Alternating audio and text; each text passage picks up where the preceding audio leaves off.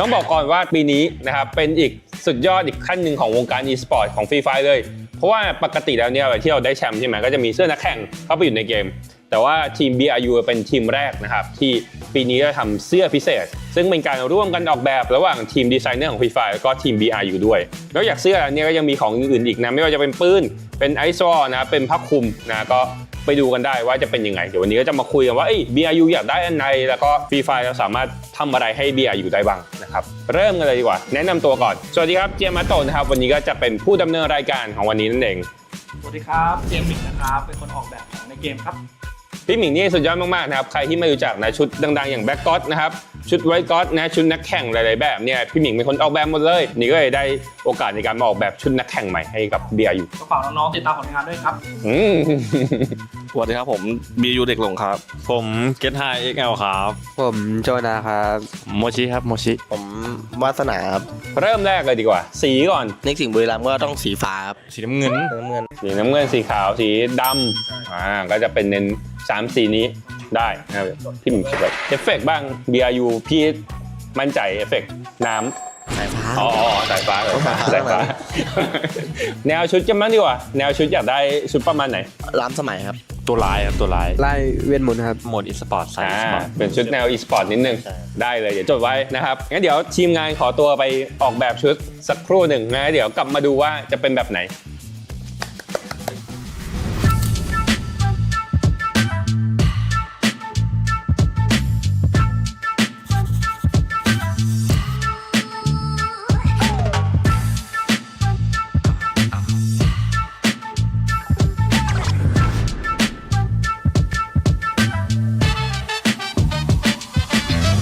มาครับตอนนี้ชุดก็เสร็จแล้วนะพี่ทำให้3แนวด้วยกันนะครับชุดเนี้ยมันจะมีการอิงกับความเป็น BRU ด้วยชุดแรกเนี่ยจะเป็นชุดสไตล์แบบเรียกว่าคอนดักเตอร์ที่อยู่ในวงออร์เคสตราบอกว่า BRU เนี่ยเหมือนกับเป็นคนที่คอยคุมจังหวะเกมทำให้แบบได้แชมป์มาชุดที่2กีโจบอกว่าอยากได้แนวแบบจอมเวทนิดนึงนะตัวนี้ก็จะเน้นเป็นจอมเวทนะครับแต่ว่าเป็นจอมเวทที่มีความสมัยใหม่หน่อยนะครับส่วนชุดที่3อันนี้เอาใจโมชิเลยตัวร้ายก็จะเป็นแบบแนวแบบเทพสายฟ้าตัวร้ายนิดนึงนะเดี๋ยวให้ดูเลยดีกว่า3ตัวปั๊บนี่ขึ้นมาอันนี้คือตกใจจริงหรือแกล้งตกใจจริงก็มี3แนวให้ดูนะครับอันแรกก็จะเป็นอย่างที่บอกว่าเป็นแนวแบบคาแรคเตอร์ตัวที่2ก็เป็นจอมเวทแล้วก็ตัวที่3เนี่ยเป็นแนวแบบนินจาตัวร้ายหน่อยๆวิเคราะห์วิจารณ์ได้สำหรับผมก่อนเลยก็น่าจะชอบตัว A ครับตัวแรกแต่แบบอยากได้หัวของตัว B ไปใส่อยากได้หัวสีขาวใช่ผมขาวไปใส่แน่นอนครับผมก็ต้องชอบตัวที่3ครับเพราะผมตัวร้ายหน่อยใช่แต่ว่าผมไม่ได้รองเท้าเป็นแบบว่ารองเท้าไอตัวกลางครับรองเท้าตัวกลางใช่ผมชอบตัวที่2ครับแต่ว่าชอบชุดตัวที่3ครับตรงไหนของตัว2ที่โจชอบทรงผมทรงผมครับใช่แล้วก็ชอบหน้ากากตัว3แล้วก็เสื้อแต่ว่าชอบหน้ากากกับเสื้อตัว3ใช่ครับจริงๆผมชอบทุกแบบนะเพราะว่ามันมีความหมายทุกแบบนี่เหล่าพระเอกว่ะใช่แต่จริงๆผมชอบอันขวาสุดตัวร้ายครับแล้วตัวร้ายแบบว่าเห็นดีไซน์ชุดครั้งแรกว่าแบบโอ้โหมันเหมือนนินจาตัวรู้อะพี่ What คือเหมือนแบบซิกแซกได้ตัวนี้ก็ไม่ใช่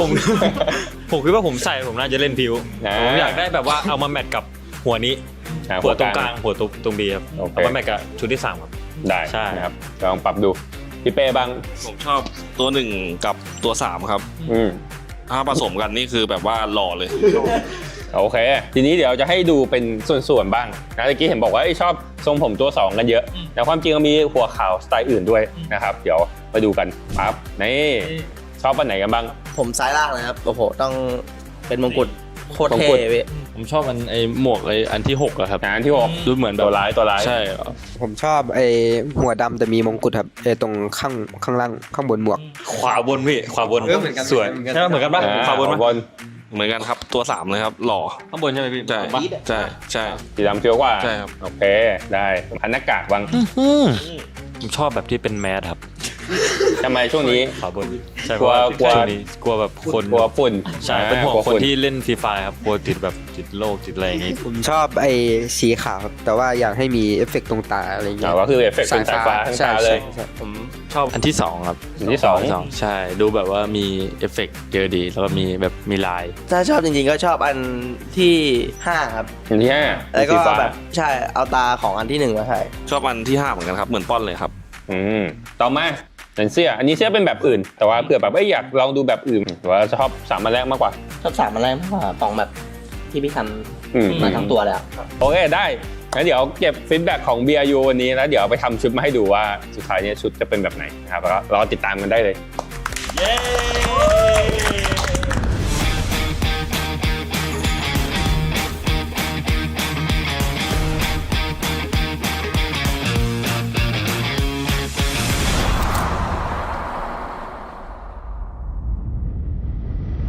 กลับมาแล้วนะครับก็หลังจากที่เก็บฟีดแบ็กไปแล้วก็พี่หมิงก็ไปวาดเรียบร้อยนะตอนนี้ก็ออกมา6 ชุดนี่ทางนู้นวู้ฮู้อ่า ด้านขวาสวยจังเลย เฮ้ยเป็นไงบ้าง ในบรรดา6 ตัว6 ชุดนี่ที่มีผมว่าผมชอบตัวขวามากกว่ามันดูแบบว่ามีแบบไม่อึดอัดอะใส่แล้วสบายตัวครับขาสั้นด้วยขาแตกอีกเกือบเนี่ยครับแล้วตรงหมวกด้วยพี่เป็นสัญลักษณ์เลยตรงหมวกแล้วพี่มีแบบไฟด้วยอะมันโคตรเท่อะ อันนี้ชอบชิ้นไหนที่สุดในชุด ชอบขาแตกกับกางเกง โจชอบชุดไหนที่สุดครับ ผมชอบขวาสุดครับชอบเสื้อครับชอบเสื้อ ชอบเสื้อ เต็ม10ผมให้7เลยเนี่ย เราถ่ายไปอีก3 7ว่าดัด อ๋อจังหวัดเด็ดนี่พี่เป้บ้างดีกว่าโค้ด ชอบตัวขวาเหมือนกันครับ เฮ้ยใช่เหรอเริ่มรวมกันหมดเลยเหรอเฮ้ยรู้ได้เตรียมใช่ไหม ก็กูชอบเหมือนกันนะ บอล ผมชอบทั้งหมดเลยครับเพราะว่ามันแบบ มันเป็นสัญลักษณ์ของแบบบุรีรัมย์อะไรเงี้ยมันเท่ อ่า เดี๋ยว งั้นมีชิ้นไหนที่ชอบเป็นพิเศษไหม เป็นส่วนของกางเกงของอันที่6อะครับ กางเกงอันที่ แบบ หก มันดูโดดเด่นอันเดียวเลย อ๋อเป็นขาสั้น ใช่ แบบสบาย ใช่ครับ อ๋อมีเขียนด้วย ว่า BRU ใช่ คนสุดท้ายชอบอันไหนครับ มันเพื่อนๆนะครับชอบอันที่ ชอบส่วนไหนที่สุด 6ชอบทุกส่วนนะชอบทุกส่วน อ๋อคือเอาไปทั้งเซตเลย ใช่ครับ โอเค พราะว่าลงตัวแล้ว ไงก็ฝากหน่อยว่าแบบชุดนี้มันเป็นชุดแรกที่เราทำแบบโคกับ Esports เลยไม่เคยทำมาก่อนแล้วบุรีรัมย์เป็นทีมแรกที่ได้แชมป์โลกแล้วทำให้ขายของ ฝากซื้อกันเยอะๆนะครับ ก็ถ้าซื้อกันเยอะๆปีหน้าก็จะมีอีกนะครับ ก็ฝากด้วยครับ ครับฝากด้วยครับผมว่าขอบคุณคนออกแบบครับผม ครับ ครับ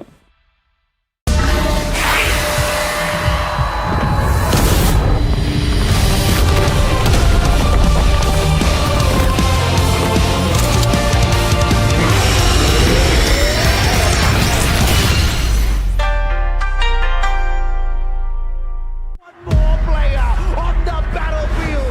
There's just no avoiding it. But Secret WAG makes Vietnam king of Southeast Asia for the very first time. Last season, one team stood above them all. But a new season means a new target. Đối với mình, ứng cử viên số 1 là khu vực Thái Lan bởi vì họ bắt kịp rất nhanh với cái meta 2 tỷ hiện tại. เข้ารอบชิงเนี่ยผมคิดว่า All Gamer Global ครับ เพราะว่าเขาฟอร์มกำลังดีเลยครับ อยู่ในช่วงขาขึ้น Find someone else and Buriram is out. Kalau region favorit mungkin Indo sih, karena kan tuan rumah juga di Indonesia ya, kita harus menang lah di sini. ทีมซีเข็ดแล้วกันครับเพราะว่าเขาถูกไว้เยอะเกิน Tim Eji dia masanya sekarang performance dia sangatlah konsisten and kita orang berminat lah untuk nak kalahkan dia. Tim Flash, karena kita sering bentrok di drop zone kita. Tim Flash pokoknya. Gue gak bakal kasih lolos grand final.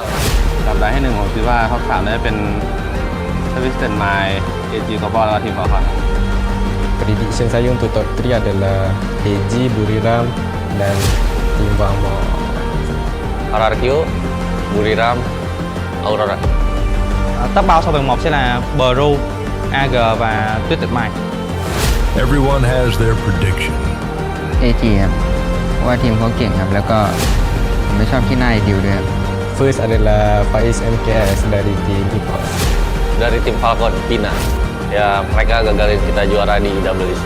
วันนี้คงเป็นปัดครับเพราะว่ามีวันมออยากบอกถึงวันมอว่าเจอกันครับเพราะว่ามีลิมิต Sometimes It's not about the team. Mình muốn gửi lời nhắn nhủ tới Esports là không có rắc da thì mong họ phải chuẩn bị thật kỹ để đối đầu với FFWS. Dorang kena takut kita orang sebab dorang kena jaga-jaga dengan prospek diorang dan sebab kita orang akan datang. หลังจบสัปดาห์ที่1ทุกคนจะได้รู้ว่าบุรีรัมย์เก่งขึ้น Ya buat tim Flash, ya kita adu banteng aja. Kemarin lu tabrakin kita terus, kita ngalah, sekarang kita tabrakin juga lu terus. Ya buat semua tim ya main santai aja lah. Soalnya kan yang lolos pertama pasti kita.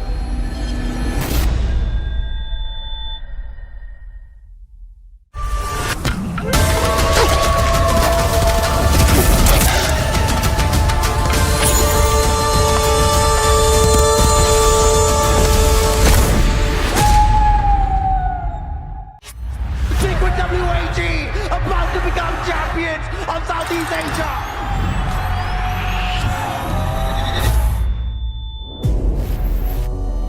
Họ nói chúng tôi chỉ chiến thắng nhờ một di tích. Chúng tôi đã nghe đủ mọi lời hoài nghi. Giờ là lúc chứng minh đó chưa bao giờ là may mắn mà là thực lực của chúng tôi. Kami berjuang untuk mengukir nama di pentas dunia. Kini, kami di sini untuk membuktikan bahawa kami setara dengan yang terbaik. เขาบอกว่ายุคของเรามันจบลงแล้วแต่ตำนานไม่ได้วัดกันที่อดีตมันวัดกันที่ก้าวต่อไปต่างหาก Menjadi juara dunia memang pernah membawa kami ke puncak. Tapi, kegagalan selalu membayangi. Kini, kami siap berjuang kembali.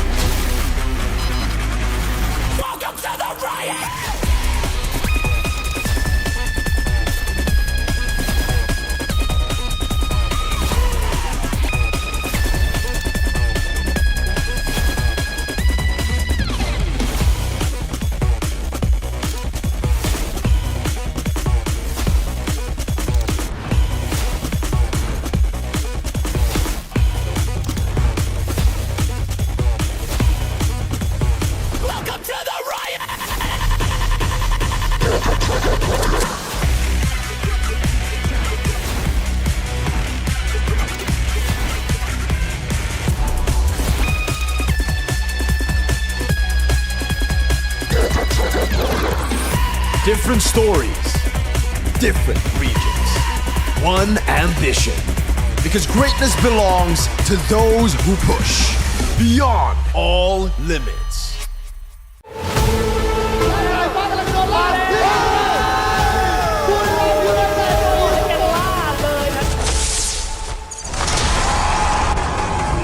สวัสดีครับนี่วันนี้เราอยู่กับทีมบุรีรัมย์ยูไนเต็ด Esports นะครับต้องบอกก่อนว่าปีนี้นะครับเป็นอีกสุดยอดอีกขั้นหนึ่งของวงการ Esports ของ Free Fire เลยเพราะว่าปกติแล้วเนี่ยที่เราได้แชมป์ใช่ไหมก็จะมีเสื้อนักแข่งเข้าไปอยู่ในเกมแต่ว่าทีม BRU เป็นทีมแรกนะครับที่ปีนี้จะทำเสื้อพิเศษซึ่งเป็นการร่วมกันออกแบบระหว่างทีมดีไซเนอร์ของ Free Fire แล้วก็ทีม BRU ด้วยนอกจากเสื้อเนี่ยก็ยังมีของอื่นอีกนะไม่ว่าจะเป็นปืนเป็นไอซ์วอลนะเป็นผ้าคลุมนะก็ไปดูกันได้ว่าจะเป็นยังไงเดี๋ยววันนี้ก็จะมาคุยกันว่าBRU อยากได้อันไหนแล้วก็ Free Fire เราสามารถทำอะไรให้ BRU ได้บ้างนะครับเริ่มกันเลยดีกว่าแนะนำตัวก่อนสวัสดีครับเจมมาโตะนะครับวันนี้ก็จะเป็นผู้ดำเนินรายการของวันนี้นั่นเองสวัสดีครับเจมมิกนะครับเป็นคนออกแบบของในเกมครับพี่หมิงนี่สุดยอดมากๆนะครับใครที่ไม่รู้จักนะชุดดังๆอย่างแบ็กก็อดนะครับชุดไวท์ก็อดนะชุดนักแข่งหลายๆแบบเนี่ยพี่หมิงเป็นคนออกแบบหมดเลยนี่ก็เลยได้โอกาสในการมาออกแบบชุดนักแข่งใหม่ให้กับ BRU ก็ฝากน้องๆติดตามผลงานด้วยครับสวัสดีครับผม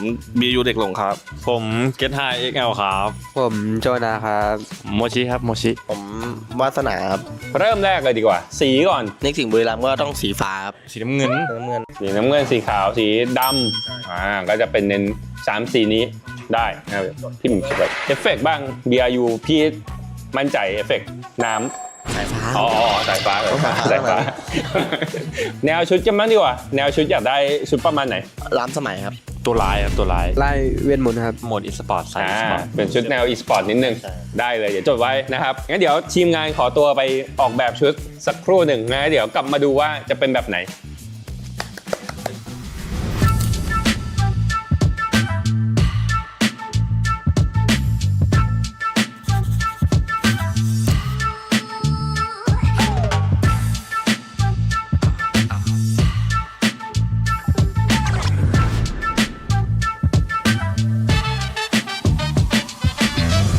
ครับตอนนี้ชุดก็เสร็จแล้วนะพี่ทำให้3แนวด้วยกันนะครับชุดเนี้ยมันจะมีการอิงกับความเป็น BRU ด้วยชุดแรกเนี่ยจะเป็นชุดสไตล์แบบเขาเรียกว่าคอนดักเตอร์ที่อยู่ในวงออร์เคสตราบอกว่า BRU เนี่ยเหมือนกับเป็นคนที่คอยคุมจังหวะเกมทำให้แบบได้แชมป์มาชุดที่2กีโจบอกว่าอยากได้แนวแบบจอมเวทนิดนึงนะตัวนี้ก็จะเน้นเป็นจอมเวทนะครับแต่ว่าเป็นจอมเวทที่มีความสมัยใหม่หน่อยนะครับส่วนชุดที่3อันนี้เอาใจโมชิเลยตัวร้ายก็จะเป็นแบบแนวแบบเทพสายฟ้าตัวร้ายนิดนึงนะเดี๋ยวให้ดูเลยดีกว่า3ตัวปั๊บนี่ขึ้นมาอันนี้คือตกใจจริงหรือแกล้งตกใจจริงก็มี3แนวให้ดูนะครับอันแรกก็จะเป็นอย่างที่บอกว่าเป็นแนวแบบคอนดักเตอร์ตัวที่2ก็เป็นจอมเวทแล้วก็ตัวที่3เนี่ยเป็นแนวแบบนินจาตัวร้ายหน่อยๆวิเคราะห์วิจารณ์ได้สำหรับผมก่อนเลยก็น่าจะชอบตัว A ครับตัวแรกแต่แบบอยากได้หัวของตัว B ไปใส่อยากได้หัวสีขาวผมขาวไปใส่แน่นอนครับผมก็ต้องชอบตัวที่3ครับเพราะผมตัวร้ายหน่อยใช่แต่ว่าผมไม่ได้รองเท้าเป็นแบบว่ารองเท้าไอ้ตัวกลางครับรองเท้าตัวกลางใช่ผมชอบตัวที่2ครับแต่ว่าชอบชุดตัวที่3ครับตรงไหนของตัว2ที่โจชอบทรงผมทรงผมครับใช่แล้วก็ชอบหน้ากากตัว3แล้วก็เสื้อแต่ว่าชอบหน้ากากกับเสื้อตัว3ใช่ครับจริงๆผมชอบทุกแบบนะเพราะว่ามันมีความหมายทุกแบบนี่เหล่าพระเอกว่ะใช่แต่จริงๆผมชอบอันขวาสุดตัวร้ายครับแล้วตัวร้ายแบบว่าเห็นดีไซน์ชุดครั้งแรกแล้วแบบโอ้มันเหมือนนินจาตัวรู้อ่ะพี่ What คือเหมือนแบบซิกแซกได้ตัวนี้ก็ไม่ใช่ผมคิดว่าผมใส่ผมน่าจะเล่นพิวผมอยากได้แบบว่าเอามาแมทกับหัวนี้หัวตรงกลางหัวตรงบีครับเอามาแมทกับชุดที่3ครับได้ใช่ครับลองปรับดูพี่เป้บ้างผมชอบตัว1กับตัว3ครับถ้าผสมกันนี่คือแบบว่าหล่อเลยโอเคทีนี้เดี๋ยวจะให้ดูเป็นส่วนๆบ้างนะเมื่อกี้เห็นบอกว่าชอบทรงผมตัว2กันเยอะแต่ความจริงก็มีหัวขาวสไตล์อื่นด้วยนะครับเดี๋ยวมาดูกันปั๊บนี่ชอบอันไหนกันบ้างผมซ้ายล่างเลยครับโอ้โหต้องเป็นมงกุฎโคตรเท่เลยผมชอบไอ้หมวกอันที่6อะครับอันที่6ดูเหมือนตัวร้ายใช่ผมชอบหัวดำแต่มีมงกุฎครับตรงข้างล่างข้างบนหมวกขวาบนพี่ขวาบนสวยใช่เหมือนกันป่ะขวาบนเหมือนกันครับตัว3เลยครับหล่อข้างบนใช่ไหมพี่ใช่สีดำเฟี้ยวกว่าใช่ครับโอเคได้หน้ากากบ้างผมชอบแบบที่เป็นแมสครับทำไมช่วงนี้ขวาบนใช่กลัวแบบคนกลัวฝุ่นใช่เป็นห่วงคนที่เล่นฟรีไฟครับกลัวติดแบบติดโรคติดอะไรอย่างงี้ผมชอบสีขาวครับแต่ว่าอยากให้มีเอฟเฟกต์ตรงตาอะไรอย่างเงี้ยก็คือเอฟเฟกต์เป็นสายฟ้าทั้งตาเลยผมชอบอันที่2ครับอันที่2ใช่ดูแบบว่ามีเอฟเฟกต์เยอะดีแล้วก็มีแบบมีลายถ้าชอบจริงๆก็ชอบอันที่5ครับอันที่5แล้วก็แบบใช่เอาตาของอันที่1มาใส่ชอบอันที่5เหมือนกันครับเหมือนป้อนเลยครับต่อมาเป็นเสื้ออันนี้เสื้อเป็นแบบอื่นแต่ว่าเผื่อแบบอยากลองดูแบบอื่นหรือว่าชอบ3อันแรกมากกว่าชอบ3อันแรกมากกว่าของแบบที่พี่ทำมาทั้งตัวแล้วโอเคได้งั้นเดี๋ยวเก็บฟีดแบ็กของ BRU วันนี้แล้วเดี๋ยวไปทำชุดมาให้ดูว่าสุดท้ายเนี่ยชุดจะเป็นแบบไหนนะครับแล้วรอติดตามกันได้เลยเย้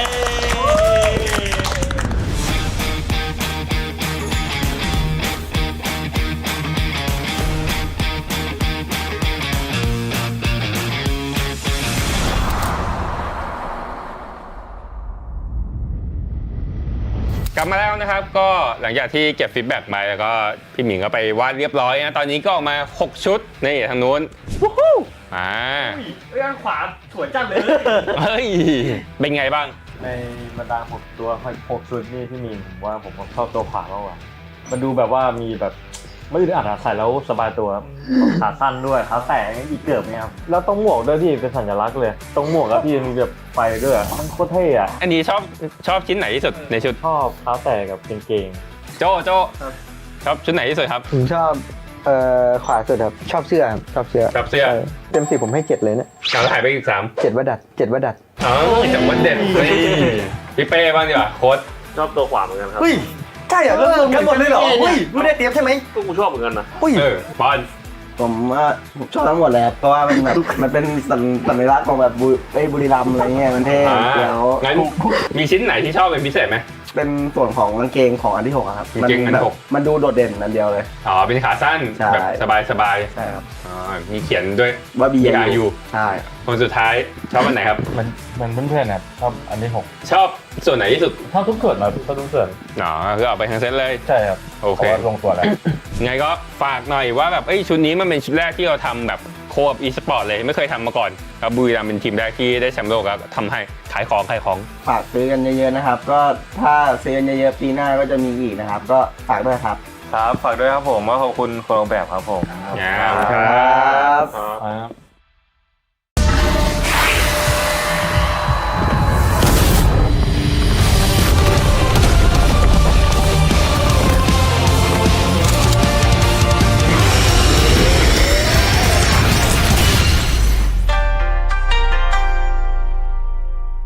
More player on the battlefield. There's just no avoiding it. But Secret WAG makes Vietnam king of Southeast Asia for the very first time. Last season, one team stood above them all. But a new season means a new target. Đối với mình, ứng cử viên số 1 là khu vực Thái Lan, bởi vì họ bắt kịp rất nhanh với cái meta 2 tỷ hiện tại. เข้ารอบชิงเนี่ยผมคิดว่า All Gamer Global ครับเพราะว่าเขาฟอร์มกำลังดีเลยครับอยู่ในช่วงขาขึ้น Someone else and Buriram is out. Kalau region favorit mungkin Indo sih karena kan tuan rumah juga di Indonesia ya kita harus menang lah di sini. ทีมซีเข็ดแล้วกันครับเพราะว่าเขาถูกหวยเยอะเกิน Tim Eji dia masa yang sekarang performance dia sangatlah konsisten dan kita orang berminat lah untuk nak kalahkan dia. Tim Flash karena kita sering bentrok di drop zone kita.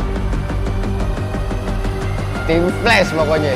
Gue gak bakal kasih lolos grand final.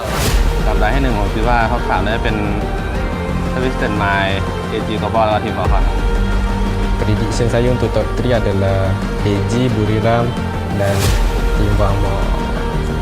RRQ, Buriram, Aurora. Top 3 sau vòng 1 sẽ là Bru, AG và Tuyết Tịch Mai. Everyone has their prediction. AG ครับเพราะว่าทีมเขาเก่งครับ แล้วก็ผมไม่ชอบที่หน้าดิวด้วยครับ First adalah Faiz MKS dari tim Esports. Dari tim Falcon, Pina. Ya mereka gagalin kita juara di WC. วันนี้ก็มีปัดครับเพราะว่ามีวันมอครับอยากบอกถึงวันมอว่าเจอกันครับเพราะว่ามีลิมิตครับ Sometimes it's not about the team. Mình muốn gửi là nhắn nhủ tới Esports là không có rắc da thì mong họ phải chuẩn bị thật kỹ để đối đầu với WC.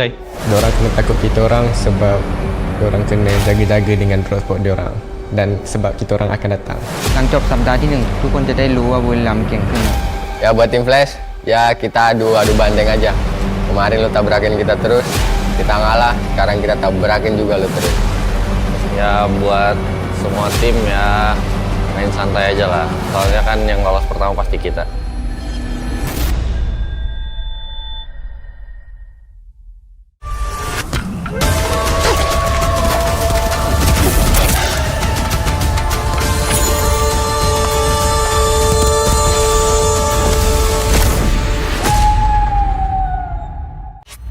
Secret WAG about to become champions of Southeast Asia.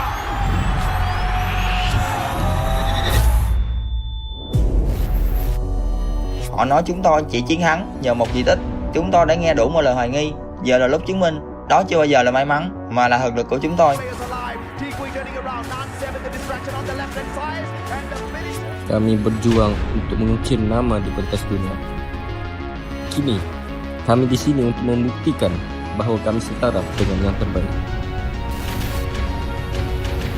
เขาบอกว่ายุคของเรามันจบลงแล้ว แต่ตำนานไม่ได้วัดกันที่อดีต มันวัดกันที่ก้าวต่อไปต่างหาก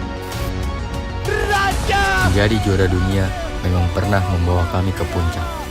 Tapi, kegagalan selalu membayangi. Kini, kami siap berjuang kembali.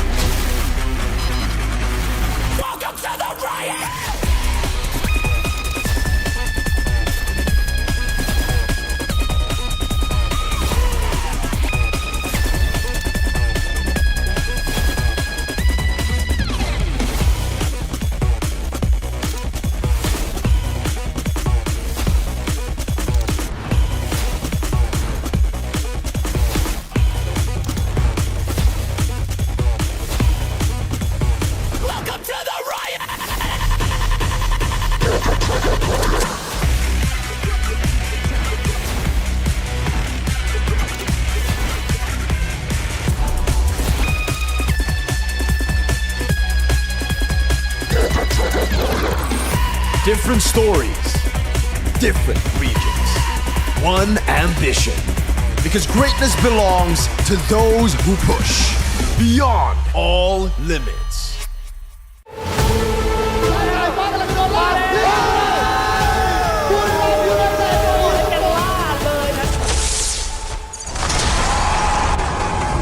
สวัสดีครับนี่วันนี้เราอยู่กับทีมบุรีรัมย์ยูไนเต็ด Esports นะครับต้องบอกก่อนว่าปีนี้นะครับเป็นอีกสุดยอดอีกขั้นหนึ่งของวงการ Esports ของ Free Fire เลยเพราะว่าปกติแล้วเนี่ยที่เราได้แชมป์ใช่ไหมก็จะมีเสื้อนักแข่งเข้าไปอยู่ในเกมแต่ว่าทีม BRU เป็นทีมแรกนะครับที่ปีนี้ได้ทำเสื้อพิเศษซึ่งเป็นการร่วมกันออกแบบระหว่างทีมดีไซเนอร์ของ Free Fire แล้วก็ทีม BRU ด้วยแล้วอยากเสื้อเนี่ยก็ยังมีของอื่นๆอีกนะไม่ว่าจะเป็นปืนเป็นไอซ์วอลนะเป็นผ้าคลุมนะก็ไปดูกันได้ว่าจะเป็นยังไงเดี๋ยววันนี้ก็จะมาคุยกันว่า BRU อยากได้อันไหนแล้วก็ Free Fire เราสามารถทำอะไรให้ BRU ได้บ้างนะครับเริ่มกันเลยดีกว่าแนะนำตัวก่อนสวัสดีครับเจมส์มาโตนะครับวันนี้ก็จะเป็นผู้ดำเนินรายการของวันนี้นั่นเองสวัสดีครับเจมมิกนะครับเป็นคนออกแบบของในเกมครับพี่หมิงนี่สุดยอดมากๆนะครับใครที่ไม่รู้จักนะชุดดังๆอย่างแบ็กก็อตนะครับชุดไวท์ก็อตนะชุดนักแข่งหลายๆแบบเนี่ยพี่หมิงเป็นคนออกแบบหมดเลยนี่ก็เลยได้โอกาสในการมาออกแบบชุดนักแข่งใหม่ให้กับ BRU ก็ฝากน้องๆติดตามผลงานด้วยครับสวัสดีครับผมBRUเด็กหลงครับผมเกตไฮ XL ครับผมโจนาครับโมชิครับโมชิผมวาสนาครับเริ่มแรกเลยดีกว่าสีก่อนในสิ่งบุรีรัมย์ก็ต้องสีฟ้าครับสีน้ำเงินสีน้ำเงินสีขาวสีดำก็จะเป็นเน้น3 สีนี้ได้นะครับพี่หมิงคิดแบบเอฟเฟกต์บ้าง BRU พี่มั่นใจเอฟเฟกต์น้ำสายฟ้าสายฟ้าแนวชุดกันบ้างดีกว่าแนวชุดอยากได้ชุดประมาณไหนล้ำสมัยครับตัวร้ายครับตัวร้ายไล่เวียนมนต์ครับโหมด Esports ใส่ Esports เป็นชุดแนว Esports นิดนึงได้เลยเดี๋ยวจดไว้นะครับงั้นเดี๋ยวทีมงานขอตัวไปออกแบบชุดสักครู่หนึ่งนะเดี๋ยวกลับมาดูว่าจะเป็นแบบไหน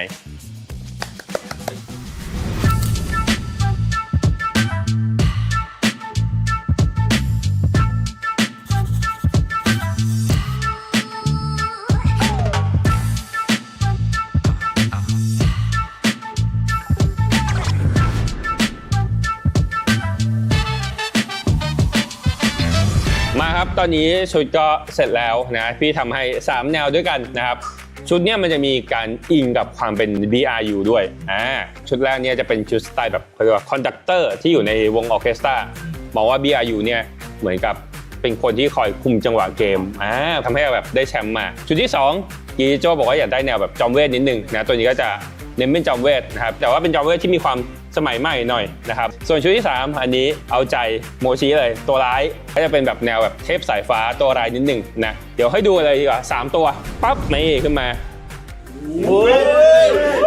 อันนี้คือตกใจจริงหรือแกล้งตกใจจริงก็มี3แนวให้ดูนะครับอันแรกก็จะเป็นอย่างที่บอกว่าเป็นแนวแบบคอนดักเตอร์ตัวที่2ก็เป็นจอมเวทแล้วก็ตัวที่3เนี่ยเป็นแนวแบบนินจาตัวร้ายหน่อยๆวิเคราะห์วิจารณ์ได้สำหรับผมก่อนเลยก็น่าจะชอบตัว A ครับตัวแรกแต่แบบอยากได้หัวของตัว B ไปใส่อยากได้หัวสีขาวใช่ผมขาวไปใส่แน่นอนครับผมก็ต้องชอบตัวที่3ครับเพราะผมตัวร้ายหน่อยใช่แต่ว่าผมไม่ได้รองเท้าเป็นแบบว่ารองเท้าไอ้ตัวกลางครับรองเท้าตัวกลางใช่ผมชอบตัวที่2ครับแต่ว่าชอบชุดตัวที่3ครับตรงไหนของตัว2ที่โจชอบทรงผมทรงผมครับใช่แล้วก็ชอบหน้ากากตัว3แล้วก็เสื้อแต่ว่าชอบหน้ากากกับเสื้อตัว3ใช่ครับจริงๆผมชอบทุกแบบนะเพราะว่ามันมีความหมายทุกแบบนี่เหล่าพระเอกว่ะใช่แต่จริงๆผมชอบอันขวาสุดตัวร้ายครับแล้วตัวร้ายแบบว่าเห็นดีไซน์ชุดครั้งแรกแล้วแบบโอ้มันเหมือนนินจาตัวรู้อะพี่ What คือเหมือนแบบซิกแซกได้ตัวนี้ก็ไม่ใช่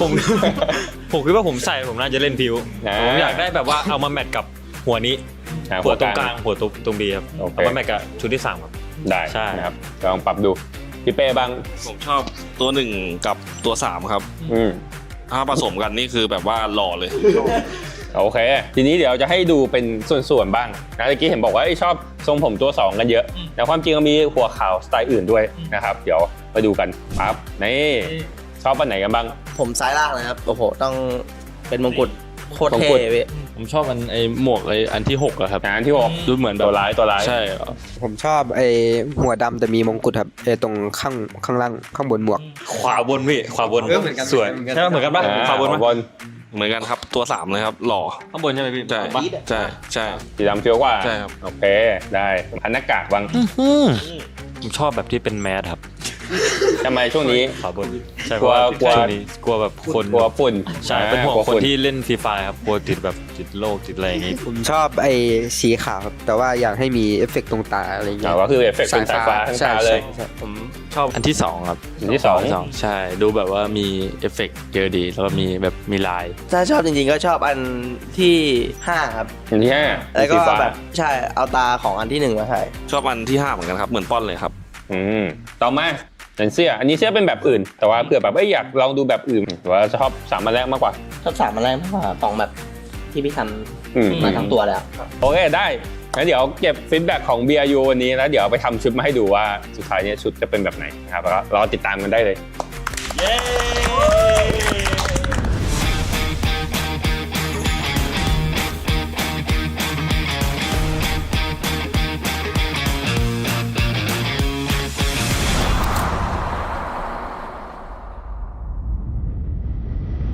กลับมาแล้วนะครับก็หลังจากที่เก็บฟีดแบ็กไปแล้วก็พี่หมิงก็ไปวาดเรียบร้อยนะตอนนี้ก็ออกมา6ชุดนี่ทางนู้นวู้ฮู้ด้านขวาสวยจังเลย เฮ้ยเป็นไงบ้าง ในบรรดา6ตัว6ชุดนี่ที่มีผมว่าผมชอบตัวขวามากกว่ามันดูแบบว่ามีแบบไม่อึดอัดใส่แล้วสบายตัวขาสั้นด้วยขาแตะอีกเกือบเนี่ยครับแล้วต้องหมวกด้วยพี่เป็นสัญลักษณ์เลยตรงหมวกแล้วพี่มีแบบไฟด้วยมันโคตรเท่อะ อันนี้ชอบชิ้นไหนที่สุดในชุด ชอบขาแตะกับกางเกง โจชอบชุดไหนที่สุดครับ ผมชอบขวาสุดครับชอบเสื้อครับชอบเสื้อ ชอบเสื้อ เต็ม10ผมให้7เลยเนี่ย เราถ่ายไปอีก3 7ว่าดัดอ๋อจากวันเด็ดพี่เป้บ้างดีกว่าโค้ด ชอบตัวขวาเหมือนกันครับ ใช่เหรอเริ่มกันหมดเลยเหรอรู้ได้เตรียมใช่ไหม ก็กูชอบเหมือนกันนะ บอล ผมชอบทั้งหมดเลยครับเพราะว่ามันแบบ มันเป็นสัญลักษณ์ของแบบบุรีรัมย์อะไรเงี้ยมันเท่แล้ว งั้นมีชิ้นไหนที่ชอบเป็นพิเศษไหม เป็นส่วนของกางเกงของอันที่ 6 ครับ กางเกงอันที่หก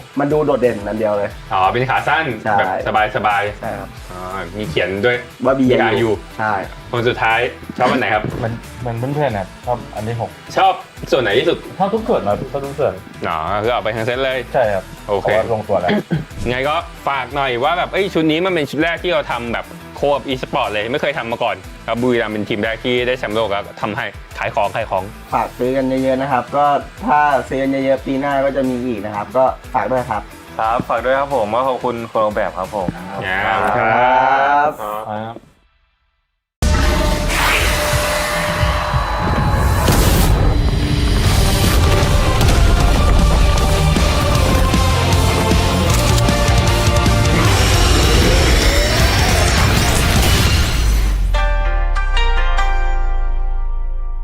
More player on the battlefield. There's just no avoiding it. But Secret WAG makes Vietnam king of Southeast Asia for the very first time. Last season, one team stood above them all. But a new season means a new target. Đối với mình ứng cử viên số 1 là khu vực Thái Lan bởi vì họ bắt kịp rất nhanh với cái meta 2 tỷ hiện tại. เข้ารอบชิงเนี่ยผมคิดว่าออเกมเมอร์ตัวบอลครับเพราะว่าเขาฟอร์มกำลังดีเลยครับอยู่ในช่วงขาขึ้น Someone else and Buriram is out. Kalau region favorit mungkin Indo sih, karena kan tuan rumah juga di Indonesia ya, kita harus menang lah di sini. ทีมซีเข็ดแล้วกันครับเพราะว่าเขาถูกอวยเยอะเกิน Tim Eji dia masa yang sekarang performance dia sangatlah konsisten and kita orang berminat lah untuk nak kalahkan dia. Tim Flash, karena kita sering bentrok di drop zone kita. Tim Flash pokoknya. Gue gak bakal kasih lolos grand final.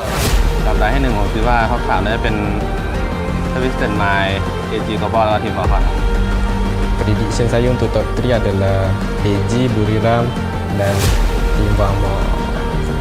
RRQ, Buriram, Aurora. Top 3 sau vòng 1 sẽ là Bru, AG và Twisted Mind. Everyone has their prediction.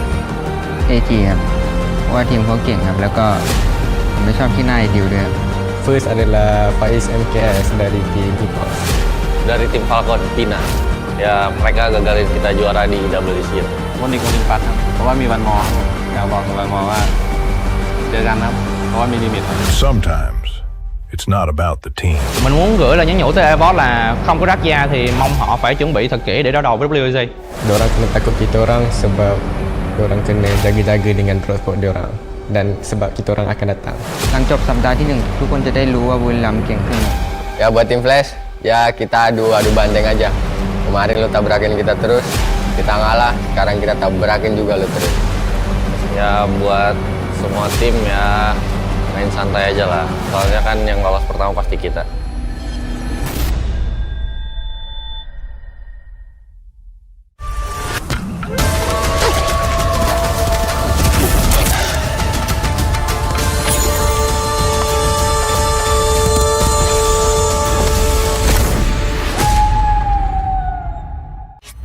FFWS about to become champions of Southeast Asia.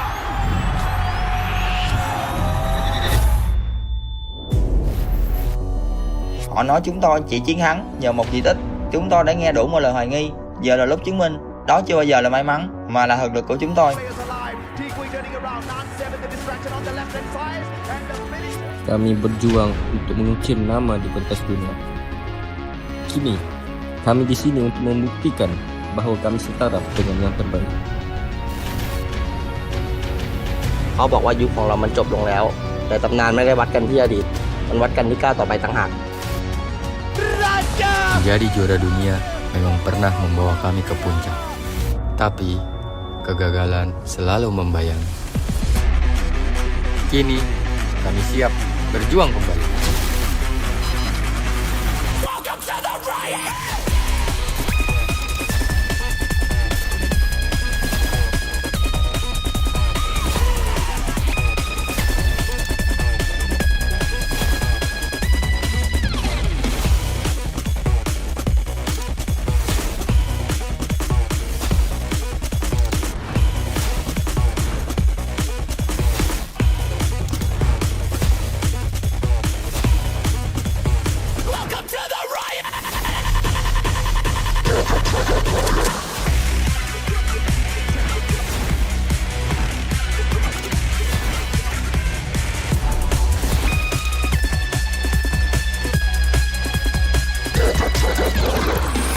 Different stories, different regions, one ambition. Because greatness belongs to those who push beyond all limits.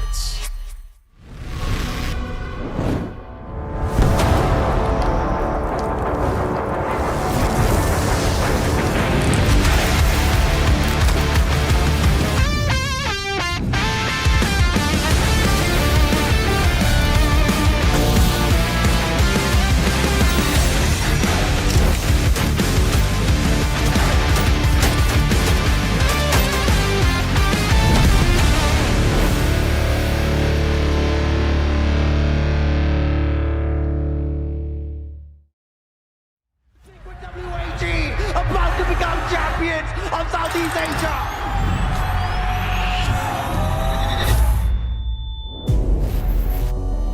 Họ nói chúng tôi chỉ chiến thắng nhờ một kỳ tích.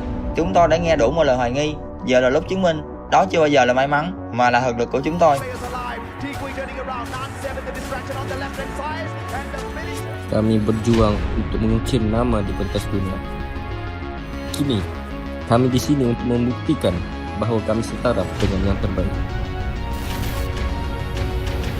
เขาบอกว่ายุคของเรามันจบลงแล้ว แต่ตำนานไม่ได้วัดกันที่อดีต มันวัดกันที่ก้าวต่อไปต่างหาก Menjadi juara dunia memang pernah membawa kami ke puncak. Tapi, kegagalan selalu membayangi. Kini, kami siap berjuang kembali.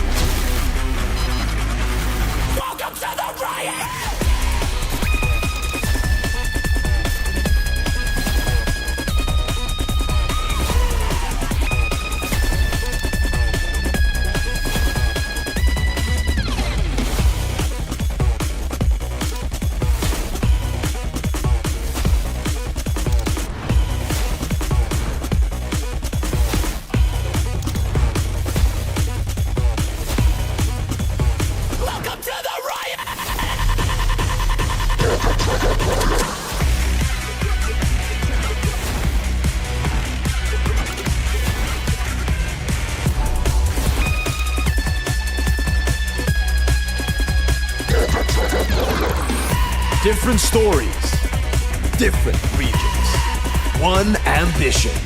Because greatness belongs to those who push beyond all limits.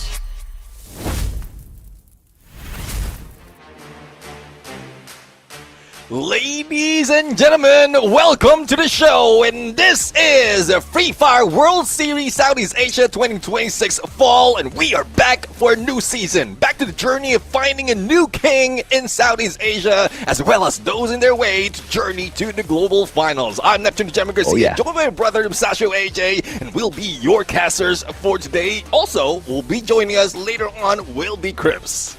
Oh yeah, I mean the Crispy Crips is on the Southeast Asian Broadcasting. Actually, we have got more than just the Crispy importer, right? But you guys will know all about that as we go through this particular broadcast day after day. This is the final stage for Southeast Asia, Neptune, like you pointed out, in the journey to our 2026 Global Finals. Only 8 spots there, but we are in no rush whatsoever to find out who these 8 teams are going to be. As usual here in Southeast Asia, we have now gone into a phase where we understand some of these teams really need to duke it out first before they find their rhythm, and then after that, little by little, we see those teams who will find their qualifier into the grand finals. But of course, we will walk you through the tournament format in a little bit, but I can't wait to see the action. We've got some new brands, new names in here on the Southeast Asian stage for the first time as well, Neptune. Yeah, I do agree. I mean, new brands will be introduced, and hopefully we're going to see some of the old brands in here that make a little bit of adjustment, because we want to expect as well that those new brands can be that force that would force them to bring out their A game. Because some teams, especially in the early parts of the group stage, are not really giving that much. They're not really giving that much because of how long the journey would be, as well as how easy it is, especially in the final moments, for them to be able to make it, especially if they manage to pull to bring that from the past. But I don't know. There's a new season. A lot of surprises might be brought to us right now.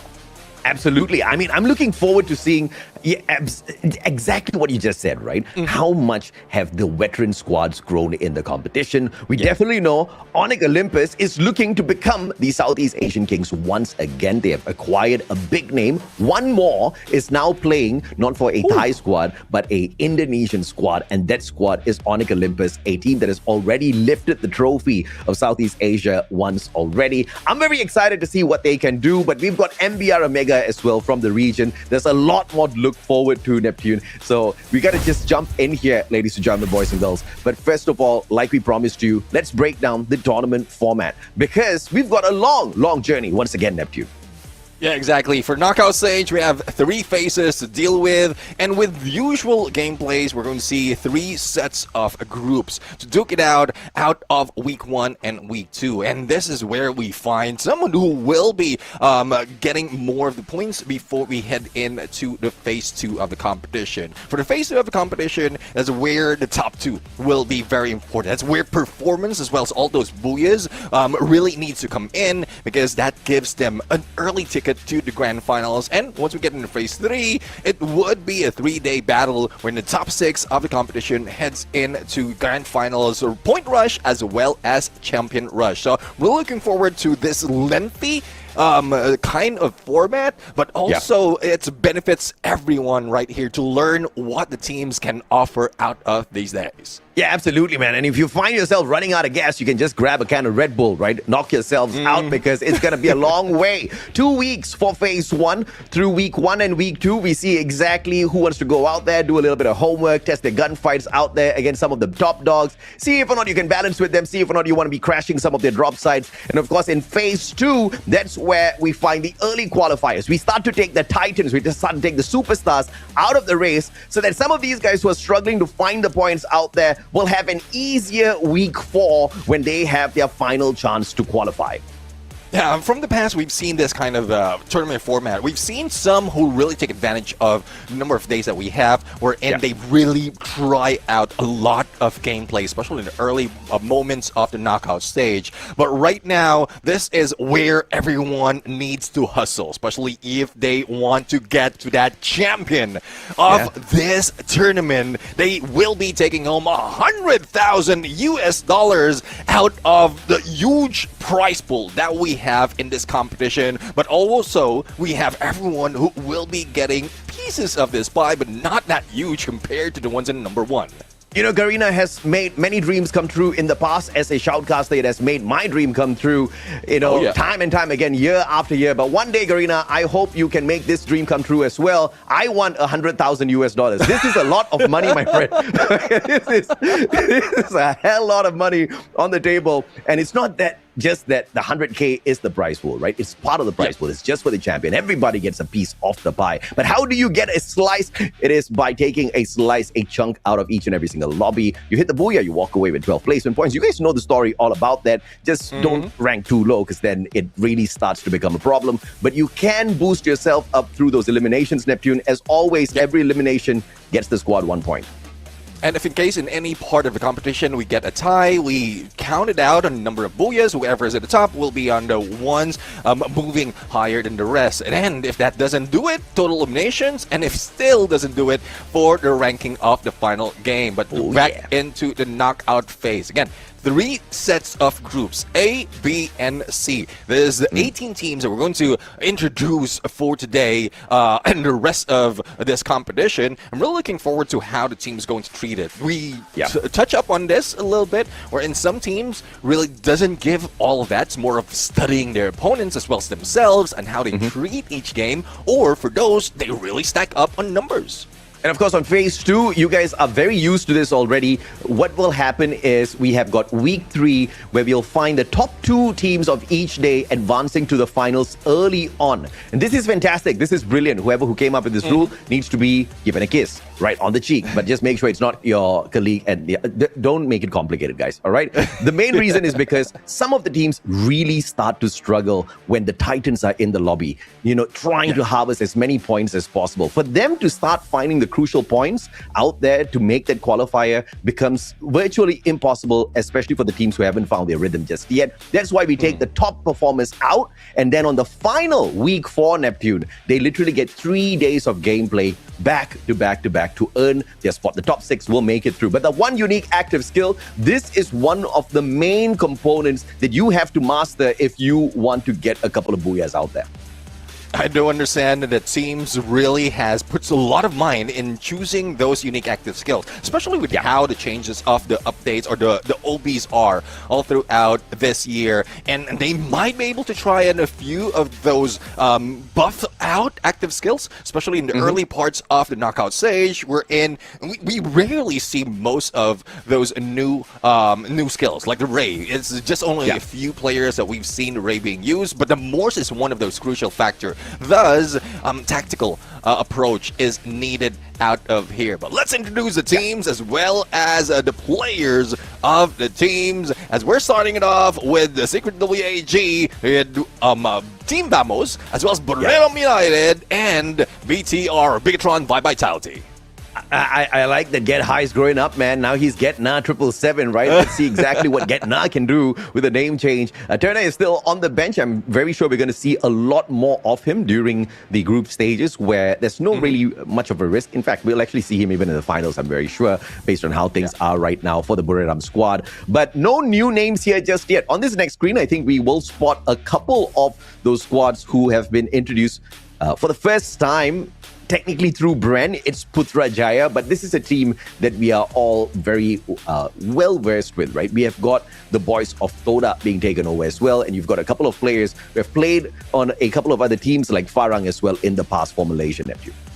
Yeah, I'm really looking forward to Esports Putrajaya to really show up this time, especially one of the snipers, if I'm mistaken, Kenshin, is coming from my home country. I might be wrong, but I know a guy named Kenshin in-game, and he was phenomenal every time I played with him. But for some of the teams right here, there's not so much of changes, other than from PE Sports. I'm seeing like Bidep as well as DDS. This is new to my side, and hopefully this changes the gameplay that we are seeing from the past for this specific team. Well, Kenshin Aragona is definitely a Filipino player. You got that absolutely right. But I think he's based in Malaysia right now. But you know, we got to import some of these Filipinos, man, especially for Free Fire. We've kind of lost out on that firepower, right? Remember when we did used to have some Philippines teams in here? I feel like that fire has disappeared, but some representation is definitely much appreciated. We've got Aki as well as Gangster talking about new names who are making it here. Aki, we saw a little bit of them in FFMAI, but nothing too impressive, Neptune. Yeah, I'm really looking forward to them really show up this time, especially as we're going to start the day in Bermuda. It will be an OG map right now. Everyone's familiar for this, and this is where teams can take advantage of how slow everyone is.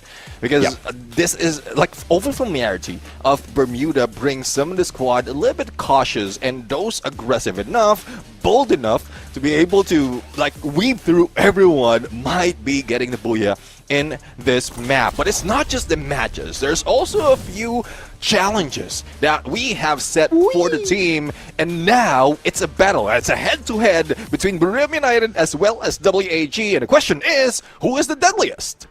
Yeah, who's the deadliest? And who's gonna claim that they are a loser by the end of the day? I mean, I like the fact that we are going no holds barred. We are just allowing the teams to acknowledge that there are losers out there when they lose. Because I think that's something that we have slowly been edging away from, right? Not everybody gets a participation trophy, but Free Fire is like, no. If you drop the ball. But of course, it's a friendly battle. It's still a friendly battle at the end of the day, ladies and gentlemen, boys and girls. I just like the fact that we are using the term loser here in the situation. Because we got to acknowledge at the end of the day, Neptune, we have got many teams, but only 12 can make it into the finals. And therefore, we got to have a couple of losers down at the bottom. I do agree, and there's one thing. I mean, you drop the ball, whoever would be catching that would be able to drop some words on them. So I'm really looking forward to those kind of information, those kind of conversation out of these teams, out of like representative of the teams later on. But it's just two teams, and there's a lot to be expected out of the 12 teams that we have in play for today. Again, this is just Group A and B that we're going to see right now, though Group C has their eyes on these gameplays. They might be getting a few pages of their books, or probably just crossing out some that might not work in the gameplay that they have. So there's a lot of opportunities for this first few days of knockouts. Yeah, I'm pissed off, man. I'm pissed off that I don't get to see Group C today. Onyx Olympus, MBR Mega, Twisted Minds. We've got EVOS Divine, Magna, as well as Falcons there. Obviously, we want to see some action from them, right? Twisted Minds has been a team that has been improving very constantly in the near past. Falcons, on the other hand, have been the exact opposite ever since becoming the EWC champs. We haven't really seen a lot of deadly strikes in a consistent manner out of the Falcons. But another team which may be either going down or up depending on how the drama continues to unfold, is EVOS Divine. We have officially lost the super sniper, the Wonder Kid, Russia, from the side of EVOS Divine. So I wonder how they're going to be keeping up with those changes as well, Nep. Yeah, I do agree. It might be a huge loss for the team right here, because there's a lot of tournaments wherein there's a lot of dependencies for Russia out of the gameplays that they have. So if they don't have Russia overall, who are they going to depend on? Hopefully, the thing is, it will put them like closer to each other, so that because there's no more someone leading them, and everyone would have an opportunity to take a lead. But it's not a problem of communication as well, because you know how it is. There's a lot of clashes that might happen if in case no one is being followed in terms of command or performance. Yeah, absolutely. A quick shout out to everyone who has joined our chat on our official esports page on YouTube. You know, you guys are all loved. I can't give you guys individual shout outs, man. Then people are going to start asking, Mustachio, give me a shout out. No, the answer is no. We're waiting for the matches to kick off. I'm very sure these boys are going to be given the most perfect lobby to jump on into before we kick off the battle. So you guys bear with us, all right? In the meantime, hopefully our banter entertains you at least a slight bit. I'll take a 5% out of 100 any day. Well, definitely. I mean, at least hopefully we are entertaining everyone as we try our best in every broadcast. But again, this This is something that excites me. For the teams that we have right here, we haven't yet touched up on some of the teams that has introduced in here. You did mention about Team Aki, and the only instance that we've seen them is in a different tournament, a different region. But one difference compared to Southeast Asia is it involves other teams as well, other meta out of different regions from South Asia. So hopefully they got a little bit of that experience and bring it over here. But what I'm expecting, and Team Maki is one of those Thailand teams that might bring more of that aggressive gameplay in this lobby right now, Southeast Asia, because we've seen even from the previous season, there's those expected to be aggressive to slow down, to tone down a little bit, and it I don't know, it's my patience as well to wait for those hype moments, but Team Maki might be the ones who started off with hype. Yeah, I mean, you continue dreaming, bro, because the last time I checked, Vida X KDC, they went to India, okay, they went to South Asia, they took the fight to them, and then they came back here, they made their plays on Southeast Asian level, and they just got absolutely trashed in the lobbies. We saw an explosive start from them, but the start was all the fire that we saw. It was so unfortunate, right? Because I was just really hoping for that to be the underdog story of the competition at that point in time. I was very quickly disappointed, but that's on me. That's my fault because I had expectations. Therefore, I shall have zero expectations. I will have zero expectations of any teams moving forward, because obviously after a long time, the South Asian teams are making a very big comeback, right? But to catch up to Southeast Asia and to have FFMAI as the yardstick, probably I was just asking for a little bit too much out of the competition at that point in time. But we got to see a very clear representation of what that power scaling was going to be like out of the Indonesian team as well, because they were United Horus. We saw them do the exact same thing in 2026 spring. And then, same story, man. So this lobby basically in Southeast Asia is a different monster altogether. And speaking of monsters, you and I think that two not so regarded monsters within their regions are going to be walking away with the first booyah of this season now.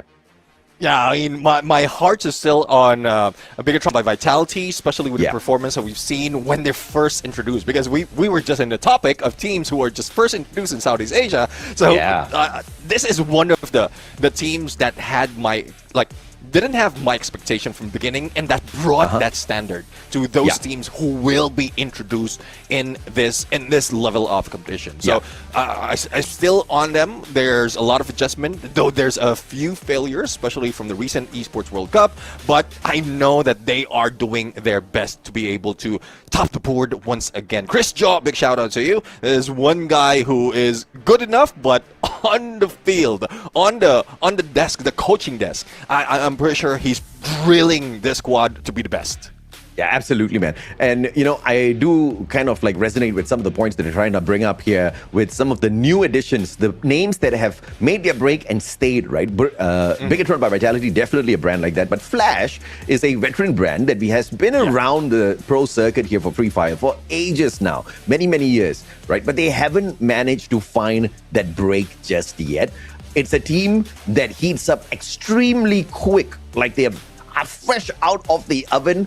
If you eat this bun, you are going to say it's the best bun in the world, all right? And then you give it 10 minutes and then the bun cools down and you're going to be like, did I just say that bun was tasty, right? That has been the unfortunate factor with Flash, because they are very flashy at the start of the competitions, always out, massive numbers, crazy booyahs, and then you see them taper off the tail end, which I am just shocked, right? I am wondering what is missing for Flash in the final ends of each and every single competition that they play that they somehow manage to find a resolution for at the very start, Neptune. I have a change of name. Because you know how Flash, it only comes up once. Oh, damn. Flash, we're sorry, Flash. All right? That's an uncle joke. That's a dad joke there for you. That's a dad joke. But unfortunately, I have to agree. You sometimes live up to your name, right? Right. Sometimes you just grow into your name. there's so many instances where in the name, I don't know, it's a pattern that we are seeing sometimes, where in name goes into the gameplay or the result that they're having. And Team Flash is one of those. So hopefully it's not the case for Team Flash, because they can be aggressive. They are coming from regions, especially from the previous season, where in a lot of strengths. A lot of strong gameplay was coming from Vietnam. So that's one thing that we are expecting from Team Flash right now. They get motivated out of those two teams who top the championship, as well as the second place. So I'm really looking forward to how Team Flash is going to treat it this time. Are they the ones who are going to bear the fire for Vietnam in this competition? Yeah, speaking of Flash as well, we have to speak about Vietnam and their new entries here. They're called Gangster. We barely have any info on Team Gangster, but I love the name, bro. You got San Antonio's gangster spirit out there. That's what we're talking about, right? You just want to be the boss on the battlefield. But hey, here's another thing. You got to live up to your name sometimes. You can't be all gangster and then get beaten up on the battlefield. We're going to have a big problem, Neptune. One thing I could say, Gangster, is this must be an amalgamation of gameplay coming from different squads or known squads out of Vietnam, because we have a little bit of history of from the Min that came from both WAG, but in the early days of 2025, or early days of competition for the guy, as well as being part of PE Sports. So that's like it's a squad that really has evolved so much, and hopefully any learnings that they have as part of that team has trickled down to this guy. One more is Hans. Hans is one that we've shouted so much of when he was part of Team Heavy as well as Gao Esports, and now being himself in the Gangster squad, so he can be that gangster to really lead the squad in the front lines. So you're telling me they just took a bunch of ass kickers from different squads and threw it into a team and literally called it Gangster? I'm loving it already. I love the storyline.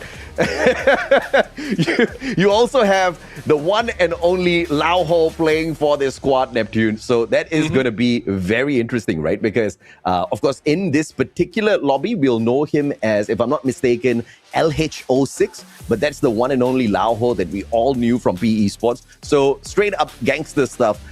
You are right, an amalgamation. They're the Frankenstein, but we've seen many Frankenstein squads in the past.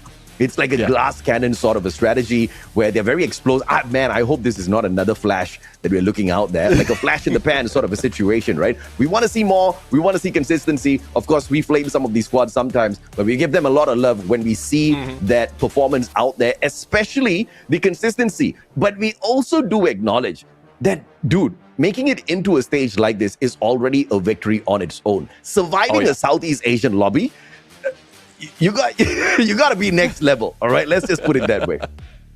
Yeah, exactly. Getting there and then surviving there would be the next level. That's just a different kind of I think a different kind of region we're in. It's really tough to beat. It's really tough to go through easily. And we were talking about in the beginning of the game, or in the beginning of broadcast, when we were pointing out Team Aki or some of the teams that we've seen in different regions, different tournaments rather. And that's one thing that we want to really break the pattern, like really break the pattern of being like late to the party, but still part of the party. Yeah, we're totally sorry, guys. Obviously, if you guys have seen on the top left-hand side, we're having a technical issue. It's game one, day one. It's the worst thing that could happen, but, I have sympathies. Do you know how difficult it is to run a esports event? It's bloody difficult, all right, to have it online, to have it in person. And what we have running here in Southeast Asia is a very complicated setup, because as you can see, all of these players in their individual countries are at a particular location together, all right? So they're playing on great equipment. It's kind of like a mini isolated LAN. I don't even know if we actually have a term for this. And then we have to have all of their feeds connected to one main guy who's just throwing all of these guys. very complicated stuff, right? So if there's any technical difficulty, trust me, it's going to affect your viewing experience. And if we have any problems with the lobby, it's going to affect in a very negative way the experience of the players. And then we're not going to have good games. Obviously, we don't want that. So please give us some time. We will sort that out as quickly as possible. And as much as you, I think Neptune and I want to see the games more, all right? So trust us when we say we are trying to get things on the road as quickly as possible. Yeah, definitely. I mean, really looking forward to that. So we have a timer now. It's not just just the technical issue that's showing up. So I guess we're all set. Real looking forward to how the team's going to treat this right now. Looking forward to how some of the teams are going to, especially in the drop spot, because this is where familiar drops can be taken advantage of those who are new to the party, new to this mix. So I'm really looking forward to who's going to go for the hot drops. But Bermuda, again, we're talking about our OG map right now. There's still plenty of options for the squad and plenty of opportunities for surprises. Yeah, I just have one advice. Just stay away from Clock Tower.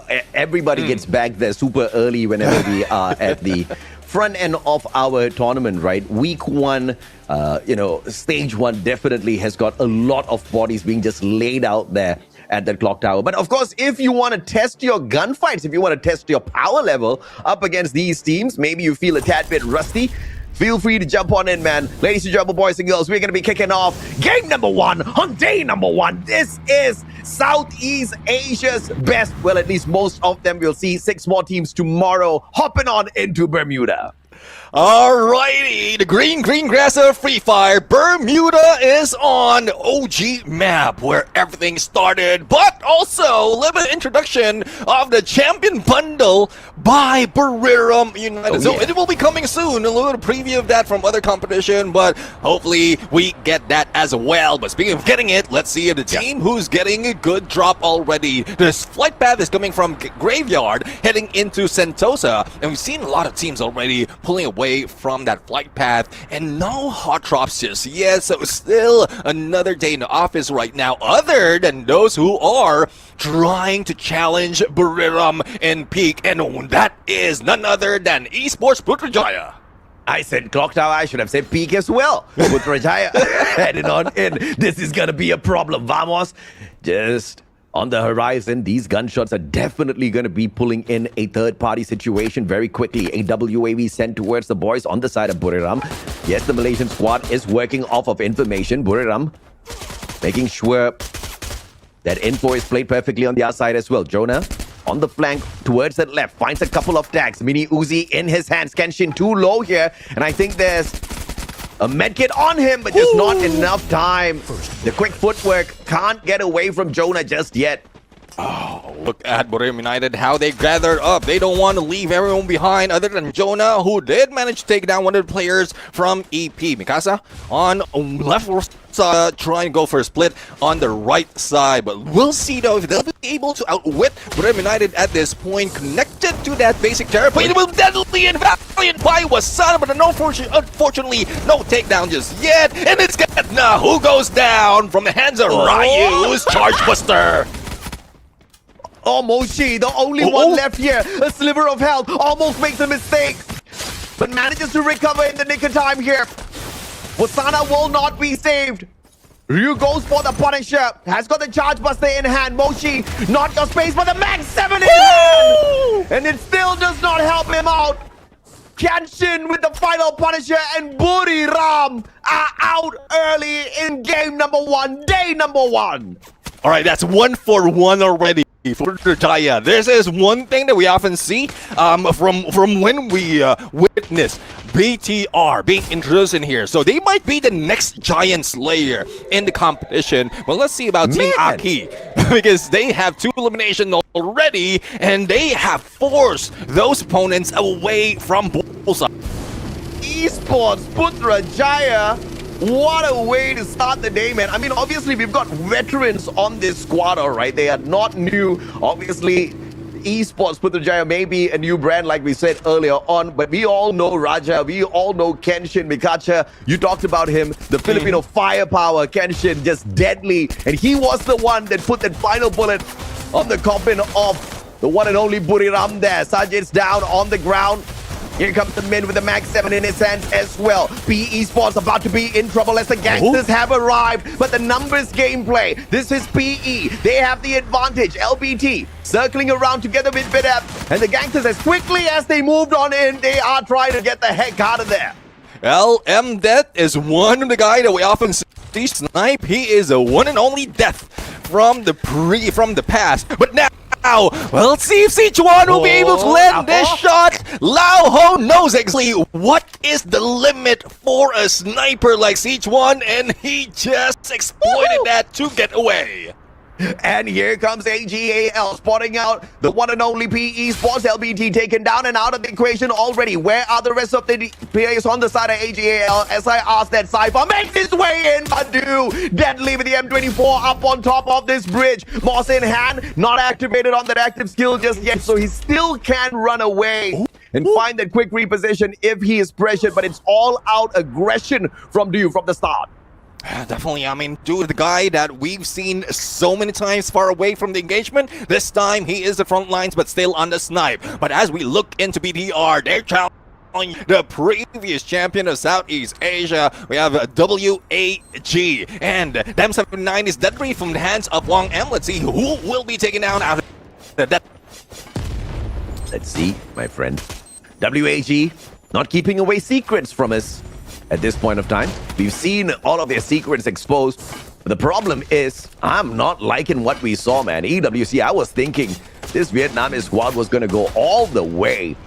But then, for some reason, they could not unleash what they did at the grand finals of our previous season. VLS1 flying away. The tanks are there on his back. He's at risk of getting taken down, but Koja does not have that follow-up, and Bigotron by Vitality just allowed them to back away. But it's not for nothing, right? They now have the arsenal. But you know why Koja and the rest of BDR didn't take a shot?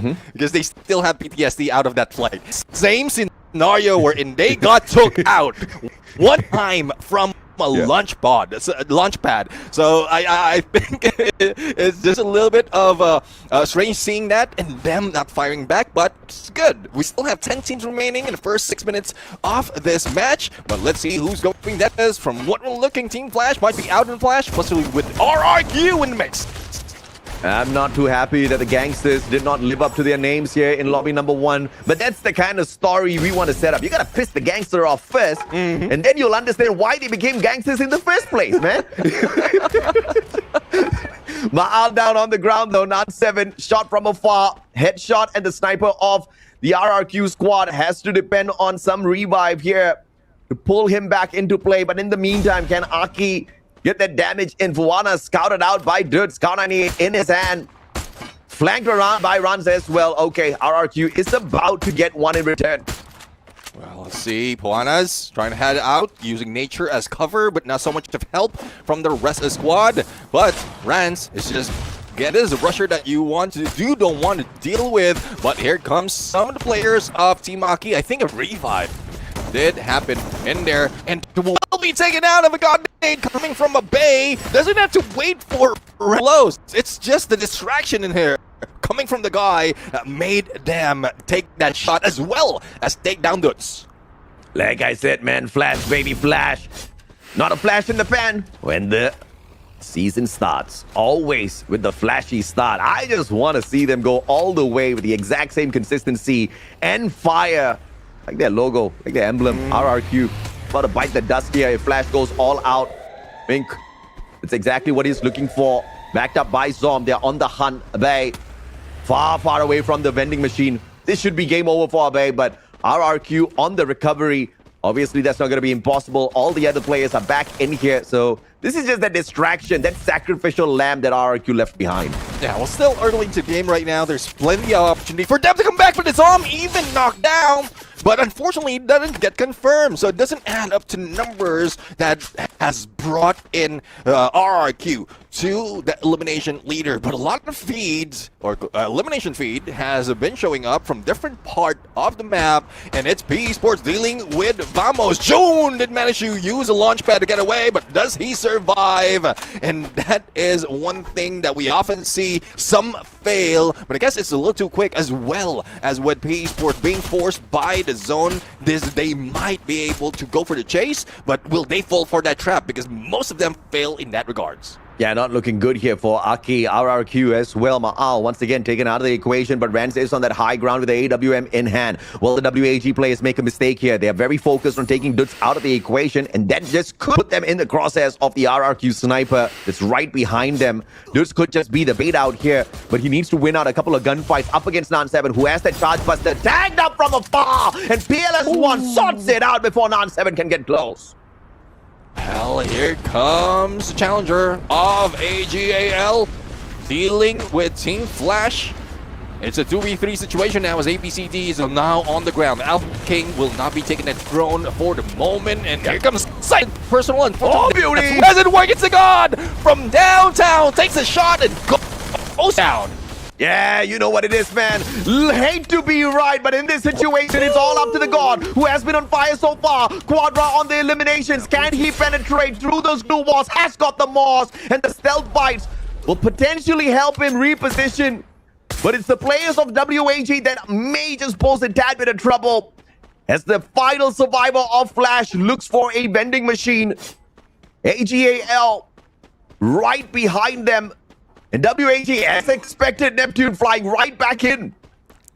Well, let's see. Now, once again, this is the bundle that we are looking forward to. The Burium Champions bundle that will be coming soon. I love this combination of blue, blight, and also have a weapon to boot, a woodpecker. We've seen them used so many times, especially as we've seen them on the marksman for all the players. But what a great finisher. We confirm a 4C wheel, but the pickup has been done, and Gao as well as B battle will continue. Yeah, 1-for-1 on the knock there, but instant recovery from both sides. Lightning zone called out by Gao just over the place on the side of PE. As they quickly rotate around, they totally missed the positioning of Sichuan, and this could just be the difference maker here for PE Esports. Yes, the flank is on for Gao, and yes, they do have the M79 in hand as well. When Pichu gets a tad bit closer, those nades are going to be dropped onto the players on the side of Gao, and that splash damage should make it a tad bit easier for Gao to take PE out of the equation. LBG with the shot, and what a follow-up there by Benef. And that's a double knockdown for PE. As Gao tried to take the fight against them, but that turned around way too quick because of the positioning supremacy of the veteran squad here in the engagement, PE Sports. PE Sports right now. Let's see if they'll be able to take down C-Wheel as Revive already came in, and because of vending machine that's very close in Shipyard, but that's the tried journey past this area, past this blue zone. We are seeing Secret WAG, and they're dealing with a few players that just came back from Revive for Gao Esports. 3 Vietnamese on the edge of the circle in the north of this map might be deadly and not looking good for Vietnam overall. Yeah, by the way, that Buriram bundle that you were talking about earlier, Neptune, I haven't actually ever wanted to buy any of the bundles. None of the bundles have tempted me as much as this Buriram bundle, bro. The moment it's available, I'm going to be hopping onto that. I mean, that electric blue, it is just fantastic.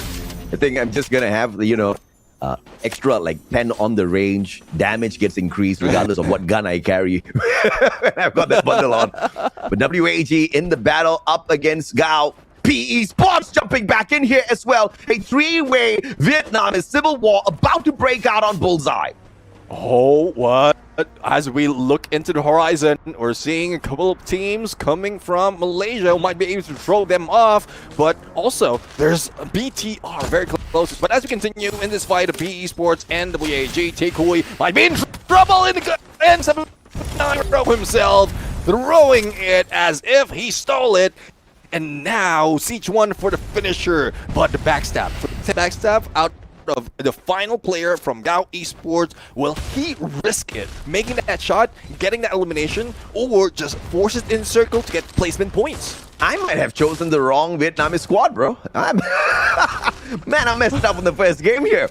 PE Sports looking really strong. WAG, great vantage point here. Double FGL shots, but Wang wants to respond with the M79. Does he get the nade shots? Nero needs to get taken out of the equation here. He's the one annoying them mainly with all of these pokes, but a double glue wall just to set up that launch pad so that they can quickly reposition for the next circle. PE Sports does manage to whack them from the back though. WAG losing player after player after trying to get away from that compound. Well, let's see if they can continue to go for this run, but unfortunately, the WAG has been eliminated already. PE Sports 1 taking the lead, and this is because of that battle from the north, and also it did help that they took down players from Gao as well as some of the players from Secret WAG, but AJL now making their way in the high ground. That makes them even deadlier, especially when the snipes on do. But is this worth it to deal with the blue for the moment, as some of the teams are still gathering up in compounds that leaves AJL nowhere to land, nowhere to position themselves? But this might be part of the plan. They're just chasing out some of the players, some of the teams on the edges. That's just a stragglers at this point. Yeah, Gao is out. Esports Putrajaya in a little bit of a pickle here. Kenshin gets naded down. Beautiful nades out of PE Sports. Can back up, but Raja gets taken down one after the other. But PE just moves on in and makes sure those pickups do not continue. 15 eliminations in hand already, but they are being pressured by Vamos, who saw that entry, tried the third party from far away. But Vamos can't move, Vamos can't chase because they have got spot for the next circle. And therefore PE Sports gets to survive a little longer. Yeah, one thing that surprised me for the side of EP or Esports Putrajaya was a gap that they have in there for the glue walls to make those nades go through, as well as players from PE to push themselves without even breaking down the glue wall and giving more time for recovery. So that's a mistake, a huge mistake really for the Malaysian squad. Now, as we look at the rest of the squad, the Team Aki makes that jump as the zone closes in, but not too close to BTR that they can be taken down. They still have a little bit of cover, but there goes Riptide with him, but it doesn't give them any shot. And one's coming from Fawarak, took down one, as well as another from Team Aki. And this is the aggression that we want to see out of this Thailand team. That's what happens when you hit an air ball, when you try for the three-pointer. Double Riptide Rhythm getting absolutely nothing, and Aki brought the fire. But PE Sports now, after that pressure that they brought upon Flash earlier on, I guess that battle came to a unfortunate end for the Flashy squad. But now as PE forced out of defenses by the Malaysian squad of Vamos. Vamos about to be pressured by the circle, and PE tries to respond in kind with the glue wall melters, making sure they can't sit steady for too long. They have to either take the fight up against Vietnam or Thailand in this setup. But Aki taking shots at PE Sports at the same time. Fuwara too close to the Vietnamese squad. Riptide Rhythm hits far behind PE. Benem almost gets taken down, but he survives. He still has glue walls. Oh, what a move in there coming from PE Sports, wherein they were almost being taken down and they still managed to survive. And Vamos is one of those who have the advantage overall because they have more cover compared to the other squad. But Team Aki, though, the flank coming from Fawarak made them distract PE Sports for a little bit longer. So everyone's saving each other in here, but no one's saving them out of the shift of the circle. And it's a three-way battle that's going across everyone. And I'm loving that the 2-2 split from this squad in terms of attention is really trying to make them serve longer, but not for PE Sports, especially if this is confirmed. A big shot there from Leong. He did manage to get a knock onto the PE Sports players, but the distraction from Vamos prevented them from continuously focusing their fire to get the elimination. Now they pull out a monster truck as defense for themselves, understanding that Vamos is going to be using that for their rotation. PE Sports still on the pressure. They call out yet another monster truck, this time to block off the shot from PE if they try for the backstab. Riptide Rhythm breaks down the defenses of PE, but maybe Aki used that one a little bit too early. Well, let's see. They can use that monster truck, but will they be able to break through? And they did manage to go and reset. A potential for a takedown, but a shot to go in. And PE Sports is now in the lead. But Vamos also run through them, but they are not being faced. PE Esports will be taking this first booyah out of this team, and only West since the contention. It's 1v3 and Sichuan can land its final shot, but LBT and they managed to take it, and PE Esports the first booyah of the day. Damn, bro, you do not run at the Alpha. You do not run against the team that has been cooking it all the way here in Bermuda. Two squads tried back to back. Two squads understood the fact that PE Sport is on fire. And they want to credit it to one of their newest additions here, Neptune. That was the kind of start we want to see out of a team that's very serious about becoming champions. But the question still stands to be the same, like what we asked of Flash. Can we see that consistency all the way through, or is this fire just what we see at the start? Well, let's see from what we have witnessed already for PE Sports. They were aggressive from start to end of that game number one. And I do agree, but that is one of those nuke to the squad that has been too aggressive, hopefully not too overconfident as well. But what made him to that level was the Zane that he's bringing to the table. Like if he can trigger that, he will be taking so much of damage that he's not even going down that easily. So let's take a look at the highlight right now. A little bit of recap of what happened. And this is one that fans really don't like, or fans of Brim really don't like. Their team going down early in this game number one. Absolutely, man. And you are looking at the champions of Southeast Asia from 2025 spring season be explosive, right? But the unfortunate situation about this whole thing was they went into C4 last year in Neptune. They ranked 10th. They did not qualify for the global finals. They did not qualify for the recent EWC as well. This is a fire I feel like being lit by just pure fury, pure rage at this point of time. Disappointment that perhaps they could not complete their journey, but they are trying for it once again this time around. And I feel like they've started their journey off on a very, very high note. I mean, I wish the boys all the luck in the world, because if they can complete their global finals journey this time around, it will be pretty fancy, because the past 2 years, they have not managed to qualify for our global finals. Yeah, I do agree, but now Sichuan, one of those snipers that really expect a lot. Oh, yeah. He is bringing so much. And even in CQC, you saw him land those shots. And also, there's one situation wherein Sichuan could have been taken out because he's mostly separated with the Morse that he has. But look at the damage that he has dealt from the sense also on the CQCs. 4,876 on the damage, 7 elimination, 5 assists. And you've seen how deadly a Morse and a Raphael combination can be, because you might be invisible, but the footsteps can be heard. So the silent step or dead silent will be in there as you go in for the flank, plus the AWM as a weapon. Yeah, absolutely, man. Let's check out some numbers here. And we are most definitely going to be crediting Mr. Bedeb here for the majority, 32% of the total eliminations, but it's not like the rest of his team members were lagging behind. Bedeb with the 8 eliminations, each one on the 7, LBT with the 6, and Nero with the 4. But either way, this was definitely a very aggressive team effort that paid off, because it wasn't a version of PE Sports that we saw biding their time, making slow rotations. These guys were spotting engagements. These guys were chasing down teams. They were looking for the eliminations. They know there are no repercussions whatsoever if they get knocked out early here. Yeah. This is just phase 1 of the competition, and they are abusing it to the max, and I love that for them, Nep.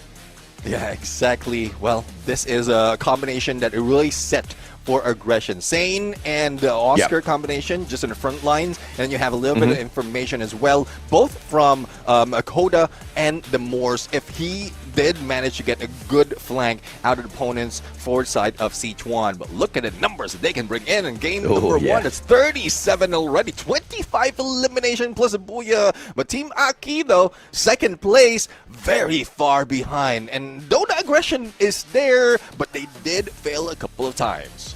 Yeah, absolutely, bro. But, you know, I've seen this drama one too many times in my career as a shoutcaster for Free Fire. I've seen many hot shots start the competition off with big points. I just haven't seen pure domination from these same teams, these upstarts from the start all the way down to the end. And I am still waiting to be impressed by a squad, by an underdog that can do that. But of course, that is obviously asking for a lot, right? Because, the top dogs are called top dogs for a good reason. They do have the capabilities. They do have the firepower. They've got the strategies out there. But I think the way PE Esports overcame all of them this time round through their aggression was very, very impressive, Neptune. Yes, we want to see more, but we also don't want them to overheat too early and then not show us that fire later on as well. Yeah, I do agree. I mean, this is one thing that we hope for, the continuation of this kind of performance from beginning until the end, not only for this day, but also all throughout the competition, because we really want more. This is one of the squad that really motivated a lot of the teams from Vietnam to really work it out. One probable reason why we've seen FFWS in that global stage, in the World Cup stage, as well as most of the teams who managed to step up out of contention when they are part of the Southeast Asian region. So PE Sports, all hopes to you, but I'm really looking forward to the other teams who can counter this kind of performance. Yeah, I mean, I just so Asian dad on them right now, Neptune. Like, oh, you got a booyah? How many more booyah can you get? Sorry, guys, all right?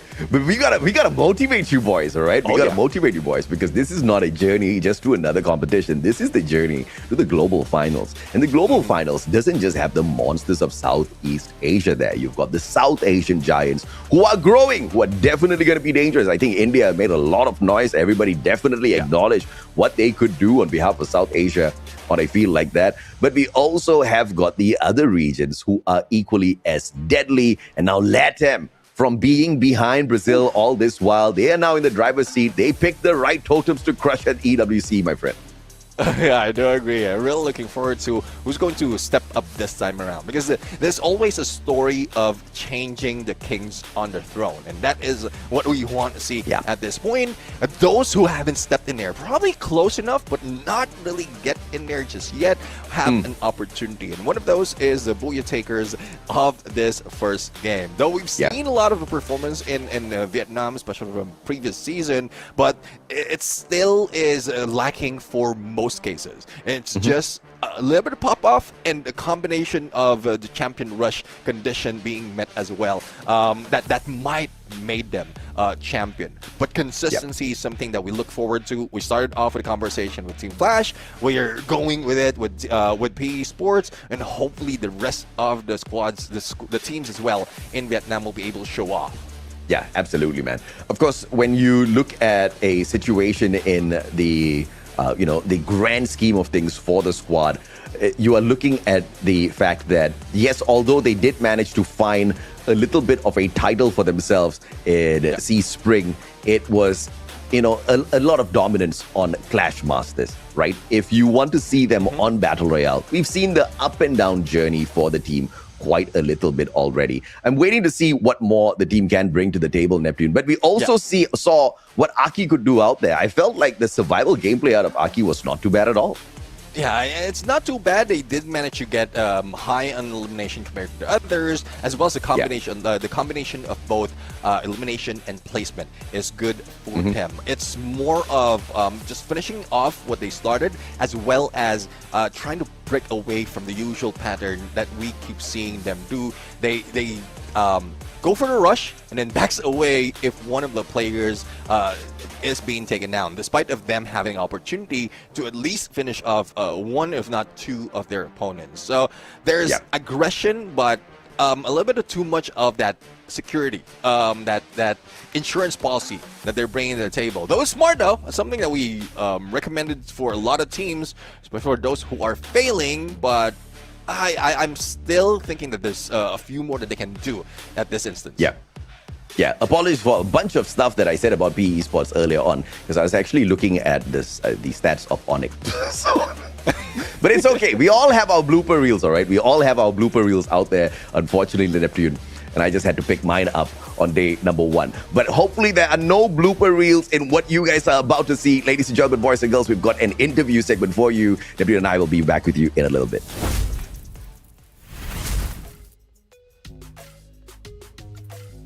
What an opening for the Vietnamese scene! Welcome everyone to our interview here, our Booyah interview. And right next to me is Setung from P Esports. Xin chào tất cả các bạn khán giả. Vâng, và thực sự rất là ngạc nhiên và cũng như là một cái khởi đầu vô cùng bùng nổ dành cho cái đại diện Việt Nam. P Esports đã có được cho mình một cú Booyah vô cùng thuyết phục với tổng điểm Elite đó chính là 23 điểm và chưa tính điểm top 1 đấy nha mọi người. Vậy thì chúng ta bây giờ hãy cùng bắt đầu phỏng vấn Setung thôi nhé. Okay, so first of all, hi Setung. So I can see that currently in the tournament right now, we are very popular with the meta, including 2 snipers. But I can see that in your team, you are the only sniper here, but still, your team did such a great job. So may I ask about your team, like why don't you guys follow this meta, but you guys still can control the game very good like this? Thì với câu hỏi đầu tiên là hiện tại, như tôi đang thấy là ở trong mùa giải của chúng ta đang rất là hot với meta 2 tỉa.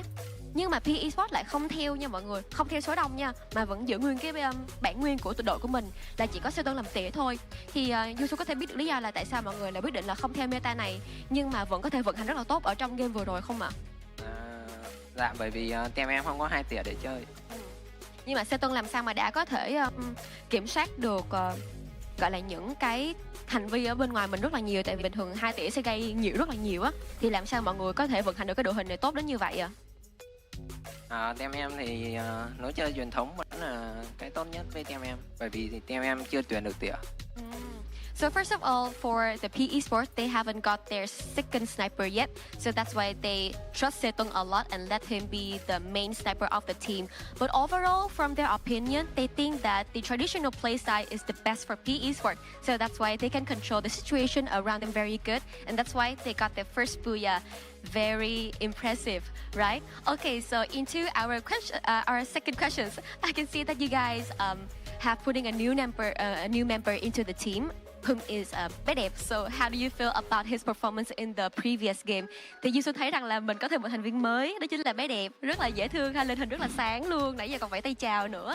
Thì xin tôi cảm thấy như thế nào về cái lối chơi và cũng như là phong độ của Bedep ở trong game vừa rồi ạ? Em cảm thấy bé đẹp làm tốt vai trò của mình.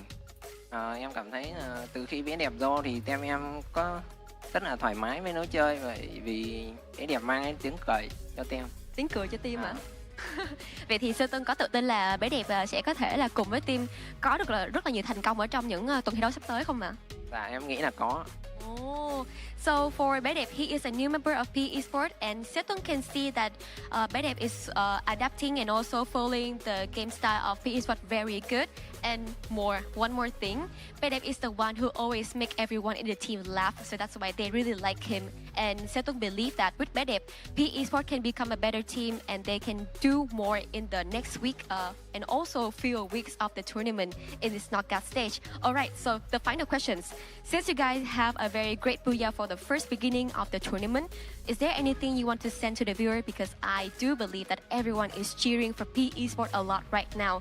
Thì đến với câu hỏi cuối cùng là Setung có lời nào muốn gửi đến các bạn khán giả cũng như là fan hâm mộ của P Esports không ạ? Bởi vì mọi người đã có một cái ngày thi đấu đầu tiên với cái game đầu tiên rất là tuyệt vời và rất là bùng nổ.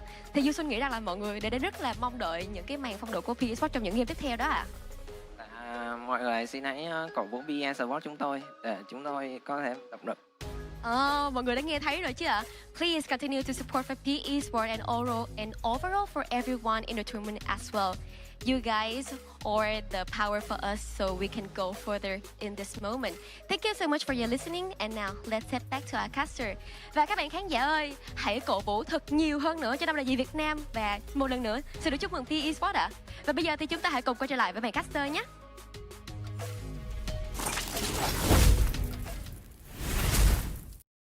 I'm already loving Bedep, bro. I mean, the guy's making everyone laugh on the squad. He's making all of his opponents cry at the same time. You cannot ask for a better player. I do agree. I mean, that's a good combination in there. You will be able to enjoy your gameplay more. Communication would be much clearer if you are enjoying your gameplay.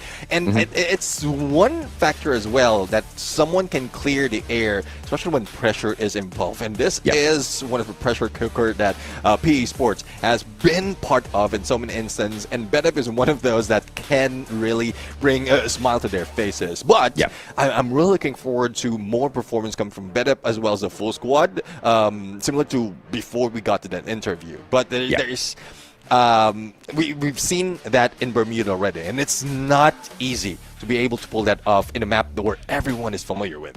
Yeah, absolutely, man. So now, please let me redeem myself, guys, because I was totally prepared for this show until I had to look at the wrong team stats, right? So we're talking about PE Sports, and they've already showed up very, very strong in both 2024 as well as what we saw in 2026 spring. Spring season just seems to be something special for PE Sports, right? Except for what they did last year, where they faced a tad bit of a hiccup. They could not qualify for the Esports World Cup. So perhaps this time in fall, we will see a little bit of a rise in terms of performance from them as well, because consistently year after year, it's exactly what PE has been doing, but improving their performance. And now with the roster management that has clearly shown they have got the eye for talent as well, I'm expecting more from them, Neptune. We're setting up Solara as our game number 2. I am expecting a lot more from them as well. You did mention about a pattern, but I tried looking them up. The pattern, it is good that they are performing in spring. Fall, though, is they were second in spring. So, yeah, I mean, it's like they're second in spring. They're 10th in the EWC from 2024. And the same pattern is emerging right now in 2026. So I hope they can break away from this kind of pattern, from this kind of situation. And Solara is one of those opportunities for them, because even as if it hasn't been introduced for quite some time now, I think not a lot of teams has managed to perfect, if not like close to perfection, on how they can rotate, other than say BTR. But recent tournaments, I think they're failing for that as well. So this is an opportunity for PE Sports to bring more and bring out the same aggression, because they can pull off that element of surprise. But what's the worst case scenario, right? If the pattern repeats, and we see what they did last year for Seafall. They got the 8th spot, and then they went on to the global finals, and they got the 7th placement. Money-wise, you're playing for $1 million at the global finals, and you take away the 7th spot. That's not too bad of a payday at all, Neptune. But of course, they definitely want more. Maybe we get to see the fire out of the squad. But they're still not making our predictions just yet, and we have to definitely throw this out as well. We threw these predictions out there before the broadcast even started. We did not know who was on fire. And therefore, Neptune thought it's going to be Aki. I thought AGAL. But of course, this is very much dependent on the map performance as well, Nep. I agree. I mean, I'm looking at the performance as well of both the team. They are second and third following PE Sports from Bermuda. So performance-wise, I think we're in a good pattern, in a good way. But map-wise, there might be a few that will be stepping up. And we're looking forward to that right now as we set off into Solara, the newest, or one of the newest addition in the map pool right now that really throws a lot of question mark on how it's going to end. Let's see who's going to get this booyah. Yeah, I do expect to see a lot of aggression here on the battlefield. And speaking of aggression, if you want to battle in style, you know exactly what bundle to look out for very, very soon. Ladies and gentlemen, boys and girls, as PE Sports walks into or flies into Solara, let's see if or not the squad can go back to back on the aggression and the booyah. I mean, even if I don't get a booyah off of PE here in the Solara map, I'm still expecting a high number of eliminations from them, just like that match number 1, Nep. Yeah, one good reason as well why they are dropping in TV Tower for PE Sports, because that's where most of the engagement as well as elevation is. But as we look in Delta Isle, we have RQ going against Gao Esports, and Rance already on his way to spot out a couple, if not 3 of the players out in here who's standing into the battlefield trying to loot up. But Gao, that makes Rance though as a target because he hasn't loot up so much. But the good thing that he has quick reflexes to be able to bring in those glue walls and also wait for the rest of the squad to set them up. And the battle is a tad bit slow here, neither one wanting to aggress, and there's a vending machine to fight for here at Delta Isle. So question is, can you position yourself in a spot where you can pull away those revives quick, like what Wasana just did? Quick fingers will make sure your team continues to rotate in here. Buriram facing Aki very early on, and you might just get your prediction on point here, unless Buriram comes in for a little bit of a revenge mission up against Aki in a little bit.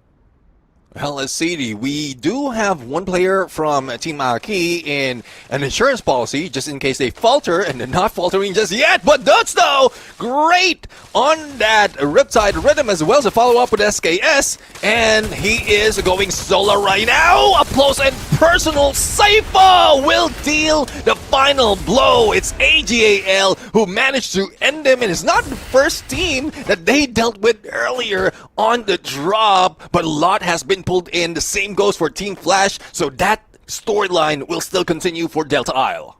Situan going to be caught out by Kyong here. Mag 7 up close and personal. The sniper will stand no chance whatsoever.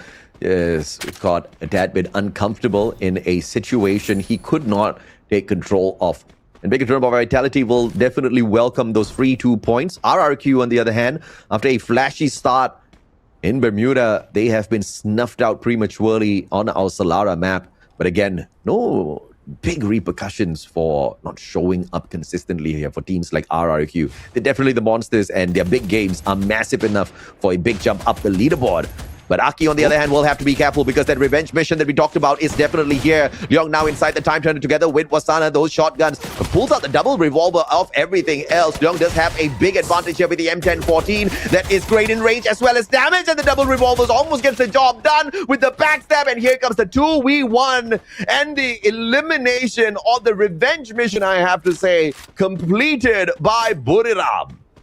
Oh, it's a good thing that Buriram did manage to recover in that from Archway to Studios. They tried their best to survive as well, to get back at Team Aki. But this one squad really that they might have been familiar of, coming in from the same region, but it's just unfortunate that they failed at compared to what we've seen out of EP. But Buriram United is not out of the woods just yet. We still have a Secret WAG might be able to deal with them as they are being chased right now. And will Wang M be able to tag them up or probably bring them down? Or will Buriram be able to get away, get back to Archway where they're familiar on the get-go?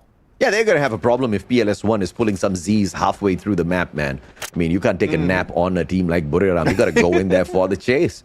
Whether or not that's just a skin is besides the point. Esports Putrajaya up against PE Esports. 2 esports squads clashing. One from Vietnam, one from Malaysia. Bedeb almost taken down. Calls for backup. Ryu tagged up here by C2 LBT pushing forward, looking for Mikacha. That nade will do nothing to the players on the side of PE Esports as LBT pulls out the Trogon, looking for 2 players, but making sure he does not make a mistake. Ryu runs straight into him. LBT gets the knock. And C2 responds from afar, taking down Ryu as well as Raja. And PE Esports a 2-for-2 so far on the knockdown, but they still have an opportunity to pull their players back onto their feet. As I say that, they run out of that, and LBT hits the double revive and also gatekeeps the vending machine. But here comes Gangster trying to drop in and join the party right now. Ryu still needs to be picked up. So it's not looking good for Esports Putrajaya right here because they have less of the numbers as PE Esports had their insurance policy already bought back into play. Gangster, though, might not be left with anything to deal with other than the final player or a couple of players from EP, but still good because they can find those shots and force everyone before the zone closes in. Yeah, amateur move from Gangsters as they called for the lightning zone the moment they arrived, Neptune. I felt like they should have kept the trump card for a little bit later into the battle. I mean, try to bait out the players who are inside of the compound out first, making them think that they perhaps can shoot you off the roof. And then, when they've gotten far away from the cover, bring out that lightning zone. That in technicality was a waste of coins on the side of Gangsters, but they still do manage to pick up a total of 2 elimination points at the very start. They've got a vending machine here, so nothing much lost except valuable resources in coins. Well, let's see if they can take it back later on for Buriram United after the challenge that was brought to them and they won against Team Aki. They will be back to their slow pace as they head into each phase of the circle. AGAL, though, is a different story. They want to deal with more from distance, from up close, especially with Nameless and Sypha! And Valiant Nash, as well as a Charge Buster, takes down Sypha and the rest of the squad from AGAL, forcing one of the players, Barros, to move away. And if I'm not mistaken, Do is part of that run. So will they be able to make it? Because vehicles as well as slide rails make it difficult to get away. Barros with the shot from afar, managing to find the connection onto Zom. Riptide Rhythm going to be breaking down his defenses as well, but Zom has got the Mag 7 on him. Barros cannot charge on fourth, and Minghu will find him from afar with a car. And in the meantime, the super reviver of the squad, the super sniper, gets the triple revive and the headshot onto Zom from far away. Can he find the finisher as well? Minghu trying to find the flank, trying to look for the player on the side of AGAL who can definitely take on the full squad if they're not careful. Do is one of those that you don't want to have an opening for if you're going to rush in. But the good thing that they did have they did manage to pull off that revive that can bring them back into play. But look at Nameless. They are heading into TV Tower right now, and I think because of the placement of the next phase of the circle, they are sure that they won't find anything. And I think it's Secret WAG who pulls off that Dinocular, but in perfect timing, AJL, Nameless, and Sypha gets away in the nick of time, so they won't be spotted just yet. That's a good play from them strategically. But of course, resources, you have to be really careful with that, especially when we've got so many teams alive and kicking as we enter minute number 8. The Zom right out in the open. Barros, advantage or disadvantage? Here comes the rest of the Flash players as well. 3v1. Bye-bye, Barros, we can say. Yeah, Barros will be barred for the moment. But Team Flash, they have invited an unexpected party from the hands of Secret WAG. And you can see that jump from PLS1. Great flank indeed. If he wants to go for backstab, as T Kui and the rest of the squad is distracting them, triggers that stealth bites back, and now they are together. Nat 7 with M79. Holy lands for a knockdown, but that minigun is stopping them from forcing themselves, and Team Flash is the ones winning this battle with a Valiant Dash. ABCD remains the Alphabet King.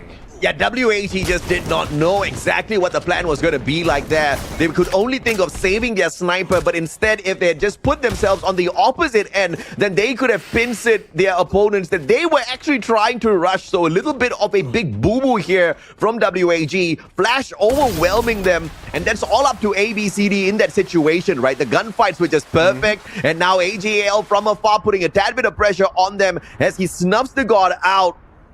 This is what we need from AGAL if they're going to continue not to just survive, but to climb into that final circle. ABCD bringing back a quick revival here for the team, and they're back into a full squad as Gao finds a player from AGAL. Yeah, it's not really easy for AGAL to bring on a lot of firepower if they are being caught off guard one at a time. And I think it's a split that they are taking right now with a recovery that has been done on the revive a couple of players. So they are not grouped up just yet, and a couple of stragglers might be caught off guard in the next few seconds as the zone closes in from second to third, but it's not that bad compared to what we are seeing from Secret WAG as a full revive has been done. And this segment has been brought to you by Buriram Champions Bundle that will be coming soon. The Buriram Champion Bundle, and all the fangirls will be asking, where's the female bundle, yo? We gotta get a Buriram branded one for the ladies as well. That would look absolutely dope. I'm looking forward to that, but of course I'm also looking forward to whether or not AGL can make this full, complete revival, survival setup for the end play sort of style, because they are high on the numbers, but multiple resets for the up-and-coming superstars of Thailand, Neptune. Really looking forward to some of those better gameplays that we've seen from the past, especially in the grand finals. But I guess it's a little bit too early to ask for that. AGAL, though, being challenged by Gao Esports and Goku.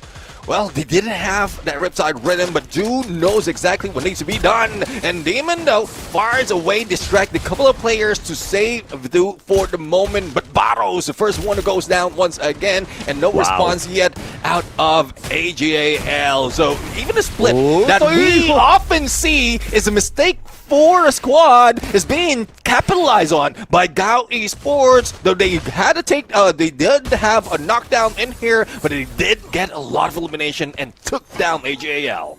Yeah, that's the answer to the question right there then. Were they able to recover? Are they going to be able to get to the end?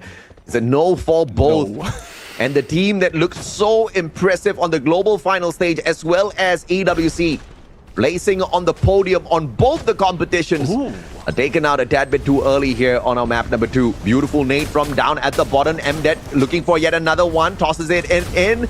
And it's the Kobe, bro. It's the three-pointer. MDET does not get the knockdowns, but he definitely has the follow-up power there. As Spin continues to clean up house. Gangsters are showing us a little bit of that spirit, and they've got the vending machine right behind them for the easy revive onto Sanjit. Yeah, I mean, that name missing an I, and he can call them I am Det. That is Gangsters in here with 5 elimination already, close to next phase of the circle, but still have to deal with 7 teams in this 12 minute of this fight.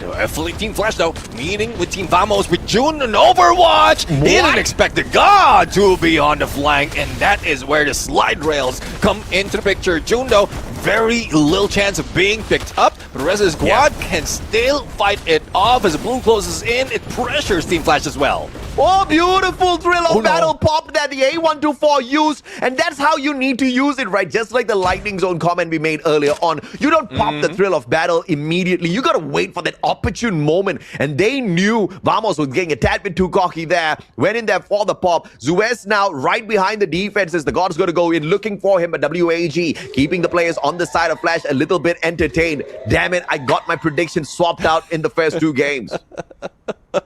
Yeah, Team Flash right now on fire. And I guess they learned something out of the previous game, the previous match, wherein they really popped off a little bit too early and then dwindled down towards the end. But it's WAG right now who is in trouble, bringing trouble to Team Vamos, and they might be able to take him down, steal it away from Team Flash. And there goes Vamos being eliminated. We still have 5 teams remaining with on the feet as well. We've seen Brave United deal with some of the stragglers as they are very close to the next phase of the circle, waiting for this engagement to end, or probably just taking their time so that they can steal all those elimination. Team Flash and Secret WAG might be in trouble in a bit. Let's see if or not WAG can survive this intense situation outside the circle. Wang Am going in for a super late revival here. Tikui holding the fort. Wang Am double revive, waiting for Tikui, telling Tikui, bro, just do it. Drop now. I need to revive you. Moshi helps them out. Is there a revival though? Oh, looks like that is not going to be a revival. Nan7 shot out of the air.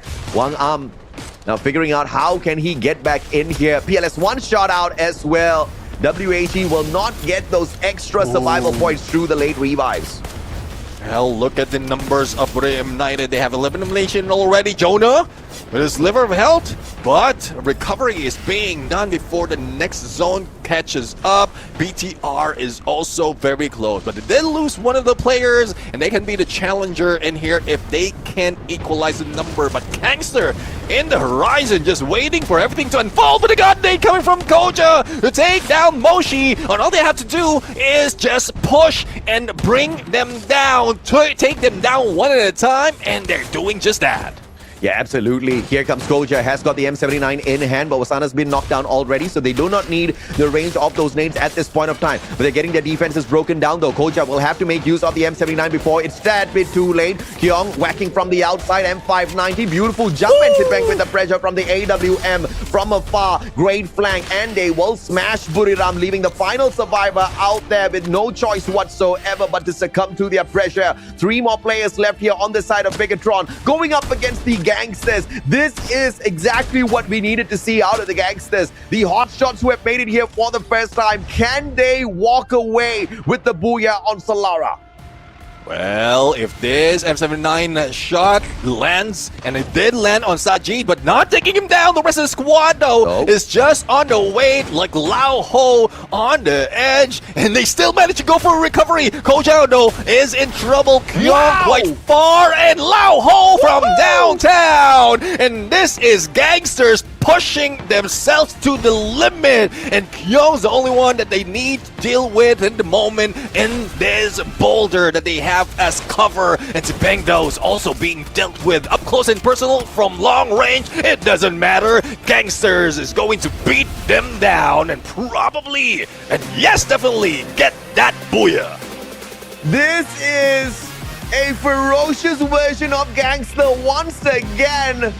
Literally picking up Gangsters from across multiple squads, throwing it into one team, and looking to see if or not they can dominate. They've got the veteran power, and MDED is actually death that we have seen played in Gao Esports Neptune. We've got Lao Ho in there as well. Again, definitely not freshies out there in terms of talent on their roster, and they proved that in this game. What was crazy was we were waiting to see what's the chemistry like on this Frankenstein squad, and I guess we just got our answer right here.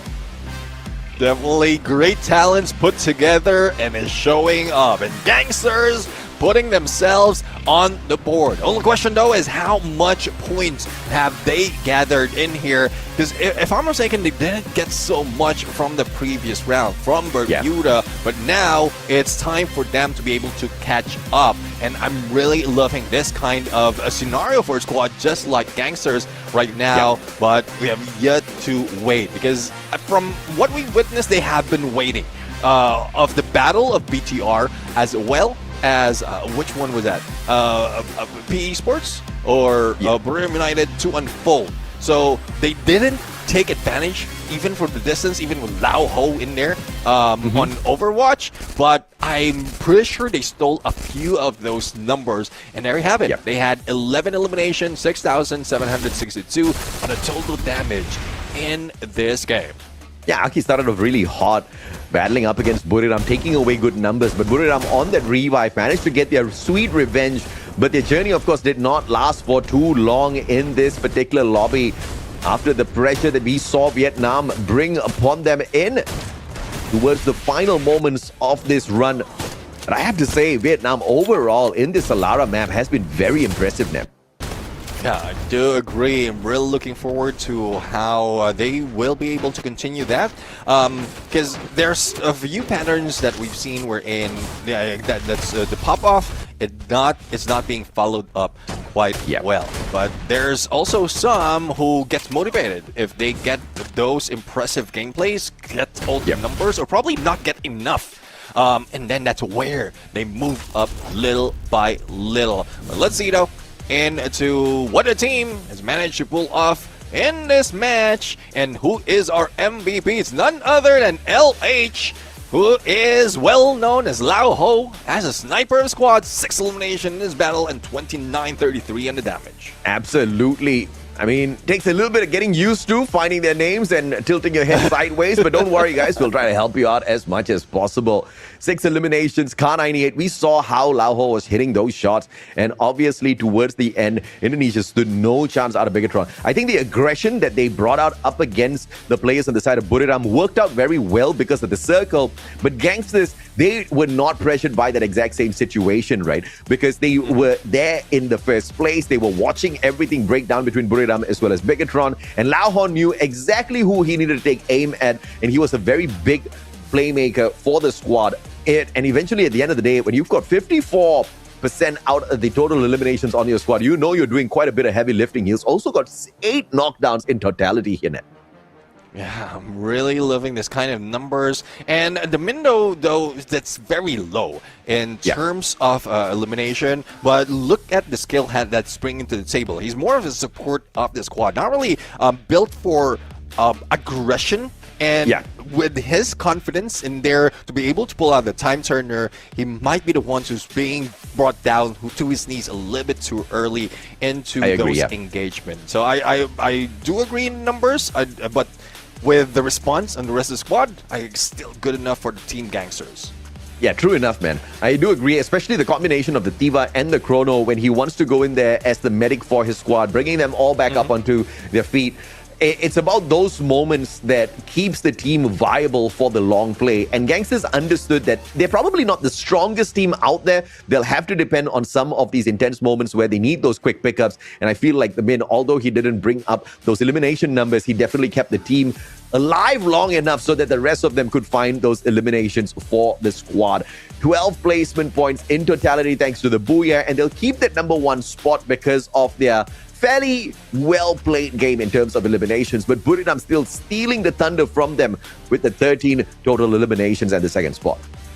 Yeah, I mean, Buriram United is one of those that really want to... It's a slow burner at this point, and this is what we want to see out of the squad. They're just studying the opponents as well as the movement that they have, or the other teams has, and they're just playing catch up towards the end. So won't be surprised if they can get back-to-back booyahs towards the end. That's one of the signatures that we've seen Buriram United. But PE Sports, though, maintained the number 1 spot out of 2 games already. It's because they also bring a lot of fire, and that's what we were asking for after that Bermuda match. They did get a lot of elimination out of this, but though they didn't survive, but it's still good enough in this kind of performance.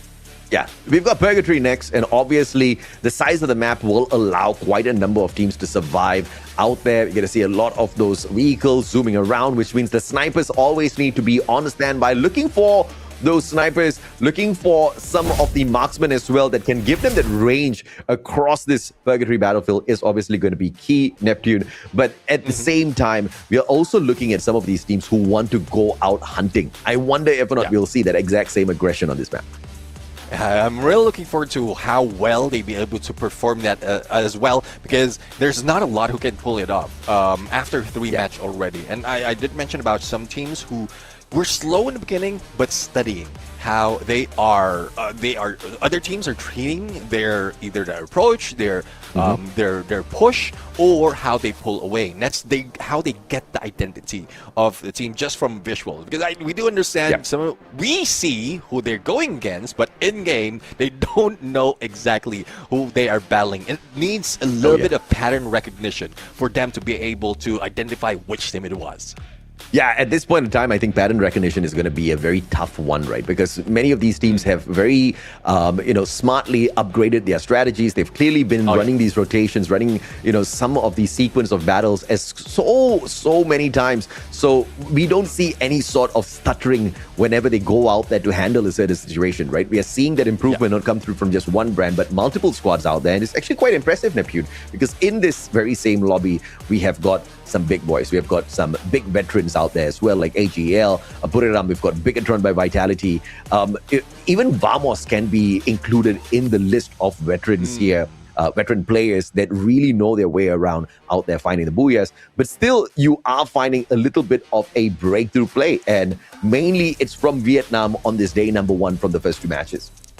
Yeah, we're really loving this because they're carrying over the torch from the previous season, and we rarely see that. Most of the time, you perform, or a squad or region performs in one season, and then they just falter towards the next. So I guess they have that motivation. They have the responsibility as well to bring back the throne to their side. So it's a good thing that we're seeing this kind of performance out of Vietnam. But recovery-wise, there are a few that we're expecting to recover as well, especially for those who are not doing or bringing the numbers so much in these games. Absolutely. And, if you're not bringing in the numbers just yet, I feel like there's no harm with it whatsoever. You do have 6 days in totality. Okay, granted, you have only 4 days of play within the first 2 weeks. But even that being said, it's not like the teams cannot find recovery on another day of play, right? Some of them are just testing the water out there. Some of them are probably not going all out just yet because there are really no repercussions of not going all out, especially if you're an underdog who just wants to observe what's happening, because you just need to know strategy of finding that qualification as well at the end of the day, whether or not you want to do it towards the tail end on week 4 as the top 6 of the final 12 teams, where the lobbies are probably assuming going to be a little bit easier. If some of the big boys do qualify early, but if like the last season, if we have teams like Buriram still alive and kicking, then the possibilities to find the late qualifier dwindles down. So you really got to play your bet very carefully here. I do agree. There's a few teams that really is eyeing not only for the quick qualification, but also an opportunity to get more experience, read off some of the gameplays, or probably try out a few more gameplays before qualifying into the grand finals. And I do agree with Rimanide. It's a good preparation as well because of what is next after the grand finals. So from the previous season, it's Esports World Cup. Now it's a global finals. We still have more coming from Southeast Asia. So if you understood the gameplay of half, if not more than half, of who's in contention out of that squad, so there's a good chance that you can be higher on the grand finals once the global finals does happen. Yeah, absolutely. But of course, the EWC has always been the outlier, right? Where you see the dreams of the underdogs coming through.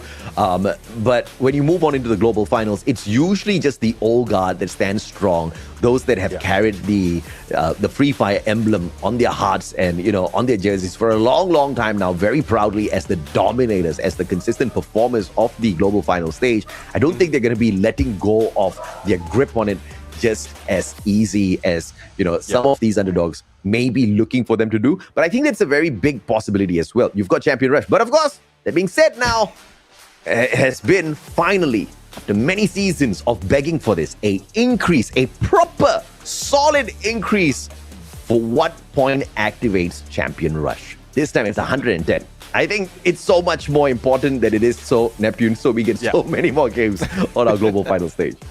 Yeah, I mean, also with the introduction of Point Rush together with Champion Rush, it is a needed bump. It is a needed increase right there because it's getting easier, or it's a little bit easier for those who's the number one in Point Rush, get that point closer to their side. But looking at the map and the game schedule, as AJ did mention earlier, up next it's Purgatory. I have one question. No, not for, but for Free Fire, for the game. Would this be a cruel flight path like I always wish for, or a fair flight path that would a slower start because of the big map that we have about to see in this game number 3? Yeah, how about, instead of asking the question, you give me the answer. What does your heart want, Mr. Neptune? What sort of a flight path are you looking for? Cruel flight path, as always. Force them into the engagement. There you go. That's what we want. We want some furious fire battles out there. We want some No, we don't want violence, guys. Right? We want some good fun. We want to see some teams, handle a situation where they get ran at by two squads, just like what PE Esports did earlier and walked away from that battle absolutely looking strong, cool, calm, collected, that, we can take these big fights and still walk away with a booyah. Yeah. We want to see situations like that. But of course, earlier parts of the game. I was expecting TV Tower to be that spot earlier on. I just didn't get that at Solara. I do agree PE Sports did drop on TV Tower, but it's different on the tournament setting compared to the ranked games. In ranked games, yes, TV Tower will be smothered by a lot of teams. Bullets will be flying all around in there, and you wouldn't even know where to look at. But in esports, I think they're reading off in some of the vibes of the team on how aggressive they want to take it. So they're trying to pull away from this, and most of the time the edges, a drop spot is what the team is aiming for. But speaking of aiming for, we are getting into a battle here, a champions battle here in the caster prediction. Absolutely. And I think my boys are about to wake up, Buriram. I don't know, man. I don't know. I've just been having question marks in my head about what's up with Buriram, because EWC, obviously, tons of expectations to see the champions go from a spot where they perhaps did not get it done the past 2 years. They placed 4th in 2024. They placed 9th in 2025. And I expected the championship to go to them in 2026, but all they could manage was the 7th spot, because it would have been quite crazy to go from global finals champions and then jump into the very next global stage and become champion again. But EWC, that title, that trophy, still eluding your very popular team called Buriram United Esports. Yeah, really, really looking forward to them trying their best to bring that prestige back again. But let's see though, who's going to bring the prestige back into this map. First time we're going to see this in this season. Will my hopes, will my ask be given? The answer is no. It's a very fair flight path right now coming from Skillage heading into Quarry. But look at the number of teams is dropping early and making it look like as if they are put into a cruel and skewed flight path. And one of those, or two of those, is PE Sports as well as Team Aki. PE Sports did manage to get a booyah earlier and is still a number one on today's standings. The Team Aki faltered already after that first game. So let's see if they can continue that, probably bring back another booyah for PE Sports or Team Aki. This might be a game for them for the catch up, but their engagement will be paused for a moment, and also a little bit of glimpse of AJAL from the horizon. But now heading into Central, we are seeing RRQ and Gangsters, and will Gangsters be able to gangster their way in this fight? Ma'al, beautiful shot with a sliver of health left on him, but MDET was in the right place, right time to get that counter shot. Sanchez now dropped down to the ground already. It's a 1-for-2, and Ma'al's been picked right back up. So Gangster's not in a good spot right now in terms of health. Here comes Abe falling in like the god of death, but the Mini Uzi will not find a connection. Sanchez trying to back away. The Min too low on HP. Abe desperately trying to look for one, and he will have the follow-up alongside Dudes. And RRQ will show the Gangsters exactly who the gangsters of this little playground are. Well, they are the center of attention right now. And this central drop, Lauho though, getting a little bit of pressure out of Bay and Rans, and Maalo needs to deal with death. Mini Uzi in hand, switch to an XM8, and as the battle continues, Death will not survive. The backstab as well as the help from the rest of the squad brings this squad to their knees, and RRQ gets 4 elimination. MDET used to be known as Death, but I guess it sounds like that. MDET. You know, I'm dead, right? So I am so I understand. Now, after a long time, I understood what you were trying to say earlier, because I was like, what is Neptune trying to convey to me? But I totally get it now, Neptune. Sorry for my very slow brain. No, I mean, you might be expecting a dad joke out of that. Yeah, I was like, I went into, quantum theory calculations in my head, and this is a very straightforward one. Okay. Esports is still doing well. And AJL takes out the final player from the side of PE Sports.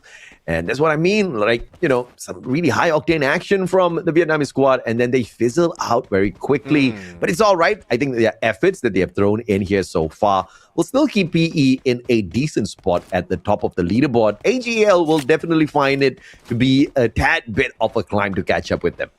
Yeah, I do agree. I mean, from when or how they started this journey in Ski Lodge, Team Aki was challenging PE Sports, but we saw one player from AJL slowly inching in here. So this is one of the third-party situation that everyone needs to copy, because you don't have to deal with them on the get-go. The moment that you spot them, you just wait for the perfect opportunity, and it goes with that skill conversation that we were jumping into, as well as that Volt Maker. It needs the perfect timing for you to be able to pull this off, and this battle also needs one of those, but they have information. Mikasa has been tagged up with the binoculars, and they can confirm that takedown, but as quickly as that, they managed to go for a revive. So Vamos is still in the chase on Esports Jaya, but the risk is Team Flash is just surrounding them for the moment. We always said the time turner was a great insurance policy, but you also got to make sure your policy can sustain your lifespan, Unfortunately, his policy needs an upgrade, as I think 3 or 4 players from the side of Vamos were just belting it with shots, especially that card. And that time turner turned into nothing. There's a wasted opportunity there for him to try to run away. But he also wasn't too quick on his feet to get away from those shots, so a tad bit unfortunate. AGAL back to the aggressive ways, and Cypher almost gets sniped out with the backup. What in the world? I did not even see that shot coming through. Bigatron by Vitality have bowed out as well.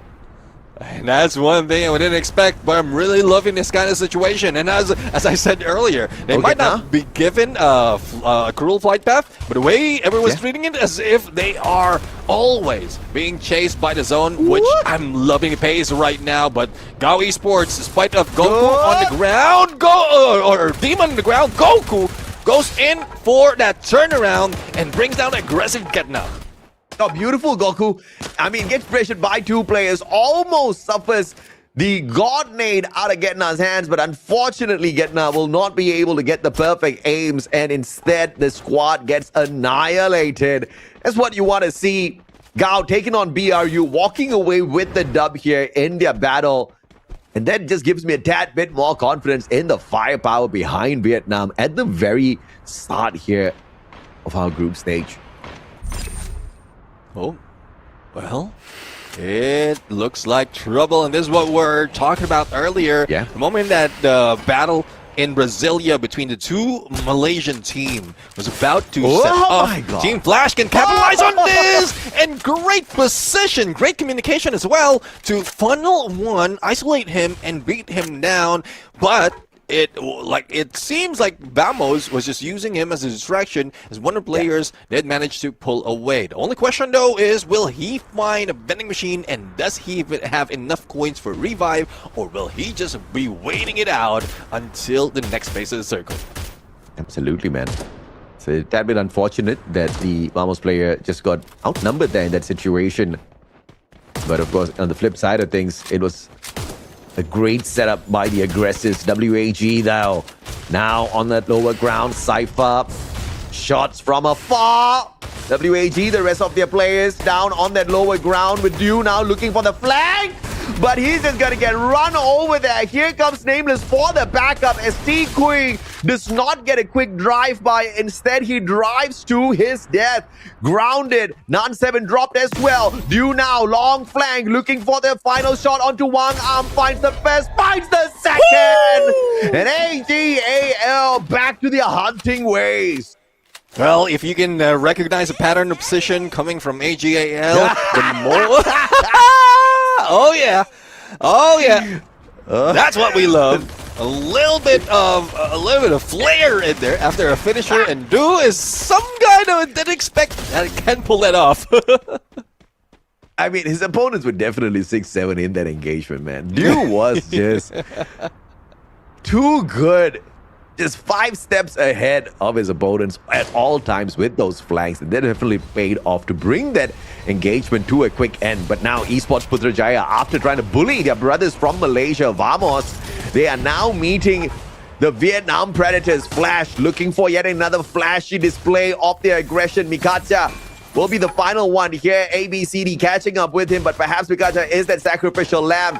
It's a 2v1 here. In fact, the rest of the players from the side of Flash all collapsing in, and Mikacha stood no chance in that engagement. Oh, Team Flash already getting a lot. 7 eliminations out of this engagement, and it's not given any chance for the remaining players of Esports Putrajaya. It's a good thing a couple of players did manage to pull away, but Raja, though, is in trouble as he is waiting for an opportunity to get away from the Axel. But here comes the rest of the squad from Esports Putrajaya. Hopefully Kenshin, though, is just in a getaway mission as Raja is providing them a little bit of distraction.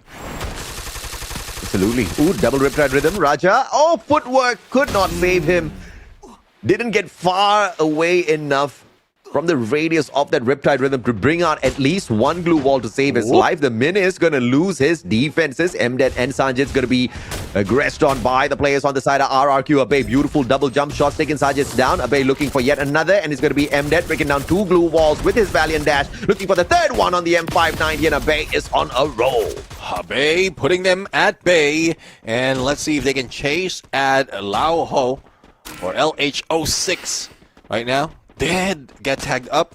Half of the HP, or half of the full health, has been reduced, and nowhere to go out for Mikasa, though, being caught off guard as battle continues between them and Vamos. But Esports Putrajaya might be safe for a moment because that hit list is now set for a different squad. And see if they can survive. Unfortunately, Lao Ho gets eliminated. Gangster. Yes, I guess, you know, a little up sometimes, a little down sometimes. It doesn't matter. That's exactly how the cookie crumbles out here. But if you guys want some extra firepower in your games, we promise you the champion bundle, Buriram champion bundle, will not give you that extra firepower, but you can whack your booyahs in style. Well, unless you get that woodpecker, definitely firepower will be in there. But yeah, I do agree. True. A little bit of flair, a little bit of flair in there as you go. And you know how, like, from what I've seen, they planned it out earlier from the beginning of the show on that TVC. So every player is planning it out. It's more of just representation of each player. Every question that we've seen in there, every part of that bundle, is just giving some BRU vibes in there. Not only the colors, but also the black and white that shows their side, like the attitude of Buriram United. Some is dark, some is happy, and you can see that in some of the faces they have every time they go for the battle. Absolutely, man. This is a little bit of a pinch that they are in here. AGAL on this high ground. If they do get approached prematurely, and we did see that the players on the side of Putrajaya wanted to find a rotation in, but it looks like they're not going to be moving towards the side of Vamos as well as AGAL. It will be towards RRQ, which technically means AGAL just didn't need to do much here at all, Neptune, except to see exactly where the next circle goes and how the movement is out here on the battlefield. You will definitely look to fish some extra points out here for the squad whilst they wait. Well, if he is going to fish, make sure he catch them, and let's see if he can get into a better position. Kenshin right now. Can this sniper, will he be able to at least push Esports with the Jaya into the next phase of the circle? There's a risk of third party, but there goes a shot of Ma'al, who was not expected to be in a small compound, but here comes a rescue, and it might not be able to work because RRQ is dealing with them from CQC and long range. They had no way out. Yeah, I mean, RRQ just doing RRQ stuff out there. Now we are left in a lobby just filled with veteran squads as Vamos gets annihilated as well. One veteran taken out, but we have got 4 Titans looking for the Booyah here on Purgatory.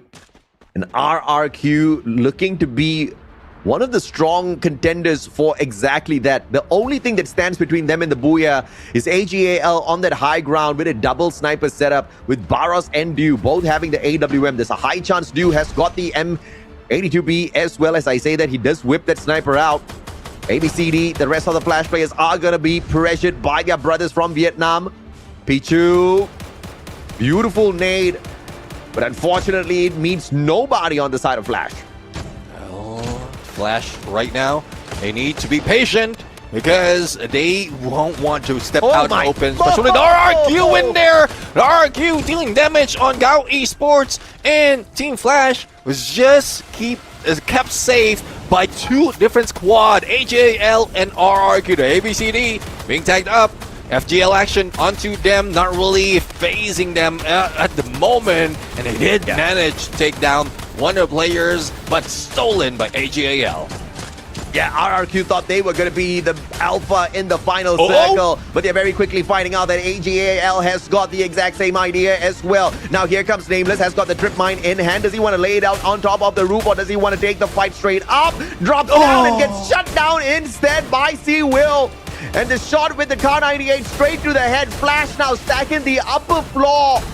Gao will get taken out by AGAL, but the numbers have been thinned down here and the damage has been set in. Flash needs to take advantage right now before AGAL recovers, but too late. They did get locked down by the thrill of battle, but there was a premature move from Flash, and now pressured by the Riptide Rhythm and the grenades, but they reposition beautifully outside the radius with their glue walls, and they still stay alive. I'm loving the position that's being taken, or the rush that's being taken by Team Flash right now. They're anticipating that Barros is due, so they're trying to isolate the sniper, but they didn't know that Du is on the other side. So Barros just baited them out of that compound, of that rotation, and the rest of AGAL is now thinning their herd, clearing them out. But the same goes with the blue, breaking down the defenses of AGAL. So Nameless, will he be able to survive and probably get away from a shot of the god? Here comes the flank, here comes the help coming from Du, and a rain of fire or rain of ice in there, plus a finisher with enemy to 2B might be what Du has to do at the moment, and the two-way push will not last that long. There goes AGAL for the booyah. A 10 bomber by one of the greatest snipers to have ever played on this stage and more. The one and only Du strikes again, and damn, I have to say that final circle battle sequence was just dominated by Du and his masterful repositioning, always splitting away from the rest of his players on the side of AGAL, sending Nameless, sending Cypher to aggress, but finding that very same distraction as his opening to put himself on the opposite side of the battlefield, getting the perfect line of sight to punish everyone, including RRQ at the very start of that battle sequence for the Booyah Nep. Yeah, I do agree. I mean, great breakdown being done in there by AGAL. What I love more or most is, so the god was trying to pull away from the rush that's being done by Team Flat. But AGAL is forced out in the open, and instead of dealing with two players, they try to go into that boulder, and they thought that whoever they're chasing was what's Du, the damage dealer off the squad, but they made a mistake. They didn't anticipate that Du can take all those shots from a greater distance, and that's what made them fall to their knees. But look at this, 26 elimination, 11,000 on the damage, or 11,000 plus on the damage. This is one great performance coming from this squad that has been waiting 2 games before they pop off. I can't say I didn't see it coming. I knew AGL was going to pick up the Booyah on the prediction, and what I'm very appreciative of is the fact that they picked up the Booyah, 26 eliminations, making this a monstrous lobby, proving my point that the data does not lie, and AGAL just absolutely loves Purgatory. Why? Because they've got Du. Why? They've also got Barros as their backup sniper. And that's the kind of pressure that you need on a map like this with this size to find dominance. But of course, if you also have got mad rushes like Nameless and Cypher on your side as well, it makes it very difficult for some of these other teams to contain you, especially when the numbers start to thin down there. Yeah. By the way, not even like 10. It's 11 elims for Mr. Du. This is the combination that we really didn't expect, but we're asking for so many times out of AGAL, and I think tournament after tournament they keep improving. Remember the time we're in, Du was just the ones who's always performing, the rest is struggling. Look at this, Du is performing, but the rest is slowly catching up. Even Cypher is like making his way in the front lines and not being taken down that early towards on their way to the final circle. So I'm loving survivability, I'm loving the backup overall. Probably is a combination or the addition of Nameless as well, because we know Nameless to be that one support who will always be either by your side or behind you if he has that Cassie on him. And is a good reason why he's always able to quickly reposition and unspotted, more importantly, by their opponents, because of the stealth bites that the Moss gives him. And he's back to the typical sniper build. He's got the Raphael, the Maro, the Moko. He marks you, he snuffs you out. The longer the range, the deadlier the shot, and you can't even hear exactly where he's aiming down at you from. And they've got the double sniper setup also with the Riptide Rhythm on their side, Neptune. I think AGL set up for success on a map like this. Can they pull off a similar story on a map like Nextera as well, where we'll have to depend more on the gameplay style of Nameless as well as Cypher? That's something, of course, we have to wait and see. Well, as we look into some of the squads right here who's playing catch-up, after this game, I think AGL did manage to catch up against PE Sports already with this massive game. PE Sports though, I don't think they slowed down at any point. Did manage to get a few elimination, but because of the investment that they have in a couple of games already, they can still be seen on the top of the leaderboard. So I'm really happy to see this kind of consistency from some of the squads, as well as a catch-up being done quite quickly, even before the halfway point of this day. Yeah, absolutely. I mean, we all thought that PE Esports was off to a fantastic start, which they were, and we thought that was probably going to be the record that we hold on to for quite a while, because that's exactly how record-breaking or record-setting matches have been. And PE Esports kind of set the bar really high for game number 1 in itself. And AGL just strolled into purgatory, breaking that very easily. Of course, albeit by just 1 point, but now 38 is the new bar for the current season for these teams to smash. And in a lobby like Southeast Asia to get numbers like these, it's definitely very, very impressive, Neptune. But they were not the only impressive, aggressive team in this lobby. RRQ as well were very aggressive, 15 eliminations. Unfortunately, though, early in elimination from the lobby in its entirety. Yes, they did get 7 placement points in totality, but I don't think that's exactly what they were aiming for. I mean, trying to take or steal away that compound against Scene Flash and Gao Esports was, I don't know, I think the timing was just off, and they couldn't really pick themselves or pick their teammates out quite easily with the challenge of not only dealing with Gao Esports up close and personal, but you saw the position. After the engagement, you saw the position where AGAL is, some of the snipers are, so it makes it more difficult for them to survive. So RRQ, despite of the numbers that they bring in, they couldn't really hold up. If they waited a few more seconds, or probably half a minute, even as the blue closes in, they still have cover. They could have stayed safe and forced the other squad to pull out of that compound, and that's where they might have won this game. Yeah, the battle between Gao and Flash, RRQ saw that as an opportunity. Again, it was the smart positioning of AGL on that high cliff, which technically, if you look at a map like this, a final zone like this, you should anticipate an opponent up there on that cliff. But for some reason, RRQ, by any means whatsoever, wanted to avoid that initial engagement, understanding that the snipers are going to be positioned there. They tried to take that cover, but unfortunately couldn't find much out of it. We got an interview, though. We'll catch up with you after this. Hello Survivor, welcome to our interview. I'm Michelle Tan, and right now I'm with the Abai from the RRQ Indonesia. Let's chit-chat together with Abai. Hello Abai. Okay Abai, so I want to ask for several questions. And for the first question I want to ask, and I'm curious, and what happened in game 2? You were eliminated so early, and what went wrong for your team in game 2? For English and for Indonesian, apa sih yang terjadi sebenarnya di Abai di game 2? Nah, kalau tadi aku lihat ya, tadi di game 2 tuh RRQ tuh tereliminasi cukup awal. Sebenarnya apa yang terjadi sih? Kok bisa dieliminasinya awal sekali di game 2 ini? Tadi waktu di game 2 kita ada war early terus di party sama tim AGL. Jadi ya agak susah sih. Okay, Abai. So for the question, and for the next question, you managed to bounce back in game 3. And what did you talk about between game 2 and game 3? And how's your strategy? And for the Indonesian, sebenarnya apa sih strategi kamu untuk bisa bounce back dari game 2 ke game 3? Karena kalau misalnya dilihat, dari game 2 kamu tereliminasi, tapi di game 3 kamu bangkit cukup cepat ya, dan bisa menyaingi berbagai tim lawan. Game ketiga kita ubah ke gameplay serius. Soalnya game 1-2 kita masih pemanasan aja.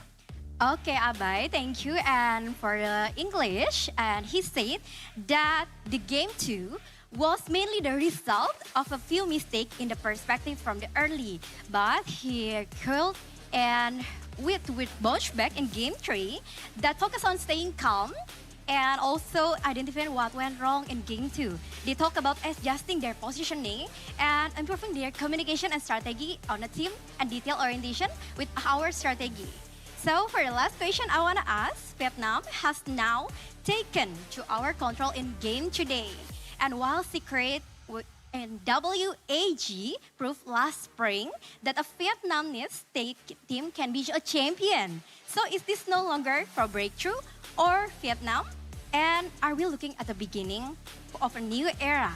For Indonesian, Abai, tadi kan kalau aku lihat Vietnam itu cukup mendominasi ya. Dari awal game itu sampai di game 3 ini posisinya teratas terus nih. Lalu apa sih? Aku tuh penasaran juga. Jadi apakah ini bukan lagi sekedar breakthrough ya untuk Vietnam?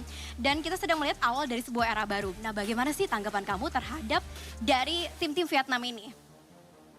Ya semenjak kalau dari pandanganku dari kemarin tuh yang habis WAG juara itu tim Vietnam jadi lebih strong aja sih. Oke, berarti bisa dibilang strategi dari Vietnam ini benar-benar cukup orientasinya detail juga ya. Dan kerjasama timnya ini sangat baik ya. Oke, as Abai said, Vietnam have definitely shown the significant improvement from the spring season to fall season. And becoming their recent performance proof that they can compete with each other and with the other team. However, he feels that it is no region early to call it a new era. As a consistency over multiple seasons will be the real task. And for RRQ, they are focusing on their own performance and making sure they can compete at the highest level regardless of which region their opponents come from. So here's our chit-chat together with Abai from RRQ Indonesia. So let's get back to our caster.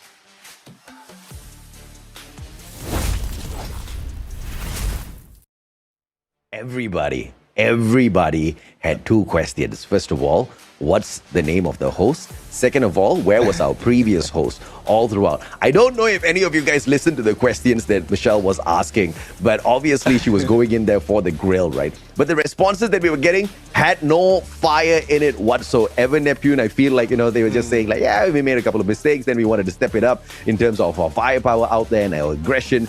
And that's exactly where the game went for them. But in terms of getting the aggressive play, like we just assessed on Purgatory, maybe the eliminations are up. They almost got to a booyah, but still that Solara game, I think Michelle had a really good point, right? What in the world happened to you guys? Their only answer is we made a few mistakes. And I totally understand the fact that they are not going to reveal to the world exactly what those mistakes were and how you can continuously catch a team like RRQ off guard. Yeah. Well, let's see though if we're going to get that, if in case we are going to get an interview with them once again over the debate once again. But we're going to go for a quick break. When we return, more of Free Fire action continues. So don't go away. We'll be right back.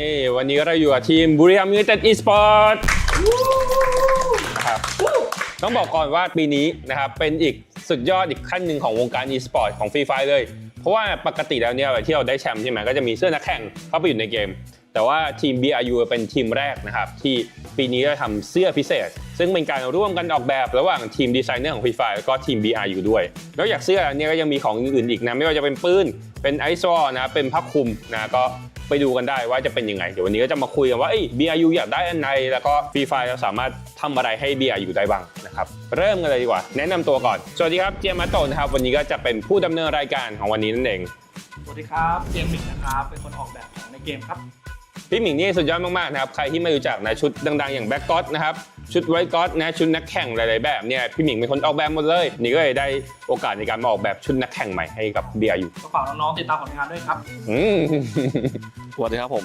BRU เด็กหลงครับผมเกตไฮ XL ครับผมโจนาครับโมชิครับโมชิผมวาสนาครับเริ่มแรกเลยดีกว่าสีก่อนนึกถึงบุรีรัมย์ก็ต้องสีฟ้าครับสีน้ำเงินสีน้ำเงินสีขาวสีดำก็จะเป็นเน้น3สีนี้ได้นะครับพี่หมิงแบบเอฟเฟกต์บ้าง BRU พี่มั่นใจเอฟเฟกต์น้ำสายฟ้าสายฟ้าแนวชุดกันบ้างดีกว่าแนวชุดอยากได้ชุดประมาณไหนล้ำสมัยครับตัวลายครับตัวลายลายเวียนหมุนครับโหมด Esports ใส่ Esports เป็นชุดแนว Esports นิดนึงได้เลยเดี๋ยวจดไว้นะครับงั้นเดี๋ยวทีมงานขอตัวไปออกแบบชุดสักครู่หนึ่งนะเดี๋ยวกลับมาดูว่าจะเป็นแบบไหน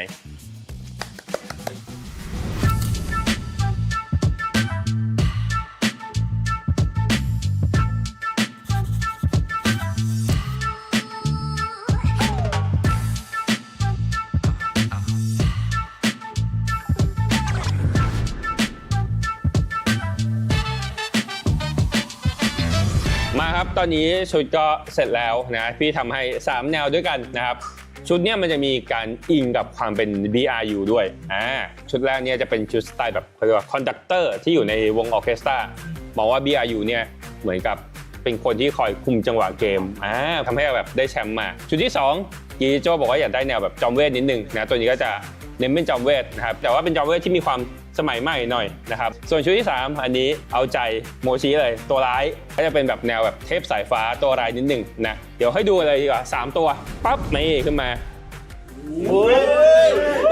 อันนี้คือตกใจจริงหรือแกล้งตกใจจริงก็มี3แนวให้ดูนะครับอันแรกก็จะเป็นอย่างที่บอกว่าเป็นแนวแบบคอนดักเตอร์ตัวที่2ก็เป็นจอมเวทแล้วก็ตัวที่3เนี่ยเป็นแนวแบบนินจาตัวร้ายหน่อยๆวิเคราะห์วิจารณ์ได้สำหรับผมก่อนเลยก็น่าจะชอบตัว A ครับตัวแรกแต่แบบอยากได้หัวของตัว B ไปใส่อยากได้หัวสีขาวใช่ผมขาวไปใส่แน่นอนครับผมก็ต้องชอบตัวที่3ครับเพราะผมตัวร้ายหน่อยใช่แต่ว่าผมไม่ได้รองเท้าเป็นแบบว่ารองเท้าไอ้ตัวกลางครับรองเท้าตัวกลางใช่ผมชอบตัวที่2ครับแต่ว่าชอบชุดตัวที่3ครับตรงไหนของตัว2ที่โจชอบทรงผมทรงผมครับใช่แล้วก็ชอบหน้ากากตัว3แล้วก็เสื้อแต่ว่าชอบหน้ากากกับเสื้อตัว3ใช่ครับจริงๆผมชอบทุกแบบนะเพราะว่ามันมีความหมายทุกแบบนี่เหล่าพระเอกว่ะใช่แต่จริงๆผมชอบอันขวาสุดตัวร้ายครับแล้วตัวร้ายแบบว่าเห็นดีไซน์ชุดครั้งแรกแล้วแบบโอ้มันเหมือนนินจาตัวรู้อะพี่ What คือเหมือนแบบซิกแซกได้ตัวนี้ก็ไม่ใช่ผมคิดว่าผมใส่ผมน่าจะเล่นพิวผมอยากได้แบบว่าเอามาแมทกับหัวนี้หัวตรงกลางหัวตรงบีครับเอามาแมทกับชุดที่3ครับได้ใช่ครับลองปรับดูพี่เป้บ้างผมชอบตัว1กับตัว3ครับถ้าผสมกันนี่คือแบบว่าหล่อเลยโอเคทีนี้เดี๋ยวจะให้ดูเป็นส่วนๆบ้างนะเมื่อกี้เห็นบอกว่าชอบทรงผมตัว2กันเยอะแต่ความจริงก็มีหัวขาวสไตล์อื่นด้วยนะครับเดี๋ยวไปดูกันปั๊บนี่ชอบอันไหนกันบ้างผมซ้ายล่างเลยครับโอ้โหต้องเป็นมงกุฎโคตรเท่เลยผมชอบไอ้หมวกอันที่6อะครับอันที่6ดูเหมือนตัวร้ายใช่ผมชอบหัวดำแต่มีมงกุฎครับตรงข้างล่างข้างบนหมวกขวาบนพี่ขวาบนสวยใช่เหมือนกันป่ะขวาบนเหมือนกันครับตัว3เลยครับหล่อข้างบนใช่ไหมพี่ใช่สีดำเฟี้ยวกว่าใช่ครับโอเคได้พันหน้ากากบ้างผมชอบแบบที่เป็นแมสครับทำไมช่วงนี้ขวาบนใช่กลัวแบบคนกลัวฝุ่นใช่เป็นห่วงคนที่เล่นฟรีไฟครับกลัวติดแบบติดโรคติดอะไรอย่างงี้ผมชอบสีขาวครับแต่ว่าอยากให้มีเอฟเฟกต์ตรงตาอะไรอย่างเงี้ยก็คือเอฟเฟกต์เป็นสายฟ้าทั้งตาเลยผมชอบอันที่2ครับอันที่2ใช่ดูแบบว่ามีเอฟเฟกต์เยอะดีแล้วก็มีแบบมีลายถ้าชอบจริงๆก็ชอบอันที่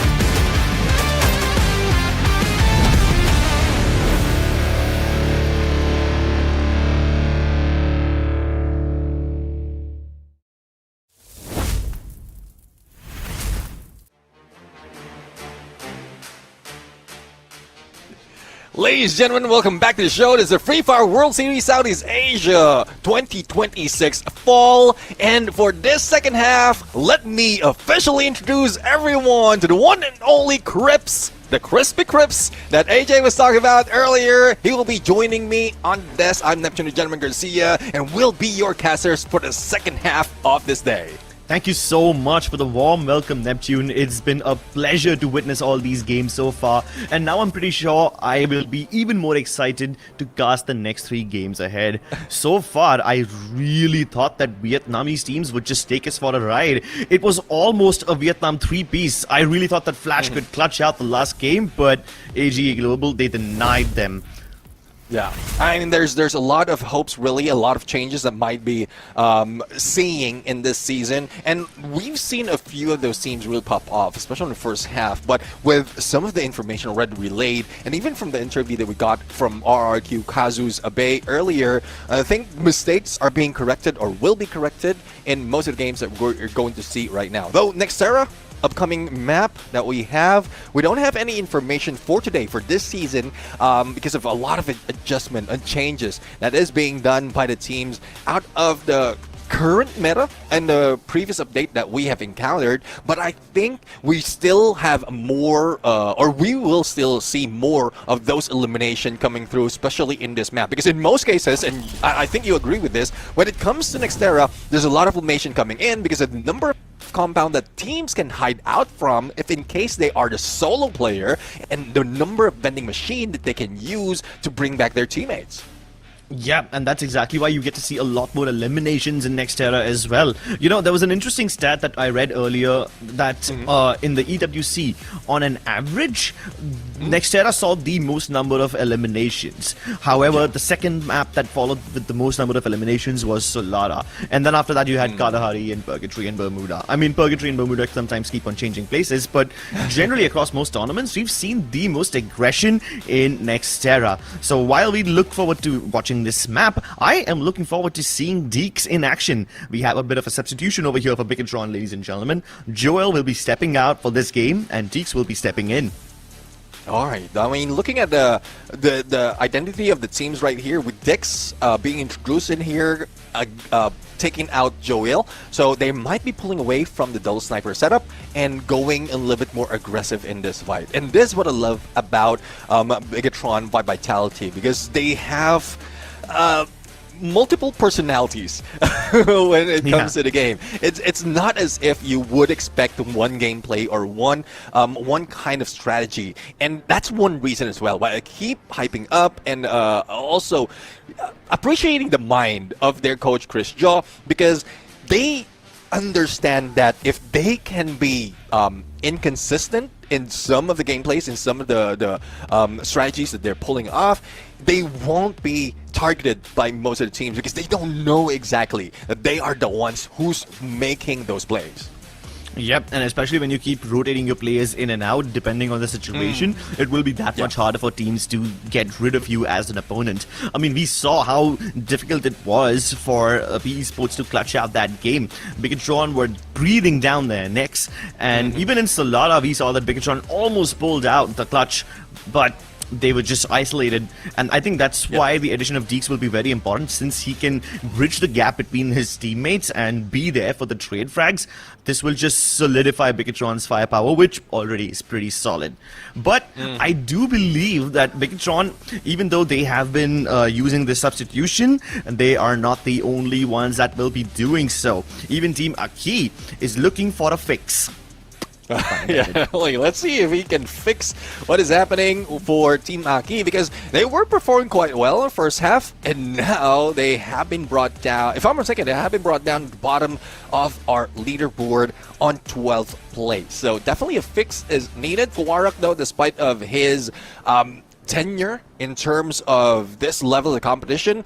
It seems like he needs to guide them from the bench for the moment, or probably he was just too hyped up in the first 3 games, wherein he needs a rest. So hopefully this fresh perspective coming from Fix will help them get more points later on. But it's just unfortunate that we are going to have another technical issue right now. So I don't know if it's just me, because I've been in here for 4 games already, and I think I'm the unlucky charm for the moment. Hey man, it happens. I think this might just have something to do with me as well. Even I've been facing these technical issues, and no matter which tournament I cast. So I think the curse is equally distributed between the two of us, and now with both of us on the desk, it will be visible even more. So I guess it gives these teams a little bit of time to get adjusted to the new players, especially since Fuwarak is leaving. And I mean, Fuwarak was playing really well up until now. He was rushing in quite well, and the gap between him and his teammates was almost non-existent. So whenever someone needs backup, Fuwarak was always there. I also am excited to see what Fuwanas does. I don't know how closely related they are in personal life, even though their names are like almost similar. But the fact that you've gotten Fix over here, who most of the time is the support player for the team, I think it will help Aki with the survival a little bit more. Because we know the Team Aki have that firepower. They've been winning most of their gunfights, but whenever there's a third-party situation, they struggle to reset fast enough. They struggle to get their players back up in time to ready themselves for the third-party fight. And I think that's when getting Fix back into the playing four is going to actually fix their things, because he generally plays the support role. Even though he's a bit of an all-rounder, we know him to be that guy who's there to support his team. And honestly, that's all that Aki that's all the Team Aki need right now. They need a little more survivability. Yeah, I do agree. You did mention the reset, because they do have a reset like named reset in their team. So there's a lot of things that need to be done and fixed by Team Aki for the moment. But for now, we're going to cheer on our caster prediction. And I guess great minds think a lot, because we did think that AJAL might be dominating this next round, and especially with how they treated and got most of the elimination as well as the booyah from that previous round. So I think this is just that was just a warm-up from them, and they can continue on. Great minds do think alike, but also great teams play consistently.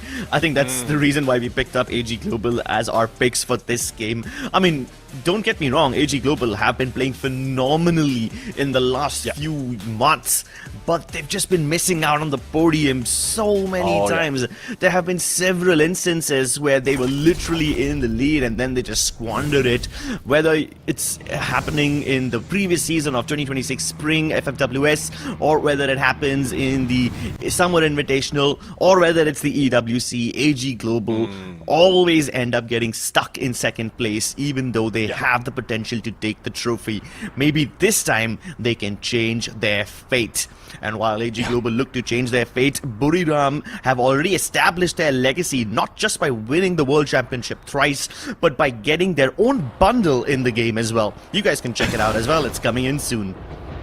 Yeah, I do agree. I mean, Buriram United is one of those who might not be performing in the earlier days of knockouts or even the most of the tournament. But when it comes to grand finals, we know that we're going to expect a lot of fire from them. But looking at the flight path as well as where everyone is dropping, there's a little bit of battle in Plazaria and something that we may expect as well in Intellect Center. And who's losing the fight? It's Team Flash right now. And Plazaria, you know, the buildings that we have in here can give more of vantage point out of Dew, as well as most of the elevation can be taken as information spots for AJAL. But now, as battles will be revived, they can continue on for the fight. But I don't think Team Flash managed to pull off all revive in there, only for one. But it's good enough. But Ming, though, needs to survive for them to recover quite well in looting up. Yeah, Ming needs to survive for just a few more seconds.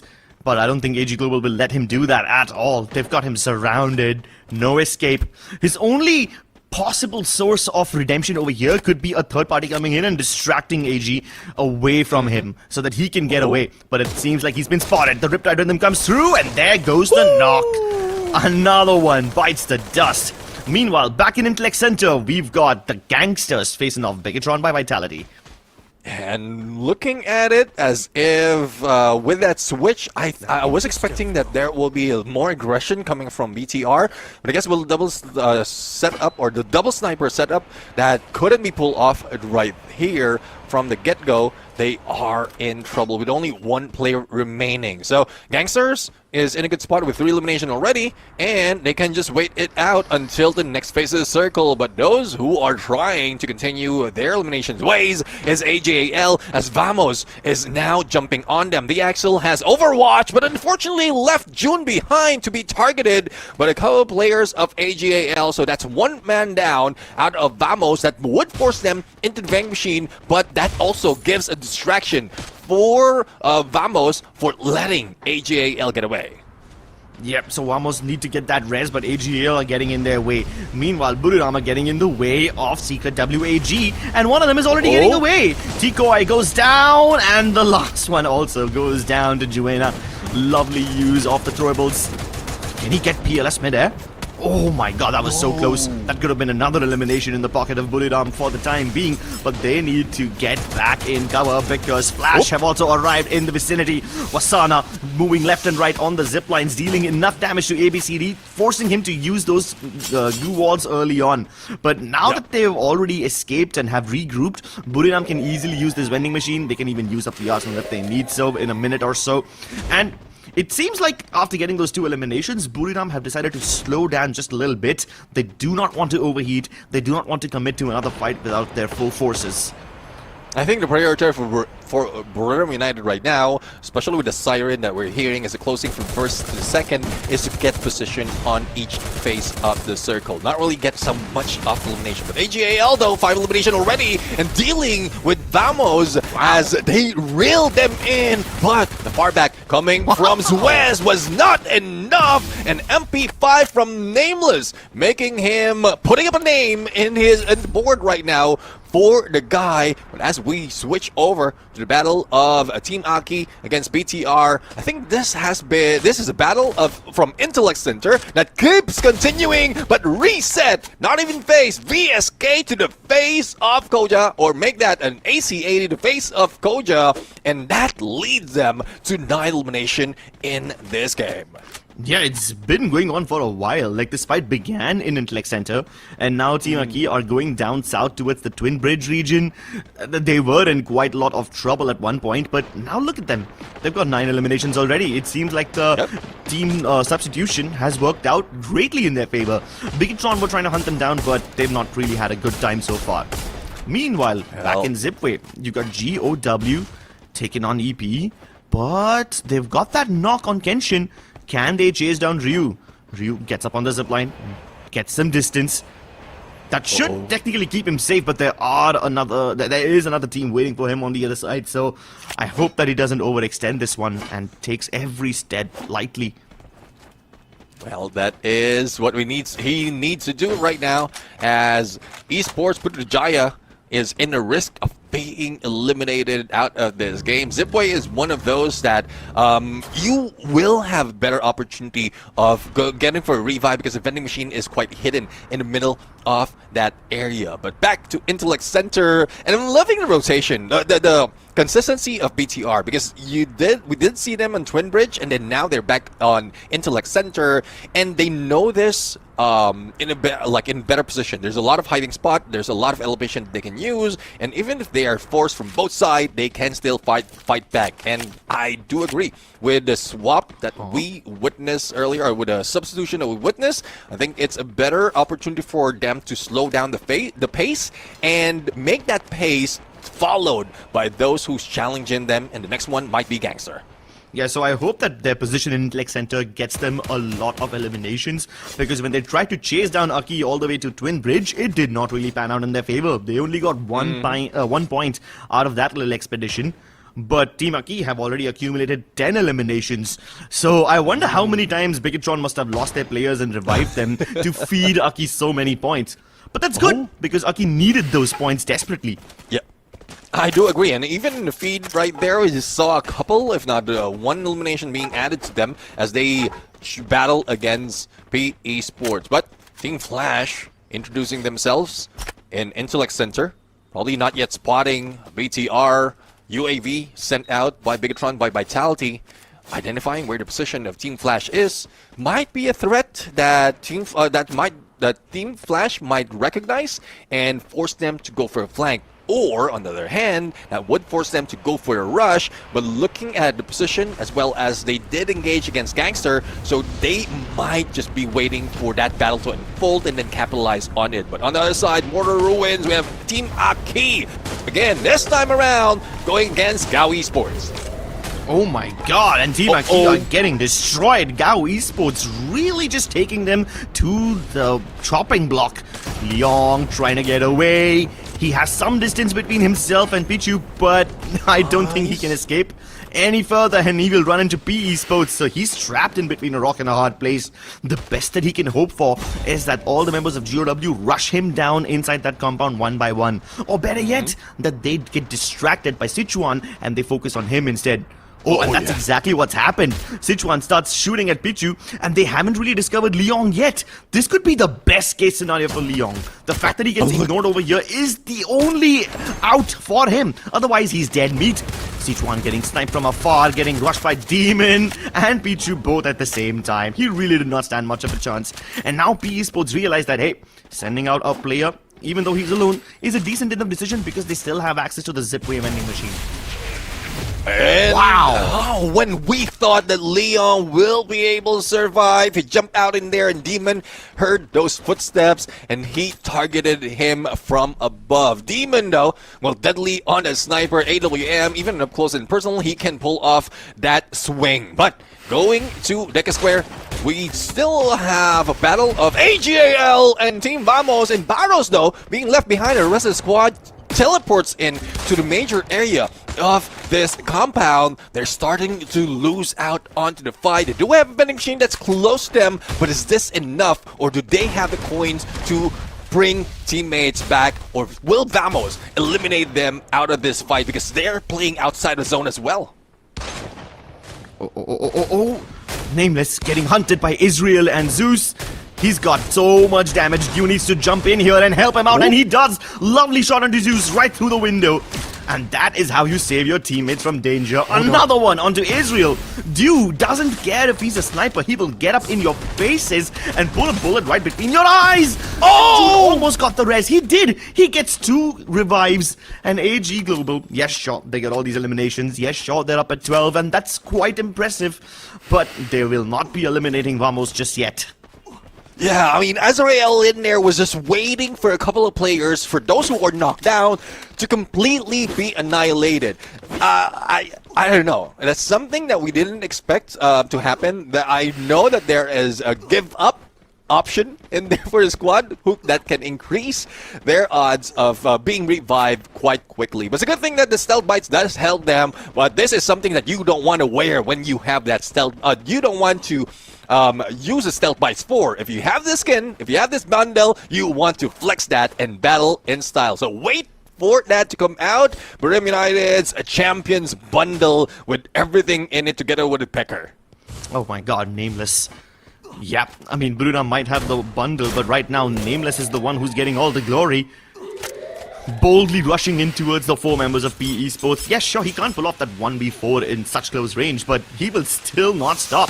And now PE Sports take their next target. Axel gets shot down by Bidet. Lovely shot on the zipline itself. Cypher also gets eliminated.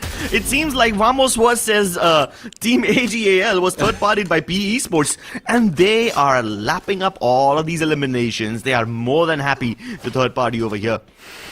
And one thing that they're missing out right now, both Vamos as well as AJL, is some of the teams really timed their aggression, their approach. If you don't end a squad or probably eliminate 2 or 3 players from a squad, then you pull away from that area. Because chances are you will be gunned down on a third party, especially with the position that we have right now, or the faces circle that we have right now, and the number of teams that we still have available. So that's third phase going to fourth, and we still have 11 teams. There are a lot of potential that you can be standing close to a team that is engaging. But Vamos finally being taken out. A 3-way battle is waiting to ensue between Bremen Esports, PE Esports, as well as Esports Putrajaya. But RRQ is also joining the party. Yeah, they don't want to get left out. They're having some massive FOMO, and this FOMO is all about violence. It seems like the team who is in between all of them, Team PE Esports, might just be in the most danger when the circle eventually shifts. And this would be a very brutal shift because right now the circle is bordering between Intellect Center and the main island. So if it goes somewhere in the center with like majority of water in the circle, everybody is gonna be looking for cover. Right now, they're all safe, but I can't say that they will be safe in just a couple of moments. Meanwhile, it's a rare cards. As you mentioned, the water circle. It's a rare cards that we see this kind in Nextera, but I do agree it would be troublesome for teams. Good thing the shift pulls away from the river, but no one's pulling away from this engagement of Team Flash and Gawi Esports. Vietnam knows exactly where the rotation of each team from their same region is, so they are cautious as well. Well, for these teams, it's rather good. All of them are in the circle right now, and all of them have their own compounds as well. So while there will be plenty of long-range eliminations and knocks, I don't believe that there will be a full send until the zone forces one of these teams out of it. However, for teams like GOW and Flash Esports, they will have no choice but to get inside. Even AG Global, for that matter, just moments after I say that there will be no full send, they decide to prove me wrong, and now they're knocking on the doors of RRQ. But do they know that Esports Putrajaya is also right there on the top floor? Surely they must have used the binoculars. Surely that they must know that there will be so many people. But did they know that P Esports will also try and help them out? RRQ lose most of their members in one single nade, but mass revives are in queue. They're using all their Tivas and getting their players back up on their feet. RRQ have recovered from that massive loss. Meanwhile, Esports Putrajaya are also taking pot shots at Flash Esports, who will now be forced to leave their compound. ABCD takes flight. He will not land. Neither will the rest of his teammates. And that is AG Global as well as P Esports. All of them literally focusing all their fire on Flash Esports. And in a flash, they get eliminated. Yeah, Team Flash was just BTR'd right there. Launchpad directly in a better angle that can be used by AGAL to their advantage. But BTR is now trying to bring down AGAL, but no!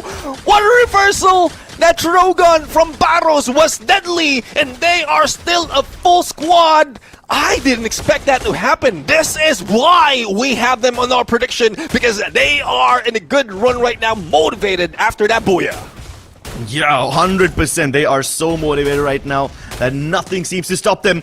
Goku. Wow, he's going berserk right now. Seavill also helps him out. And that's Secret WAG, the defending champions, out of this game. GOW also, though, having gotten so many eliminations outside the zone, will also succumb under the pressure, leaving us with our top 3 teams. You got AG Global with 18 eliminations, sitting pretty on top of this house, and they have the zone pulling towards them, so they should have a bit of an advantage. But P Esports in the gas station are looking to repel away the invaders, looking to repel away the 3-time world champions Buriram. They're using their glue walls to keep them at bay for the time being, but it will be the flank from Juena that makes it work. Great nade, plenty of damage dealt on Onero, and that's Vasalascu to go right inside, but he realizes he might have just overextended. Electrotherapy activated. He's locking P Esports inside that house, but hold on though, Dew has something to say. He just got the knock onto Juena, and now Getna has to go ahead and res him. This is a bit of a tricky affair because Buriram cannot afford to be thirded right now, but Esports Putrajaya also want a piece of the pie. They're really not doing much except for shooting down the members of RRQ. Barrow steals that frag away with the Rosa, and Getna finally makes it work. Buriram wipe out P Esports and they capture the gas station compound. I'm loving the situation, loving the position of being taken by Brim earlier after the pickup on Jonah that led P Esports to think that no one will be challenging them, and they became complacent, focusing on the other teams. But now, AGA is the one being focused on, and Riptide Rhythm taking Moshi and Jonah down. Only Getna remain, and far away, full revive, and there goes Saifa for the finisher with M590, but given way for Esports Putrajaya to pull away from that compound and manage with the shift. With 3 teams remaining, make that 2 teams remaining. AGAL just needs another team to eliminate, and they will get to the back-to-back. The Malaysian champions looking to go up against AG Global. The king that was denied their crown 3 times in a row now looks to get their second booyah in a row. Monster trucks called in, but it doesn't seem like AG Global need that anymore. They're running circles around Esports Putrajaya, and look at that, they're going around the monster truck trying to board inside, while Kenshin is the only person left alone over here. He's gonna get rushed by all 4. Oh, poor Kenshin. You better run faster than AG Global's gun. All 4 of them chasing you, but it seems like he's getting away for now, and AG Global take the compound instead. Now it's gonna force Esports Putrajaya to go in with the urban assaults, but they're just surrounding the compound. They're trying to get the angles onto Nameless, but he's not giving them anything to work with. Once again, it's going to be up to Kenshin to find the angles, to find the opening so that his teammates can make the play that they so desperately need to. But AG Global, they've got the high ground, they've got the numbers, they've got all the resources they need. Everything to turn this into a second booyah, but maybe Kenshin will deny them. Knock onto Peros. Doesn't matter because he's res back up instantly. With so much room to work with, Esports Putrajaya have converged all of AG Global into one single compound. Now can they pull the trigger and finish the job? Esports Putrajaya needs to be patient because the zone will be closing in a bit, and with position coming from Kenji, he might be able to take shots at them as they jump out from that rooftop. But it's smart from AGAL as well, because it's only two left in here to provide a little bit of damage against Kenshin, who is in this direction, but Cypher tries to rush into Mikasa, but Esports Brutijaya just positioned themselves quite well, and with the glue wall being laid in, it saves them from the drop, and they might be able to go for that ring around the rosy. But with some skills being set up by Esports Brutijaya, this might be an opportunity for them for the medallion dash, and there goes Ryu for the push, but unfortunately, no takedown, and Barro's Drogon beat them down one at a time. A trade is happening, and it is now a 3v3, and Kenshin is still in position, leaving the rest of EP behind. Nameless, though, will be dealing with them, and it's a 1v2 between Mikasa and Du, and Nameless will not take this sitting down, forcing him outside of the circle, and a back-to-back from AGAL. Back-to-back booyahs. Utter dominance from this team. They make no mistakes, they leave no stone unturned, and they leave no enemy untracked. If you're gonna go out of your way to flank them, you will be isolated. If you try to go out of the circle to revive your teammates, you will be staying there and you will die there. No mistakes from AG Global, not a single inch given to their opponents as they march on towards their second booyah of the day. And it seems like they're not done just yet. A massive 20-plus pointer game from AG Global. They were already leading Neptune. They already had all the points in the world, and now it seems like they're building up a buffer so that nobody else can get even close to them. I mean, it's good. The moment that they step into that #1 spot, they just continue rolling. It's not as if they are very aggressive. There are a few instances wherein they have to slow down, get in position, and I thought that there was a risk for them to stepping into the rooftop. Great decision making though for AGAL, because that's the often spot that you will take. But since it's very close to the edge of the circle, Kenshin could have capitalized on his position to take them down, and the rest of the squad is just waiting for Rainfall. Rainfall, the name of AGAL. Yes. But experience out of AGAL just gives them that opportunity to start out with one who's in the front line, lay out that glue wall to give an opening for two to jump, and then they recover quite quickly, which is phenomenal out of that crucial moment. Yeah. And if you take a look at their highlights, you will see that AG Global have been fighting right from the beginning. They took control of Plazaria first. They beat down a bunch of members of Wamos Esports over there. Then they continued fighting in the Zippe region as well before they finally end up near this compound in the final circle. And look at that attempt to escape from Buriram. After they dealt with B Esports, Buriram jumped to the side hoping to avoid AG Global. But what does you have to say about it? He's like, nope, you're not gonna run in for me. Easily gets 2 knocks onto the members of Buriram Esports, reducing them down to just 1 player so that Nameless can move in and finish them off. And once they got rid of Buriram Esports, they knew that dealing with Esports Putrajaya will not be that difficult for them. They set themselves up for such tremendous success, and it's not like just 1 player was contributing. Every single player stepped up to the occasion. Every single player doing more than 3,000 damage. With Du, the MVP, having 5,000 damage. Those are ridiculous numbers, man. He's got 11 eliminations. And I must say, there are some teams over here who, with all their players combined, don't have 11 eliminations. Meanwhile, Du has them all by himself. I'm loving the combination as well of the skills that they have. And I think Barros was really game changer in every rush that AGAL has. Yes. Because with that A124, you will be able to disable your opponent's skills for 20 seconds. And with the Valiant Dash as well, it cuts the time of you getting close to your opponent. And that's very crucial as well in that final moment between Esports Putrajaya. Well, let's see the numbers that has been brought in by the other team, RQ Kazu. In spite of not getting that second place, third place they did, and they got a lot of elimination. Actually, it's equivalent with Gao Esports, but it's the placement that is the difference. But the scores, the 41 bomb that AGAL can bring in here, I think they have breached the century mark already, and that's 108 points, if I'm not mistaken. Yeah, I mean, I'm not doubting your math over there, but it is very interesting to me that they missed out on the 40 bomb mark last time. They had plenty of eliminations, they had plenty of placement points, but they were like at 38 if I'm not wrong in the previous game. This time they finally crossed the 40 point marker and they look like it's not even a big deal. Like their faces don't show much joy. Either it's stoicism or they're just used to doing all of this so often that for them it just feels like yet another Friday. Although this point table does reveal a couple of other things as well. The fact that there's a lot of other teams with 15 something points kind of proves to us once again that Nextera is one of those maps where even if the top team has such a massive 29 point elimination game, we still have a lot of other teams who can get up there with 15 pointers. Normally when a big game like this happens, when one single team walks away with almost 30 points, the other teams don't really get to share much. But over here, there was still quite a decent amount of elimination distribution. And not just against the usual suspects like your PE Sports and GOW. We knew that they would perform well. We have 12 eliminations from Team Aki as well.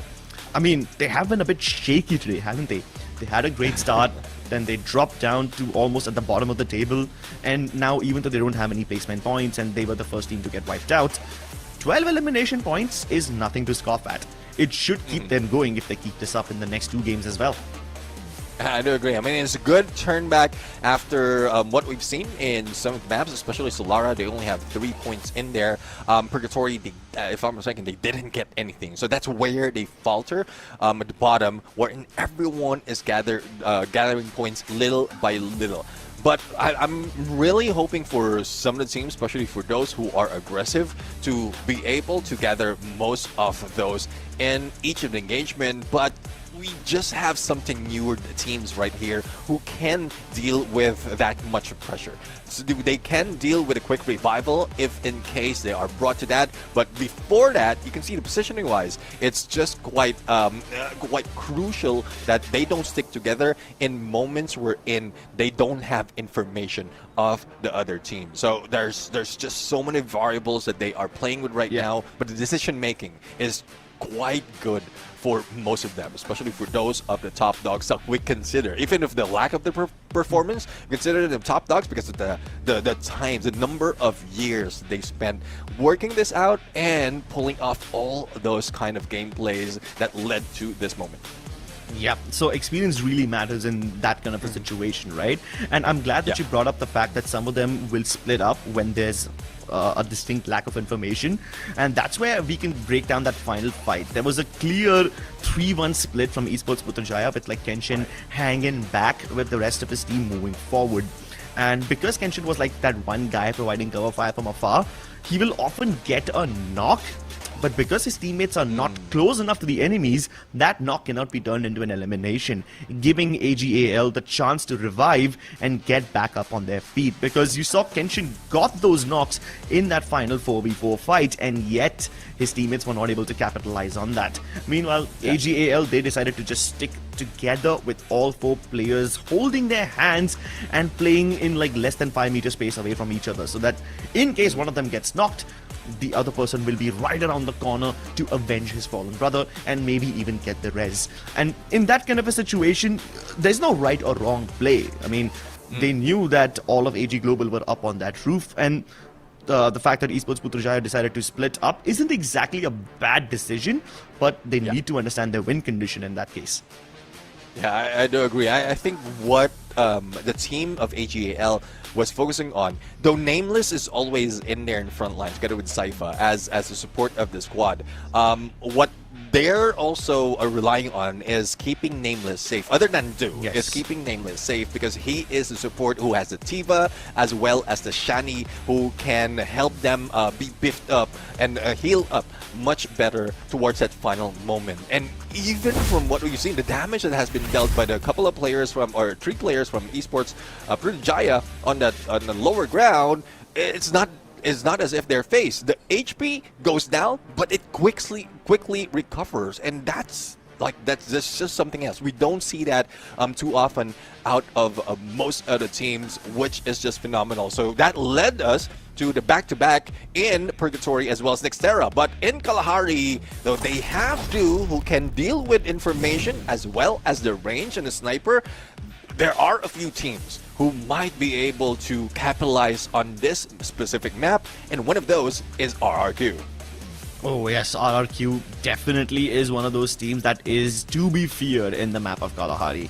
But most people know about their relationship with Kalahari. It's a pretty good one. However, I must say that there are a bunch of other snipers that I am very excited to see in action. One of them is going to be Seabank from Bigatron. It seems like he's been getting some really good shots, but none of them have had that impact so far, which is why Bigatron, even though they're a pretty good team, it seems like they've not really been able to hit the mark.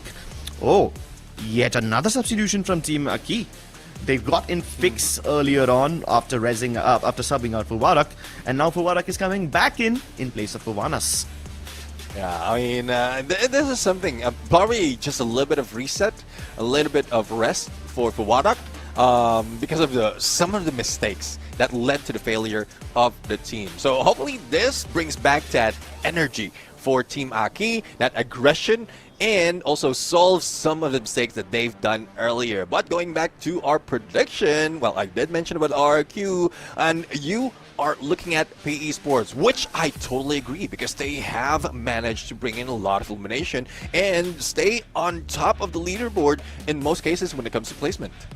Yeah, but after looking at your choice to pick up RRQ, I am also kind of regretting not picking them up. Maybe I could have picked up Esports in the last game of the day. I mean, I don't know what map it's going to be, but I know that RRQ are amazing in Kalahari. I know that Mal and Runs will be able to rain havoc all over the lobby. So let's see if that prediction comes true. Let's jump into the penultimate game of the day, ladies and gentlemen. Match number 5. We are heading to the dusty dunes of Kalahari. Well, this is the sniper's nest of Free Fire right here, and this is where most of that double sniper setup or gameplay often goes for a success. But if you're successful, once this bundle comes up, you might be able to grab that, and that's one thing that chat has been asking for longest time, even before it gets introduced. So there you have it, guys. There you have it, chat. You will get that Bariram Champion bundle real soon. But as we look into flight path right now, EP once again challenging the middle of the circle, and they're going against RRQ, which they should expect right here. The only question though is, will they win this fight? RRQ, stubborn as ever, not gonna relinquish Refinery no matter who they're up against. Esports Putrajaya, while this might be one of their first times on such a big stage, they are not afraid of going up against the top dogs. They get the knock onto Rans, and hold on, Maal saves the day. Lovely double elimination from him, and Abaya is here to get those trades. Esports Putrajaya, they really thought that they should be able to get the upper hand, and for a split second, they had the upper hand. Up until Maal says no, and he's like, nah, forcing the last member back. There's one thing though. I mean, they Kenshin can hide out, and there you have it. In hit list that has been triggered, so that gives information for RQ that he's still in Refinery. But as we go into battle PE Sports against Vamos, June has good position in Overwatch, but look at the spread from the rest of Vamos, and they can be easily targeted by PE Sports, who's gathering up before going for that push. 2 down already, and that gives an opportunity for June to jump out, but survive is a different story. But speaking of surviving, Gangsters didn't survive that long, being eliminated as well. So 2 teams already out of contention out of the 12 that we introduced in this game. Yeah, Esports Putrajaya, that's what happens when you mess with the Bulls. That's what happens when you mess with RRQ. You get eliminated. Even though one of their players survived the first encounter, they couldn't survive the pressure of the rest of the lobby. Now, Bigatron, I want to see what they can do, because Team Flash, they've got plenty of flanking angles onto Kyong as well as Deeks, but the one saving grace that can probably rescue Bigatron is going to be Seabank. He's coming in from behind, and as of now, Flash do not know about his position. Ooh. So even though they're getting the shots onto Deeks and Kyong, they might just be able to survive. Hold on though. All 3 of the Bigatron players go down. Never mind. I was hoping that Seabank will get here quickly enough and then he can flank and maybe sandwich Flash. But I don't think Seabank's coming here anymore. He's probably going to have to go off and try to survive for his team. Get the reses. Yeah. Well, there's one thing. We didn't expect that flank that has been done for the rest of Team Flash. It's because the POV was just from the God. But he is landing those shots. But a follow-up, though, coming from the side. And what's important out of Kalahari right now is other than a sniper, you also bring in some LNG. And we've seen Mink pull off some of those glue wall breakdown without using any Ripside Rhythm or Valiant Dash. He just needs a cord or probably an M60, and he can deal with those glue walls to clear the path for the snipers. But speaking of snipers, there's Demon as well as June, who's dealing with some players within this area in Bayfront that forces LBT to drive away, and hopefully he gets a revive, but Team Flash might be waiting for them on the high ground. Yeah, he realizes that there's somebody on the other side, instantly dips back out there. He's gonna have to stick to the edges of the circle, edges of the map to stay safe. I don't know if there's any vending machines available in the shrines, but if he tries to go over there, he will end up running into Team Aki. Fuarak, the guy who's been just brought back into the game, looks for his spray, looks to eliminate PE Esports. His card is blown up. His HP is dwindling, and so is his hope of survival. Can he keep the hope alive for his team? No! Bigatron beats them to the punch. Aki thought that, hey, maybe we can get a little elimination, but Bigatron want that point more desperately. But now the question is, will it force a fight between Bigatron and Aki? Because they seem to be just escaping. No, Aki did manage to escape. The reset was able to get away from Kyung and Dix as well. And earlier we was just talking about the vehicle being taken down or being cleared out quite easily, and that's what PE Esports had to deal with before going down. But Team Flash, though, introducing themselves here, force Aki to move away, and since they're not finding any clear opening, or probably spotted where Team Aki has dropped, that pulls them away from Bigatron, and they can deal with Team Aki, but they're not the only ones. RRQ is also on the hunt, did manage to take down Leong, so it's no chance, or little no chance for Team Aki to survive. Well, RRQ at least are heading towards that Bayfront quad compound, and seems like Rans and Abai will close in the distance before Bigatron can arrive. So if they actually want to force this fight against Flash, they should be able to find an isolated battle over here. But Flash have absolutely no interest in staying around. Zom escapes. ABCD will stay back to cover the retreat, but that puts him in a nearly unwinnable situation, so let's see how much longer he can hold on to his life. All he needs to do is hold on for a couple of seconds because the third party for Bigatron is here. Abai puts up the glue wall. They both dash right past each other, forcing each other to 180. Kyong wins the duel. Deeks with the M590 lands another shot onto Rans. Even Duts loses a life against Kura. Wow, Bigatron are wiping the floor with RRQ, leaving only one player alive. Can they find him? Can they put RRQ 6 feet under? Whether or not RRQ survived this one, it seems like Flash definitely have gotten away. Oh, yeah, I mean, Flash did get away, but they became the distraction to get Maal for that couple of revives. So with Maal trying to sneak away, he can get those regroups in a bit. But Team Flash still dealing with BTR. But you can see even Maal is being targeted by some of the stragglers from that area in Bayfront. But hey, let's see though on how we are going to find rotations out of Team, ending this first circle, heading into our second. As we look into the map right now, they're still spread out. Not so much of contention in most of the compound. I think most of the contention has been dealt with already, other than Foundation, where Team Aki is trying to recover, and that's where the next phase will be coming in. So while Team Aki is trying to recover, you've also got Bigatron Esports stopping everybody else from recovering. I mean, they already got Aki down there. They tried to literally chase him down to the ends of the earth. They also did the same thing in Shrines. So yeah, even against PE Esports, they had absolutely no remorse. Reset versus Maal, the Force 1v1. Maal comes out on top. He's been on fire with that Shogun, hasn't he? Him and Abai, both of them have been doing really well. But the Riptide Rhythm will force Maal onto the other side. Leong and Fuwara closing in on him. Can he force the 1v1? Yes, he can. Gets the isolated fight onto Leong. Has enough time to reset his health. But he will force the battle again against Fuwarak. Nameless helps him out from a bow. And that is how you bait and switch against your opponent. Yeah, it's just unfortunate. He could have clutched that 1v3, though they did audition against him. But Maal, this is months of practice because we've seen from the previous season, and this is just a recap of previous season, Maal is one of the snipers that we often see going solo right there. When the player goes against him, a CQC, he couldn't really fight back. But now he managed to practice on those shotguns, on the Trogon, probably Mag 7 as well, and now it's showing up that he can handle himself on the get-go even if he is left behind. So I'm really impressed on how they adjust or made the adjustment in terms of their position. But the ones who introduced themselves against Team Aki after taking down Maal, AGAL wants to get more, and Fix was taken down with Deuce MA2B and finished off by the other players like Cypher with a Car 98.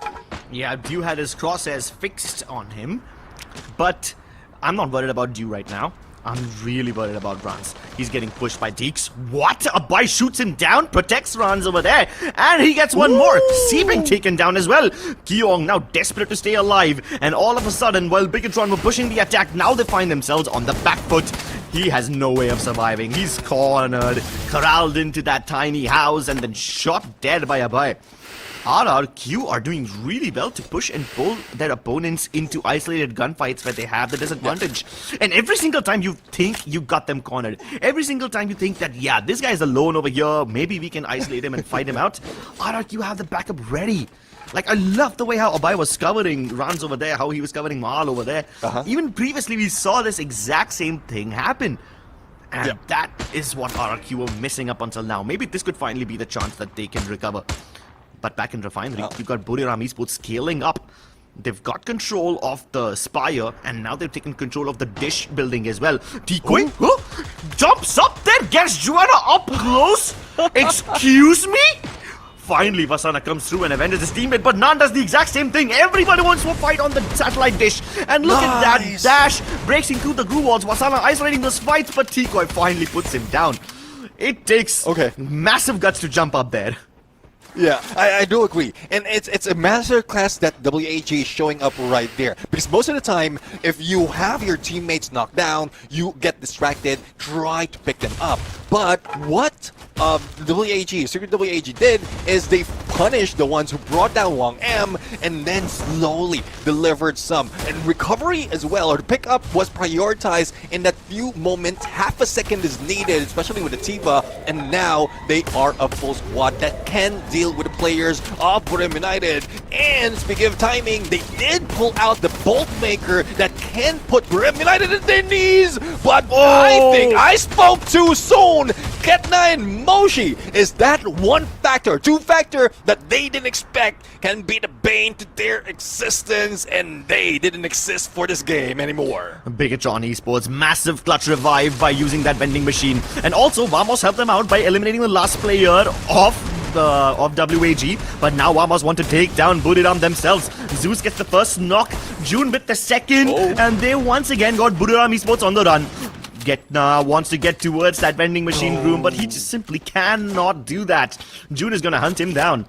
And the last member of BTR is somewhere down there in the lower section of Refinery, looking for another opportunity to revive his teammates, but I don't think he's gonna get that. Yeah, I mean, one thing that Vamos will be waiting for, or taking the time for, is guarding that vending machine. Because from Refinery, if I'm mistaken, it's quite far. Command Post would be the next one that might have a vending machine. So they have a clear view as well on that path that now final player of Buriram United will be taking to get to that revive. But for Team Aki though, speaking of revival, they have gone through a lot of revival at this point, and they're still a full squad. Earlier they were aggressive, especially with Voarak being back, and now they're biding their time, waiting for opening on the next phase of the circle. And the same ideation might be followed by AGAL as well as Gao Esports, and it is smart because they stayed in the maze right now, where it's very close for them to move into the next phase compared to the rest of the squad that might be jumping in and can be an easy target for those who are waiting. Ooh, Vamos Esports finding the flash. That's amazing. Israel tries to get up on the high ground. Zeus also jumps up, but Mink has their number. He's ready to welcome anybody who gets up there, and he's using the grappling hook to dodge all his opponents. Greatly escapes below, and now he's gonna force Flash to drop down. And while these guys are busy fighting each other, Buriram Esports have control over the refinery vending machine again, so they can probably bring their teammates back. But nope, as soon as I say that, Dutch gets down Joanna. So it seems like Buriram Esports are not out of the woods just yet. But the Flash versus Vamos battle is dragging on for a bit too long. Keep in mind that if Vamos get down towards that warehouse, they will have also access to one of the vending machines. So they need to wrap up this fight quickly because this circle is about to shrink. And if you don't have a spot in the zone by the time the circle continues shrinking, you will be shot upon by everybody. Yeah, speaking of shrink, that would be the trouble for most of the team. We still have 8 teams remaining right here, and we're in the 4th going to the 5th phase of the circle. So you won't be soaking so much outside of blue, and that would force all those engagement to happen right now. But those on the southern part, or if not the northern part of this area, is in trouble because of the lightning zone. I believe it's AGAL who managed to pull that off, damaging Team Aki, but Do puts himself in harm as he tries to shoot them some of the players right here from Team Aki, but smart enough on him, he does have a launch pad that he can use that can be his escape. Oh, excuse me? Flash landing right on top of GRW, Aki landing right on top of BTR. Oh, this is gonna be a massive 5-team battle over here. There are no holds barred right now. Mink goes down, Masala desperately trying to use the heal so that he can keep himself alive, and down goes Flash. ABCD takes the final nail in the coffin. C-Bank desperately trying to keep Bigotron alive over here as Nameless and Cypher try to hunt him down. Koja discovered. You puts his bullet in his face with the M. It'll be close range shot, and AGAL have massive control over this side of the circle. They don't need to rush GW right now, and they will only try to gatekeep Vamos Esports because they're on the edge and everybody's putting the pressure on them. After moments of waiting, finally that pays off. AGAL did manage to get a lot, and a god nade coming from the Do himself, taking down 3 players from Buriram United and eliminating them. Down to 4 we go, but Battle still being threatened by RRQ, and Do is here for the rescue. He did manage to survive, and now recovery will be cleared, and they are also in view of a 3 back-to-back booyah. I have no idea how Barros survived over there. I don't know if RRQ whipped their shots or if Barros just has that much better movement, but he makes it to safety, and now AG Global can get their second wave of attack as well. Pichu from GW also doing his best to repel away the invaders, but they will need to get out of this situation because AG Global is putting the screws to them. Vamos Esports also not afraid to use their throwables to put GW under pressure. Luckily, they have tiny roof as cover, so they will be safe from RRQ for the time being, but that doesn't mean that RRQ is not gonna put any more pressure. AG Global now have to inch closer, forcing the battle against GOW, and they are at the same time worried about RRQ shooting them down. They should be rightfully worried. Abai puts a bullet in Nameless's brain, and as soon as they pick him back up, another flash freeze to take him down. Can he survive this onslaught? Because half that screen is white.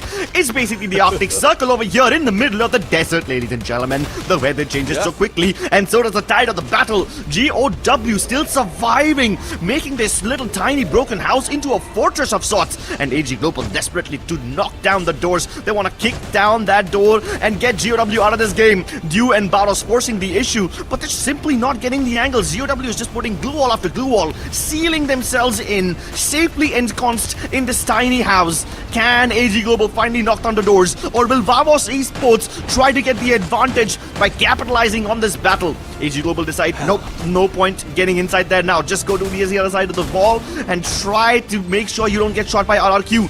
Landmines also placed. Seville getting upside. He's trying to lock AG Global with that glue wall, and they are indeed all corralled into a tiny corner. Cypher shooting his way through, taking down the demons, exorcising the demons, and exercising his rights to control this circle. Great timing being utilized by AGAL right now. And even with the pressure of both Gao and RRQ, they still manage to survive. But there goes RRQ right now after waiting. A couple of players is still on fire, and now is the elimination leader Do being challenged by a Bay, but Do knows what to do. And same goes for backup coming from the other side, and Nameless goes for the pickup, making sure that they have more numbers against RRQ. But unfortunately, Gao Esports with a hook gun, they did aggress against Barros, but they are on a standstill. A little bit of waiting game onto the edge of the circle between Do, Nameless, and Rans, so that they will have an advantage of that sound cue. But Gao Esports will just waiting for anyone who will fall to their crosshairs. Gao Esports have set up a siege around this little tower. AG Global and RRQ both forced to be unwilling roommates, both forced to stay inside a tiny piece of the tower.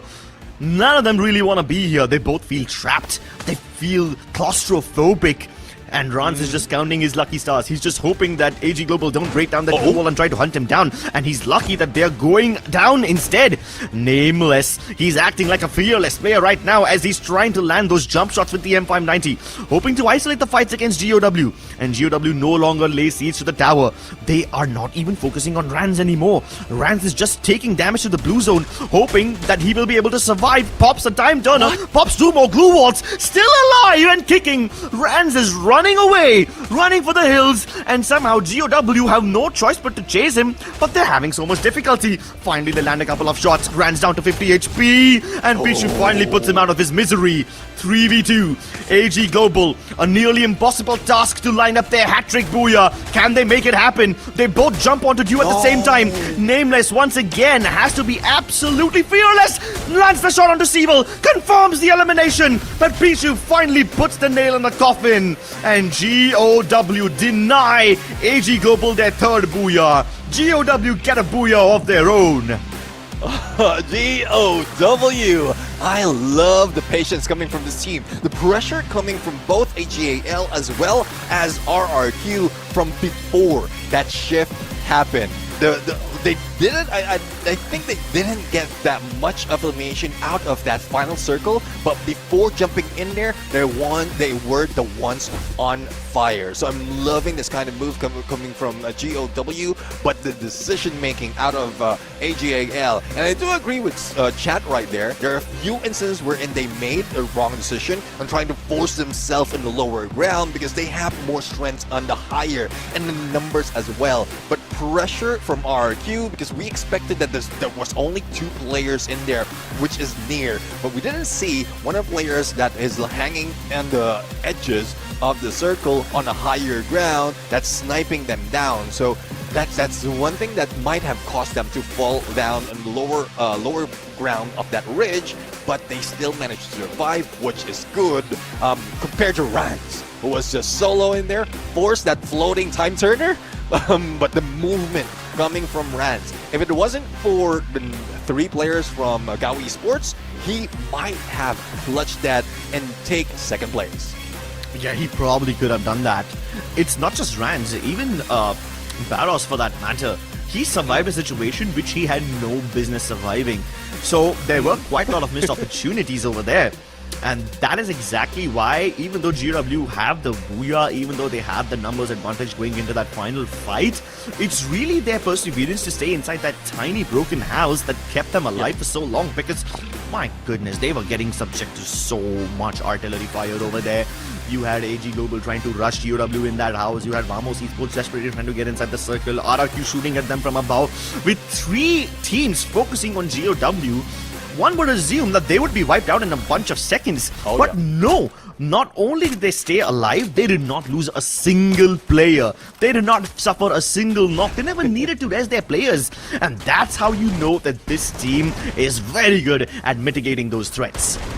Yeah, I do agree. I mean, probably it's because of them saving up on some of the resources, so they can recover quite easily if they have the Energizer, if they have a few of those inhalers that they can use. They can recover the AP or convert the EP as well into HP, which is great for a team or a situation just like that. But from what we've seen at this point, we are really excited to see that another squad, another region is taking the podium right now on that Booyah board. But as I mentioned, it's not so much of elimination coming from squad. It's more of PQ, who did manage a 7 elimination and 3 for both Demon as well as Goku. Now, Sea Will is one of those who can go for a knock. compared to what we've seen in the other maps. But I think at this point, he was just acting as a support, not really bringing in so much of damage, and he was eliminated early as well, not even getting to that final circle. And he's always distant because he is the sniper of the squad, but still, Gao Esports, they managed to pull off that booyah, and I'm really happy to see that happen. Yeah, even I'm happy to see that happen. Vietnamese teams continue to dominate this entire day. With the solo exception of AG Global, every other team that has won a booyah today has been a Vietnamese team, and GOW also finally threw their name in the mix. It is also another pattern that I'm noticing over here, that the sniper or the guy who uses the Morse is also the person using the Beast. That's a recurring trend that I've seen in the last 2 games, and that's a bit of a shift in the meta that I would discuss at some point later on. But for now, let's take a look at the standings of the game. It's a rather humble game from GOW. I think AGAL have spoiled us to expect 38, 40-pointer booyahs all the time, but this is still a very respectable number from GOW Esports, 25 points from them in total. And then you got Vamos Esports. Even though they had only 2 players alive in that final battle, they still managed to get 16 eliminations, which is pretty decent. But there is a 3-way tie between Vamos, RRQ Kazo, and AG Global, all of them at 23 points in total. So it's not really top heavy, like in most cases. We see just the number one, if not the second, the first and second place gets most of the elimination. It's quite equal from the top 5 that we have in there. But since AGAL is still part of that mix, that makes their lead on that number 1 spot quite huge, and it was huge to begin with, even before Kalahari. So breaching that 100-point mark, RRQ was just like very close, trying to follow through on what they did already, but it did get a few or decent amount of points in there, but it's not enough to breach 100. So AJL will maintain to be the number 1 spot unless someone takes them down. But the 50-point lead that we're expecting between AJL and RRQ Kazu, I don't think anyone will be able to catch up to that. So if we're talking about team of the day, AJL might already grab that already before we finish game number 6. Oh yeah, 100%. I think we can just give them the money already. I mean, there is a $250 team of the day bonus award as well, you know. So it's not just the 100K winner prize that we are waiting for, but also the small bonuses that keep accumulating over time. And if you guys keep on dominating, it will just end up with a bigger prize pool in your bank accounts. So I'm really happy for AG Global, especially in the last few months. Life has been a bit rough for them. They've been on the tippity top of the competitive circuit for so long, and I'm not just talking about the Southeast Asian circuit, I'm talking about the global circuit. They've been performing really well, but every single time they're close to the top, they just get stuck at the 2nd place. And it's unfortunate that happens to them once, but as of now, it's happened to them 3 times. Let's see if they can finally break that curse. But for now, what I want to see is where we will be heading for the final game. We do not know what the final map is going to be. It will be selected randomly, so let's find out. Well, let's bring out the random map selector, and I'm really excited to see how it is. Oh, this is how we select the map, and we're going back similar to game number 1, Bermuda, the OG map. I'm looking forward to PE Sports getting another one of those booyah as they started this game. Probably a chance for them to catch up, not only for AGAL, but also against RRQ Kazo, because they are very close, toe-to-toe, neck-to-neck. Whatever comparison you can use as as an analogy in here, it's just 7 points between them and RRQ Kazo. So this is a good chance for PE Sports to be able to take that 2nd place. Yeah, it's about the best chance for PE Sports to replicate their booyah winning performance in Bermuda and overtake RRQ Kazu to get close to AG Global. Now, keep in mind, even though RRQ do not have a single booyah yet, they have been having some big elimination games, and they've been super consistent.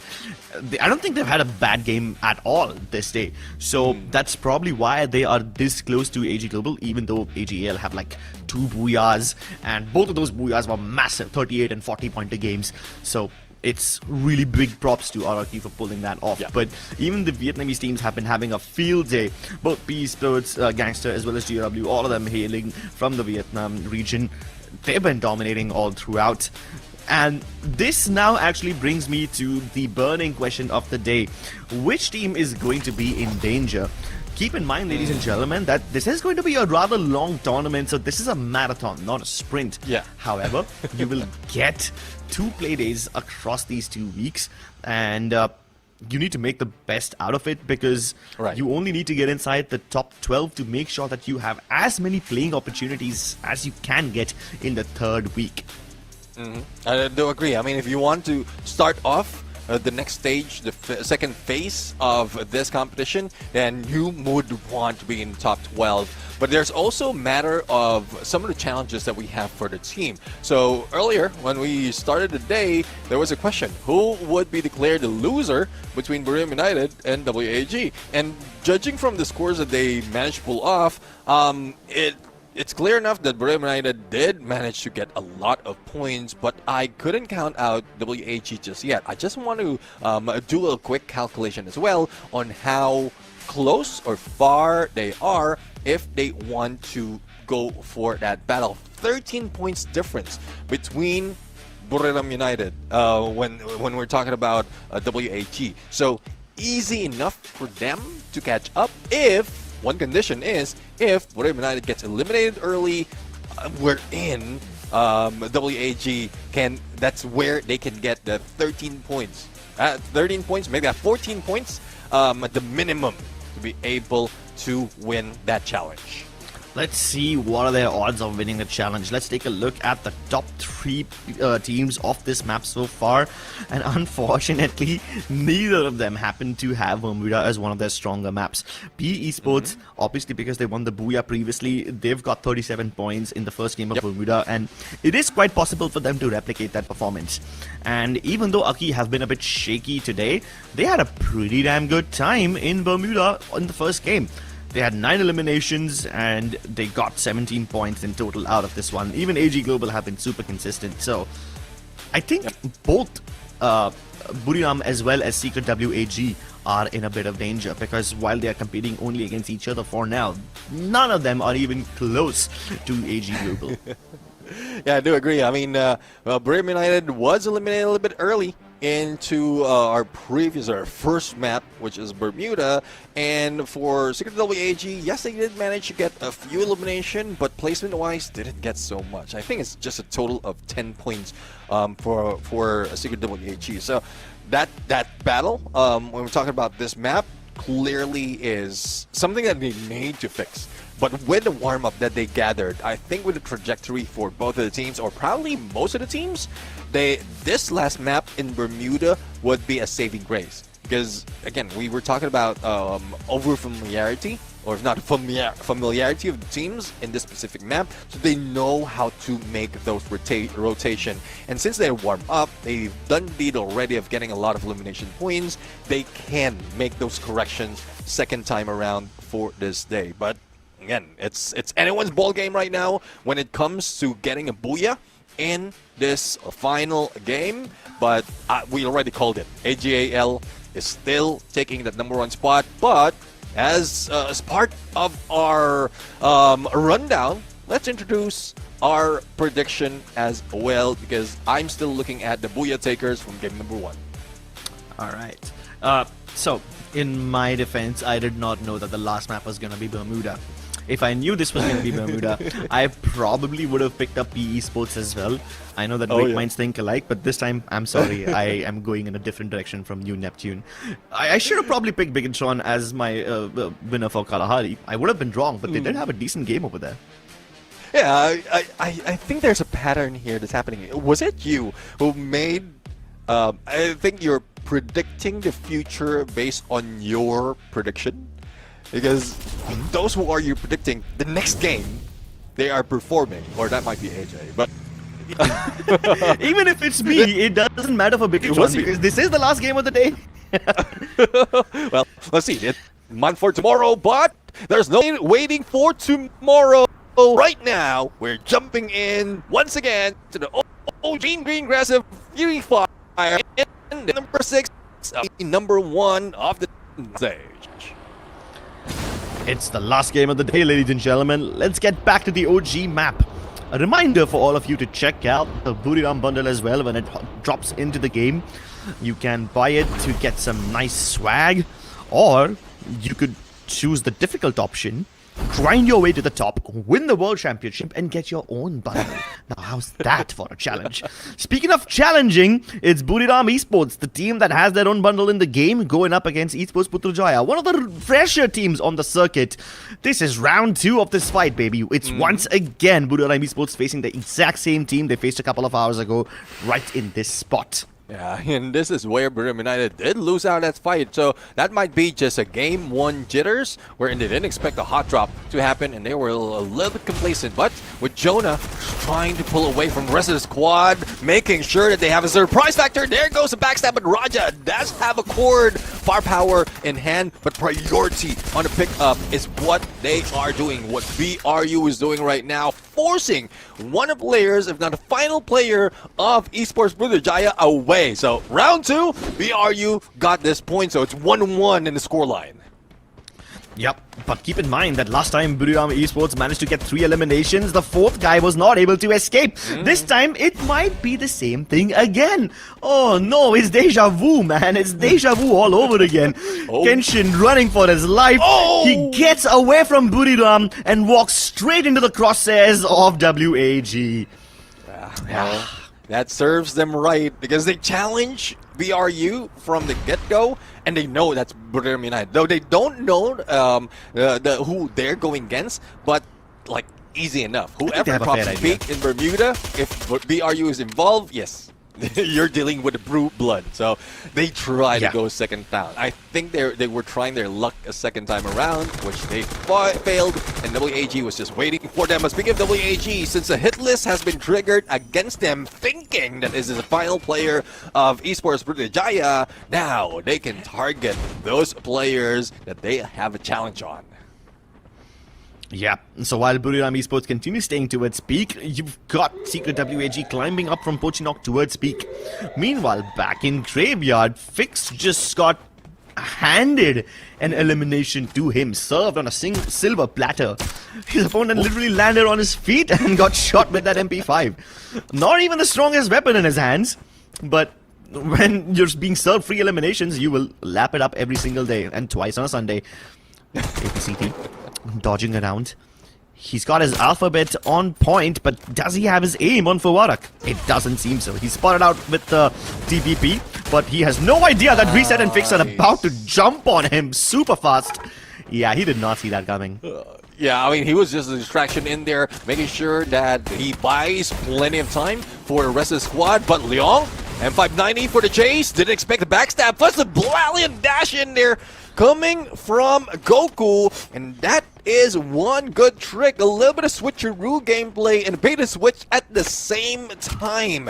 And I'm loving this kind of Gao Esports. The Booyah does motivate them, and they're moving quite fast. Moving from compound to compound, area to area to spot out more opponents because they have that motivation on them. They have the adrenaline still running even if this is the final game.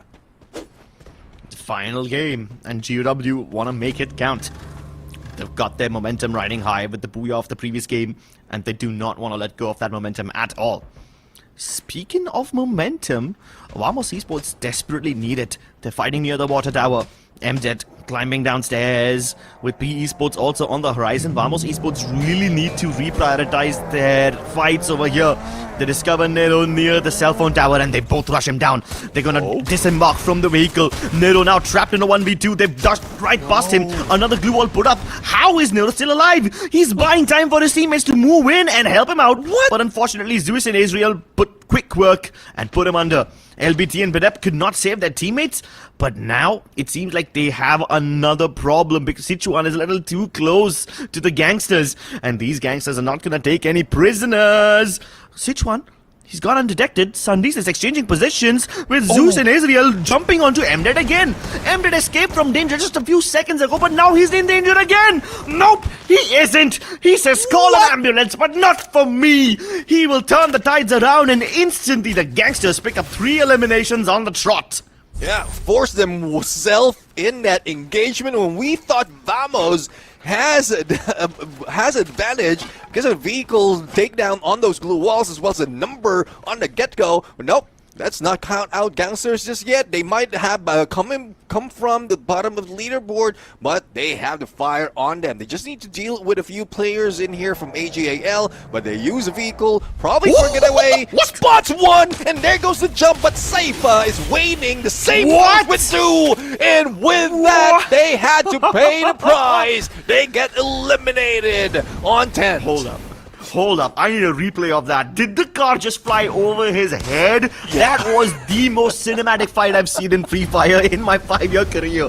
What on earth was that? The vehicle just flew over his head and then blew up in a matter of seconds. That's some cinematic stuff right there, bro. Replay editor, please hit that. I want to see it when the final replay rolls around. But for now, I want to see if Joanna can deal with this situation. No, he can't. As soon as he climbs up the stairs, Nan has his number, sprays him down with the M60. And now Asana has to go back towards the peak mansion and get the res. Luckily, Buriram still control that vending machine, and even though there's a UAV hanging over their head, it doesn't really change much for them because they still control the base of this battle over here.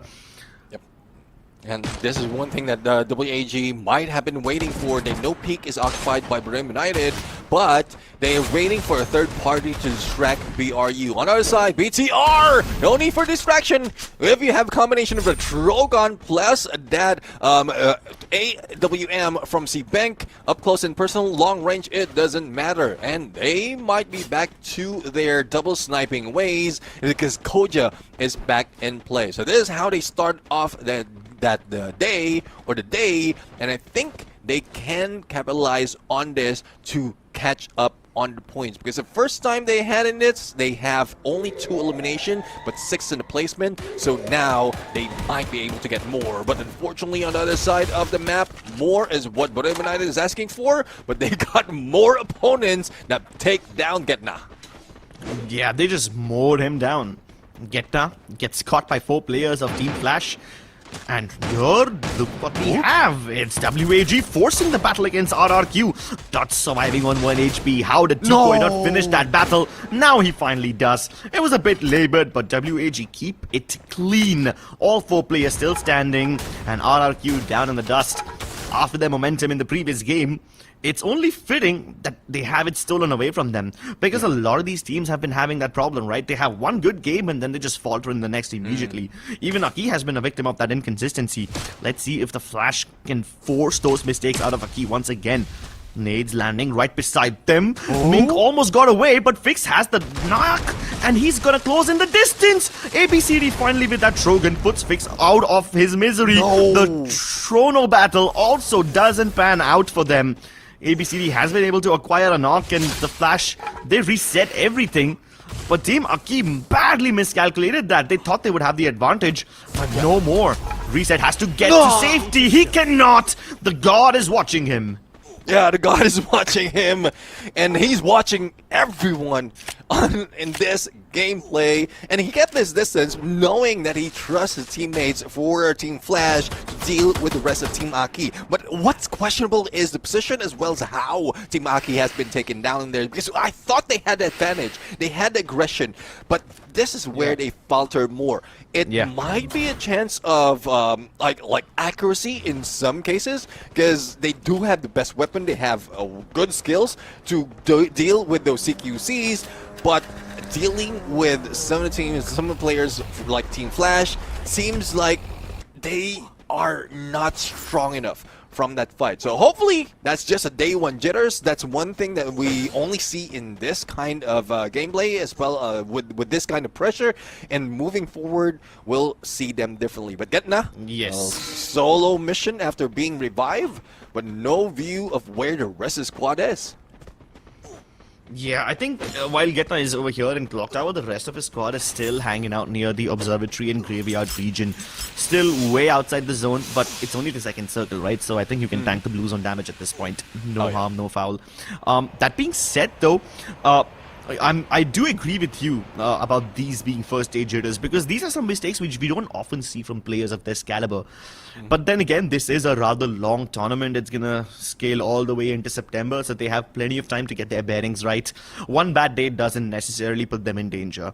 And it's not the most cruel tournament format that we have seen so far. Yeah. We've seen regional qualifiers, national qualifiers, which have been way more unforgiving. So this is still rather fair for these teams. It gives teams a chance to recover, which is great considering that there's literally 8 spots for the Free Fire World Series Global Finals at stake over here. Yeah. And you know what happens when you get to the Global Finals? You have the potential to get your own bundle in the game if you win that tournament. The current world champions, Buriram, they have been commemorated inside the game, and if any of these teams manage to succeed, then they probably also will get the same thing. Yeah, I do agree. I mean, this is something that everyone has been asking for. I remember there was a few moments wherein after they got the championship, whether it's global finals, whether it's Southeast Asia, they are getting, like, they are asking for skins out of the champions. And now with Brim United here, they're the ones who chose that bundle. It's not just a backpack anymore. It's not just one item. It is it's an a whole entire thing. Package Yeah. coming. You get the glue wall, the woodpecker, the dead box, everything. Right, exactly. So there's a lot in store for those who are like who just waiting for this bundle to come out. So yeah, make sure that you save up, because this is something that you don't want to miss out on. And it's, I mean, as of now, what I'm saying, the next few words that come out of my mouth, it's not even about me as a caster, it's about just me as a person who's been in this industry. The best way to make teams more sustainable, the best way to make sure that esports teams survive in this brutal economy and a competitive landscape is to get their skins inside the game. And this is not just about Free Fire anymore, this is about building a sustainable ecosystem which lets teams survive and get alternate streams of revenue. So this is a massive W by Garena. Oh, speaking of W, I am very afraid about them getting some L's over here, because Buriram clashing up against Flash. This could be dangerous. Time Turner popped up at close range, and while they've got a good way to jiggle in and out of this one, Moshi lands the first shot onto Zome. No follow-up yet. They try to isolate Getna, but they've not succeeded so far. Moshi with yet another knock. He's just on fire today. And there you go. They take to the skies, and they get plucked out. Their wings clipped, and Flash Esports go out in a blaze of glory. Yeah, well, that's one thing though. I mean, one thing that I didn't expect is Moshi and M590 going up close and personal. Most of the time, he's just keeping his distance. But no, not this time. But for PE Sports, I think they need to keep their distance right now after this pickup, because though they dealt with a couple of players from AGAL, they will be losing out on a lot if they get spotted by other teams while they are recovering. But no getting away from this fight, especially with Gao Esports, who has been waiting for this opportunity to get in the next phase of the circle and probably take this high ground. If they can take out the WAG, then this is a definitely win in the making for this squad. Potential back-to-back that we are eyeing on. Yeah, GOW looking for their second. They've captured this little garage for themselves, and yeah, sure, if they just get a monster truck up here on the roof, they should be pretty safe from Buriram as well. Hold on though, Buriram seem to be rushing them right now. No time to waste. Pichu with 2 knocks onto Juena as well as Vasana. That's amazing. He saves his team, but Vasana, he recovers instantly. Getna also comes through, but no, they find Moshi. And now Buriram Esports just have that cell phone tower for cover. GOW at least have been forced down from that garage house, and as they try to get towards the warehouse, WAG are also taking pot shots at them. Oh, but WAG let them escape. They now turn their attentions towards Buriram. Buriram thought that they were out of the woods, but nope, they are still very much in danger. Whether it's GOW or whether it's WAG, they still need to fight their way into the zone, and now even Bigatron is jumping into the mix. A 3-team affair. This would be an absolute cluster battle which nobody will escape from, and Buriram gets blown to bits. Seaville with the lovely nade takes down Koja. Seabank also comes to the rescue, but just cannot make it happen. Time turn a pop, but no Thiva means it's a very slow res. Gives Barros the time to come in and wipe out Bigatron by Vitality. Barros trying to clutch up everything in here from long range on a VSK, and he is doing it all by himself. Going solo right now, and hopefully he will not be rushing here because he is away from the next phase of the circle. The only problem in that situation though is he will not have any cover as he approach this rotation being done by PE Sports as well as Secret WAG. What a good thing though is he can steal some of those eliminations, similar to what we're seeing on this end as Nero is down, and if WAG can lose out some players, that give AGAL a fighting chance. But a 1v4, really tough to call if he can win this, and Secret WAG might be getting their booyah in this game for the final map of day number 1, and there you have it. They're not backing down without a fight, and they got that big B. Secret WAG, the defending champions of the spring season, finally get their booyah. They once again showcase their dominance, and they deny PE Esports and AG Global their second and third booyah respectively. The defending champions finally showcase their dominance and message, and they basically broadcast a message that says that you cannot count them out even though they've been struggling. 5 bad games followed by 1 amazing game. Secret WAG are back in contention. That's W for WAG for this final game. But again, it was a tough match, a tough day for this team, because despite of getting the booyah this time around, even some of the matches, even the first Bermuda, we did see 8 elimination coming from this squad, but they only got 2 on the placement point. The only question though is did they manage to catch up out of Borem United out of the 13 points the difference that they have to begin with, because even BRU was surviving towards that final circle that makes it difficult for WAG to make that work. Yeah, Secret WAG actually made that risky play by jumping upon PE Sports over there, and they didn't even send their full force over there. They only sent like 2 players, which could have backfired on them, but they take that calculated risk, and boy, they are pretty damn good at those calculations. They started off by getting a free elimination served onto them, all thanks to the stragglers from Peak Battle running away from Buriram. They got their first elimination because of that. And then WAG, look at how well they deal with the RRQ and the Bigotron threat. Yeah, I mean, this is something that we don't see every day, and Team Flash right now, I mean, regression is still on them. It's a good thing that they managed to carry through with what we expect out of the squad, but there's still a lot of things that need to be worked on right now. But let's introduce the team as well as the Booyah Takers as well as the MVP of this game, and who would it be? It is Nan7, who was I would say the support of the squad with that Tiva as well as that Steffi that doesn't only work to disable or deflect most of the throwables, it also adds a little bit of armor on them. So if you have in the front line plus an M590, there's more chance that you can win those gunfights by just staying in that golden circle or that painted refuge. So while he's supposed to be the support player for the team, this time he chooses violence. This time he leads from the front with 6 eliminations to his name and 2,518 damage.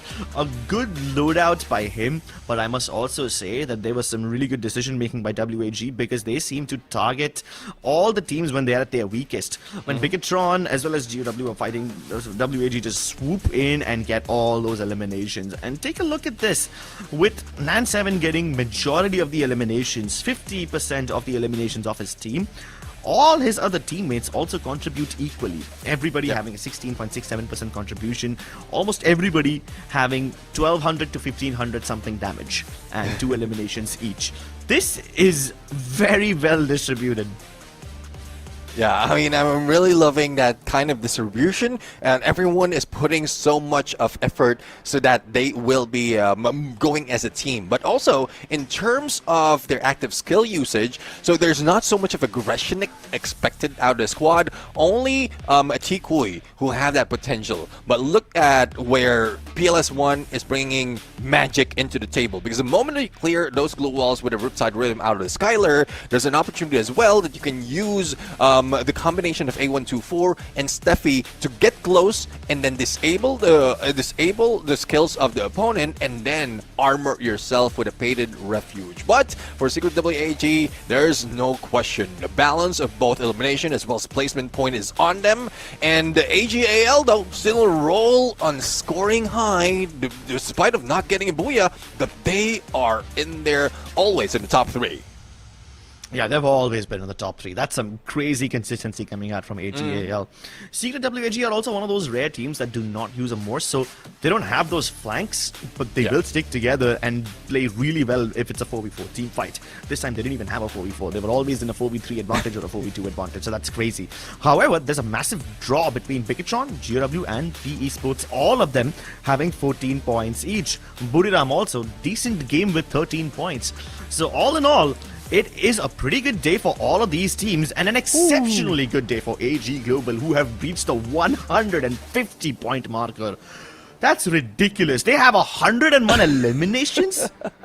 Yeah. Sheesh! So that earlier, first to the 100 points on the total scores, and now they had first on 100 elimination in the game. It's just a preview of what we expect once AGAL gets into grand finals. Because if they can pull this off out of 6 games, then definitely they will activate that champion rush condition. But now they are activating the team of the day, and they will be getting that extra 250 on the USD. With 100, the 101 elimination, 57,772 on the damage, and even the assist reach 100%, 100 points. So it's really a great balance that is being done by AGAL, and they're not that aggressive compared to the other team.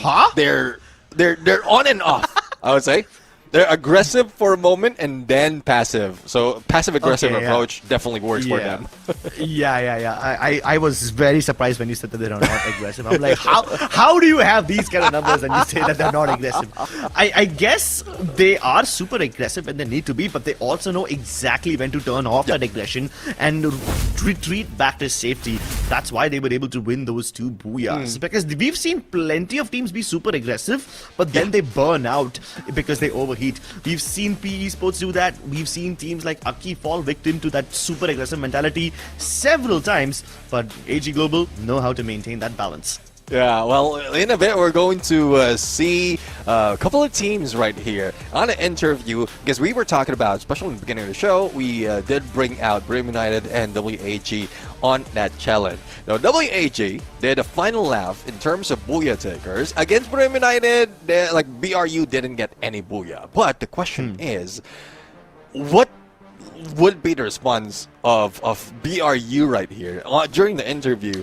That without a booyah, it's no problem for them. They're still on top of the board against Secret WAG. So I want to hear and listen to this interview, the banter that they're going to throw, and how much of pressure, or not really pressure, or how much of fun the words would be as they throw it against each other, BRU and Secret WAG. So I'm really expecting a lot out of this interview that's coming up next. I mean, we did mention at the start of the day that one of them will have to hold up something that says loser. I don't know exactly what that will be, but I'm kind of excited to see. And it was also mentioned that they will have to do some sort of a dance. I don't really expect them to be good dancers, so this will be awkward, but in a good way. That being said, though, more than the dancing and the holding up the loser sign or whatever, I'm excited to see what both these teams have to say. So, ladies and gentlemen, presenting to you Secret WAG as well as Buriram Esports, both of them being interviewed right now. It seems like we got the champion for today's daily challenge, which is the team ตอนนี้นะคะเราก็เหมือนจะได้ผู้ชนะสำหรับ Daily Challenge วันนี้แล้วซึ่งก็คือทีม เวลามีเต็ดอีสปอร์ตครับ นี่นะคะ you can see the I'm the best pole that he holding right now เราจะเห็นนะคะว่าตอนนี้น้องวาสนาได้ถือป้ายว่า I'm the best หรือฉันนี่แหละคือเก่งที่สุดแล้วโอเค so in spring tournament it really gave us a surprising story with Vietnam finally breaking Thailand's dominance but after taking the wins in today's Daily Challenge do you think this proved that spring was just a stumble and that Buriram United Esports is still the strongest champion to beat ก็คือในตอนที่ Free Fire World Series Spring ที่ผ่านมาเนี่ยเราได้เห็นเรื่องราวที่น่าประหลาดใจมากๆซึ่งก็คือเวียดนามสามารถเอาชนะทีมไทยไปได้ใช่ไหมคะแล้วก็แต่ว่าวันนี้เนี่ยเราสามารถเอาชนะเวียดนามได้ใน Daily Challenge ก็คือ WAG คิดว่าเป็นการพิสูจน์ไหมว่าผลงานตอน Spring เนี่ยเป็นแค่การผิดพลาดชั่วคราวแล้วเรายังเป็นแชมเปี้ยนที่ยากที่จะเอาชนะมากๆอยู่ก็ตอนนั้นก็มันก็น่าจะเป็นแค่ผิดพลาดแหละครับแต่ว่าตอนนี้ก็ห่างกันไม่เยอะครับก็2 แต้มเองก็เอาใหม่ด้วยกันวันอาทิตย์ครับ It probably a stumble and a little mistake during that time but actually today we only win 2 score so see you on Sunday we will be better and any words to the team that you just defeat any message to them after this battle อยากจะบอกอะไรกับ WAG ไหมคะหลังจากจบแมตช์วันนี้ไปก็วันอาทิตย์ก็อย่ามายิงพวกผมเยอะนะครับเดี๋ยวถ้าพวกผมไม่มีต้นเกมเมื่อไหร่เดี๋ยวเจอกันครับ On Sunday please don't aiming at us ทำไมล่ะทำไมไม่อยากให้เขายิงล่ะก็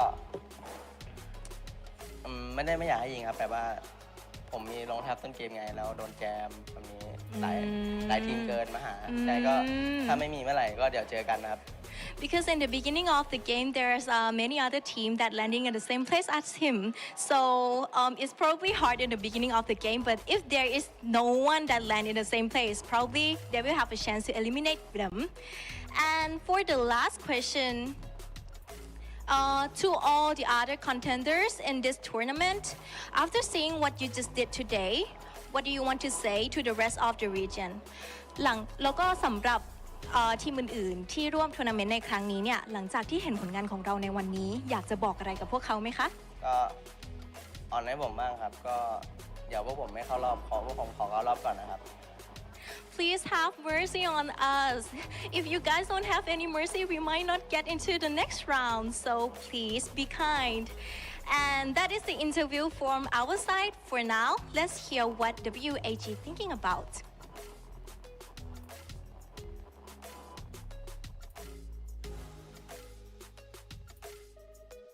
Thanks a lot to Buriram United Esports and congratulations to you guys as well for winning this challenge. Well, this is our picture right here crying. Các bạn ơi, chuẩn bị khóc nào. 1, 2, 3. Chào mừng các bạn đã đến với phần thử thách cùng với WAG với Buriram United Esports. Và lần này rất là đáng tiếc là bọn mình đã thất bại trước Buriram United Esports rồi. Cho nên là thôi thì chúng ta cũng rất là hạnh phúc khi mà đã có một cái booyah cuối cùng để kết thúc ngày thi đấu đầu tiên của tuần 1. Vậy thì bây giờ thì hãy cùng Du Xuân phỏng vấn Hoàng M và Nhân Bảy nhé. Alright, so into our first questions. As we all can see that Buriram United Esports was the champion of the global finals during 2025, and here we are, the champions of Free Fire World Series SEA 2026 Spring. But how ironic that you guys lost to Buriram only 2 points. So how do you feel right now when you guys still got the booyah but they don't have, but they still won this challenge? Thì câu chuyện của chúng ta nó đang là như thế này.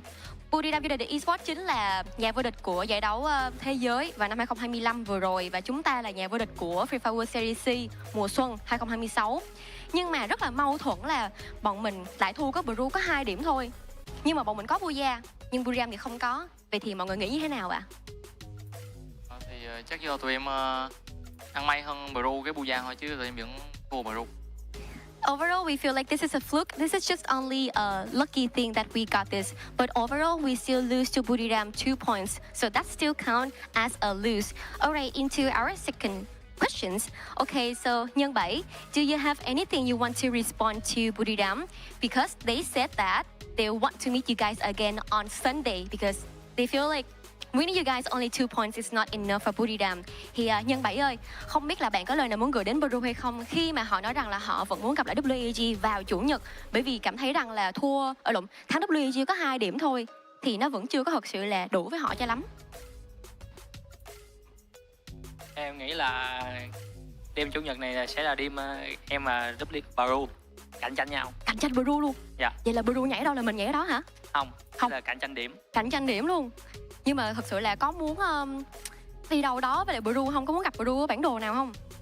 Dạ không, em nghĩ là làm hòa thôi.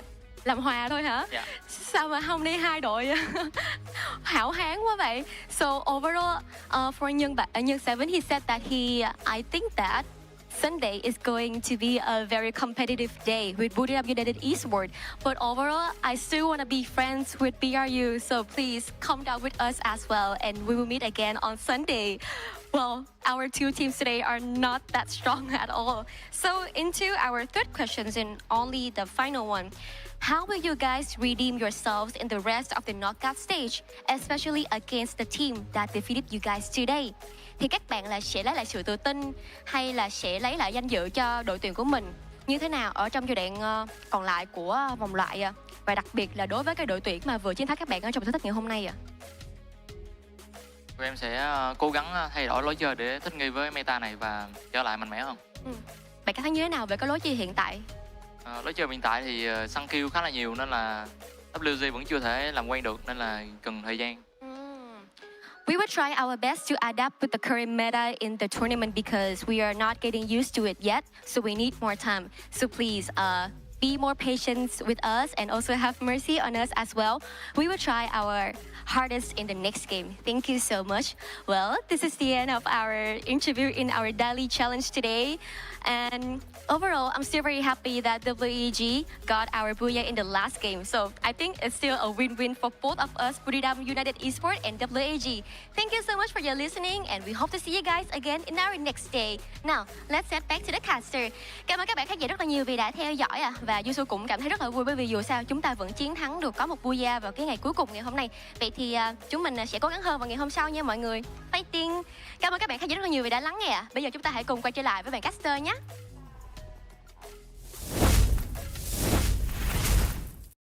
Definitely, I do agree with Yunso right there. It is still a win for Buridam United as well as WAG, despite a challenge being lost by WAG.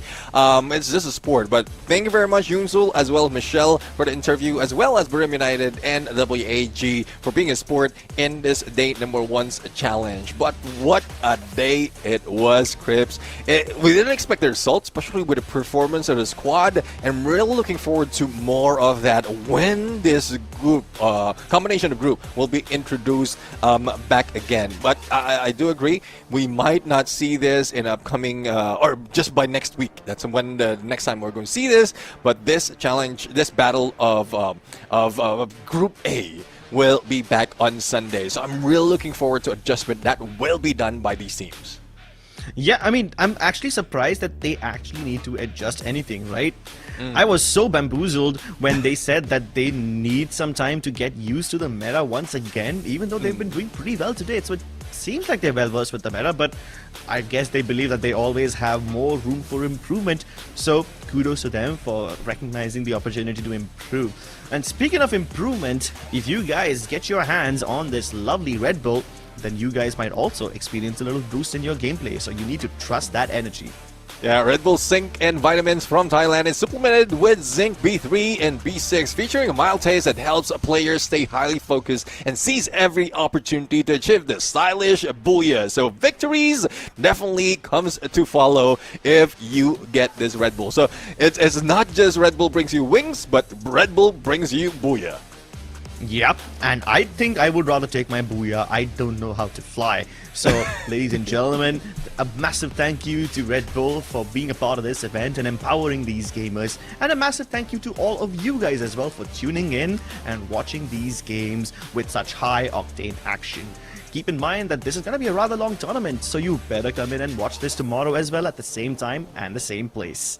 Yeah, really looking forward to more of the battle and more of you, Crips, on the desk. And we're going to introduce more into the desk as well once we go in some of the days. Not only knockout stage, but even the other phases of this tournament. So really looking forward to more and more Booyahs to come. Once again, I'm Neptune General Garcia, joined by the one and only Crips. And in the name of the Mustachio AJ, join us in the first half. Really appreciate you, even chat out there. Thank you very much for joining us. But I guess we can bid goodbye and good night to everyone as we end day number 1. But this is not where we ended, because there's more to come for this weekend and we're looking forward to more. So once again, thank you, goodbye, and good night. See you next time. See you again, ladies and gentlemen. Make sure you tune in tomorrow.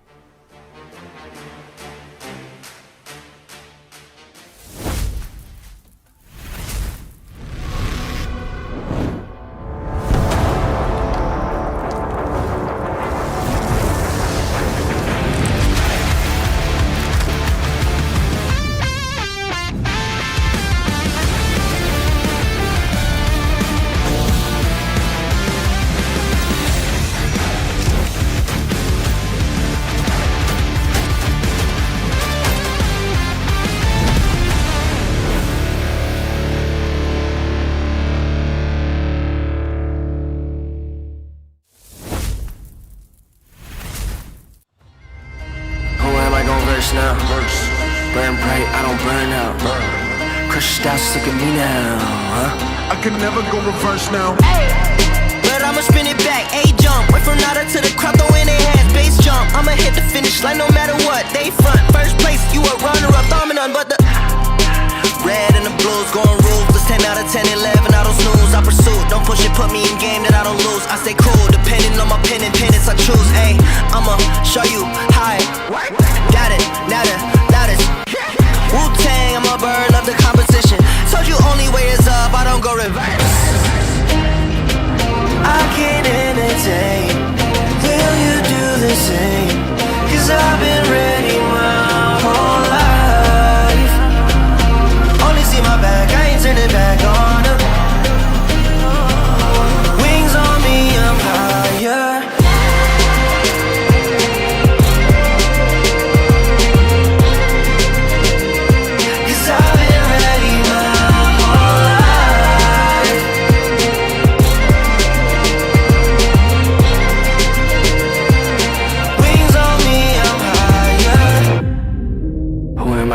Now. Who am I gon' verse now?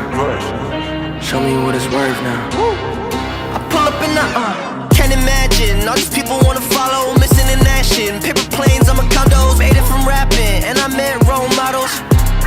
Thinking I'ma pass all the monogram on my body, the shit shout out to Virgil. Know that I'm gon' beat them like the shit that I put words to. Mama and the internet, 2 things that I just learned through. Hit it out of the park, so there's nothing to reverse to. I can't entertain. Will you do the same? Cause I've been ready my whole life. Only see my back, I ain't turning back on them. Wings on me, I'm higher.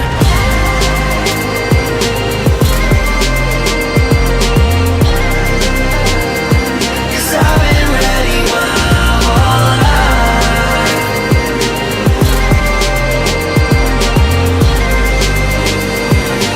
Wings on me, I'm higher.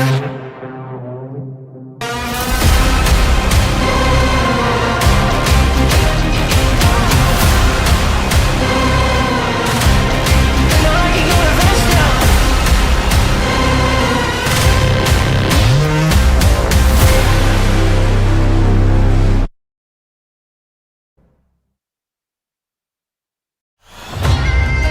Who am I gon' verse now? Burn bright, I don't burn out. Crushed out, sick of me now, huh? I can never go reverse now. But I'ma spin it back, A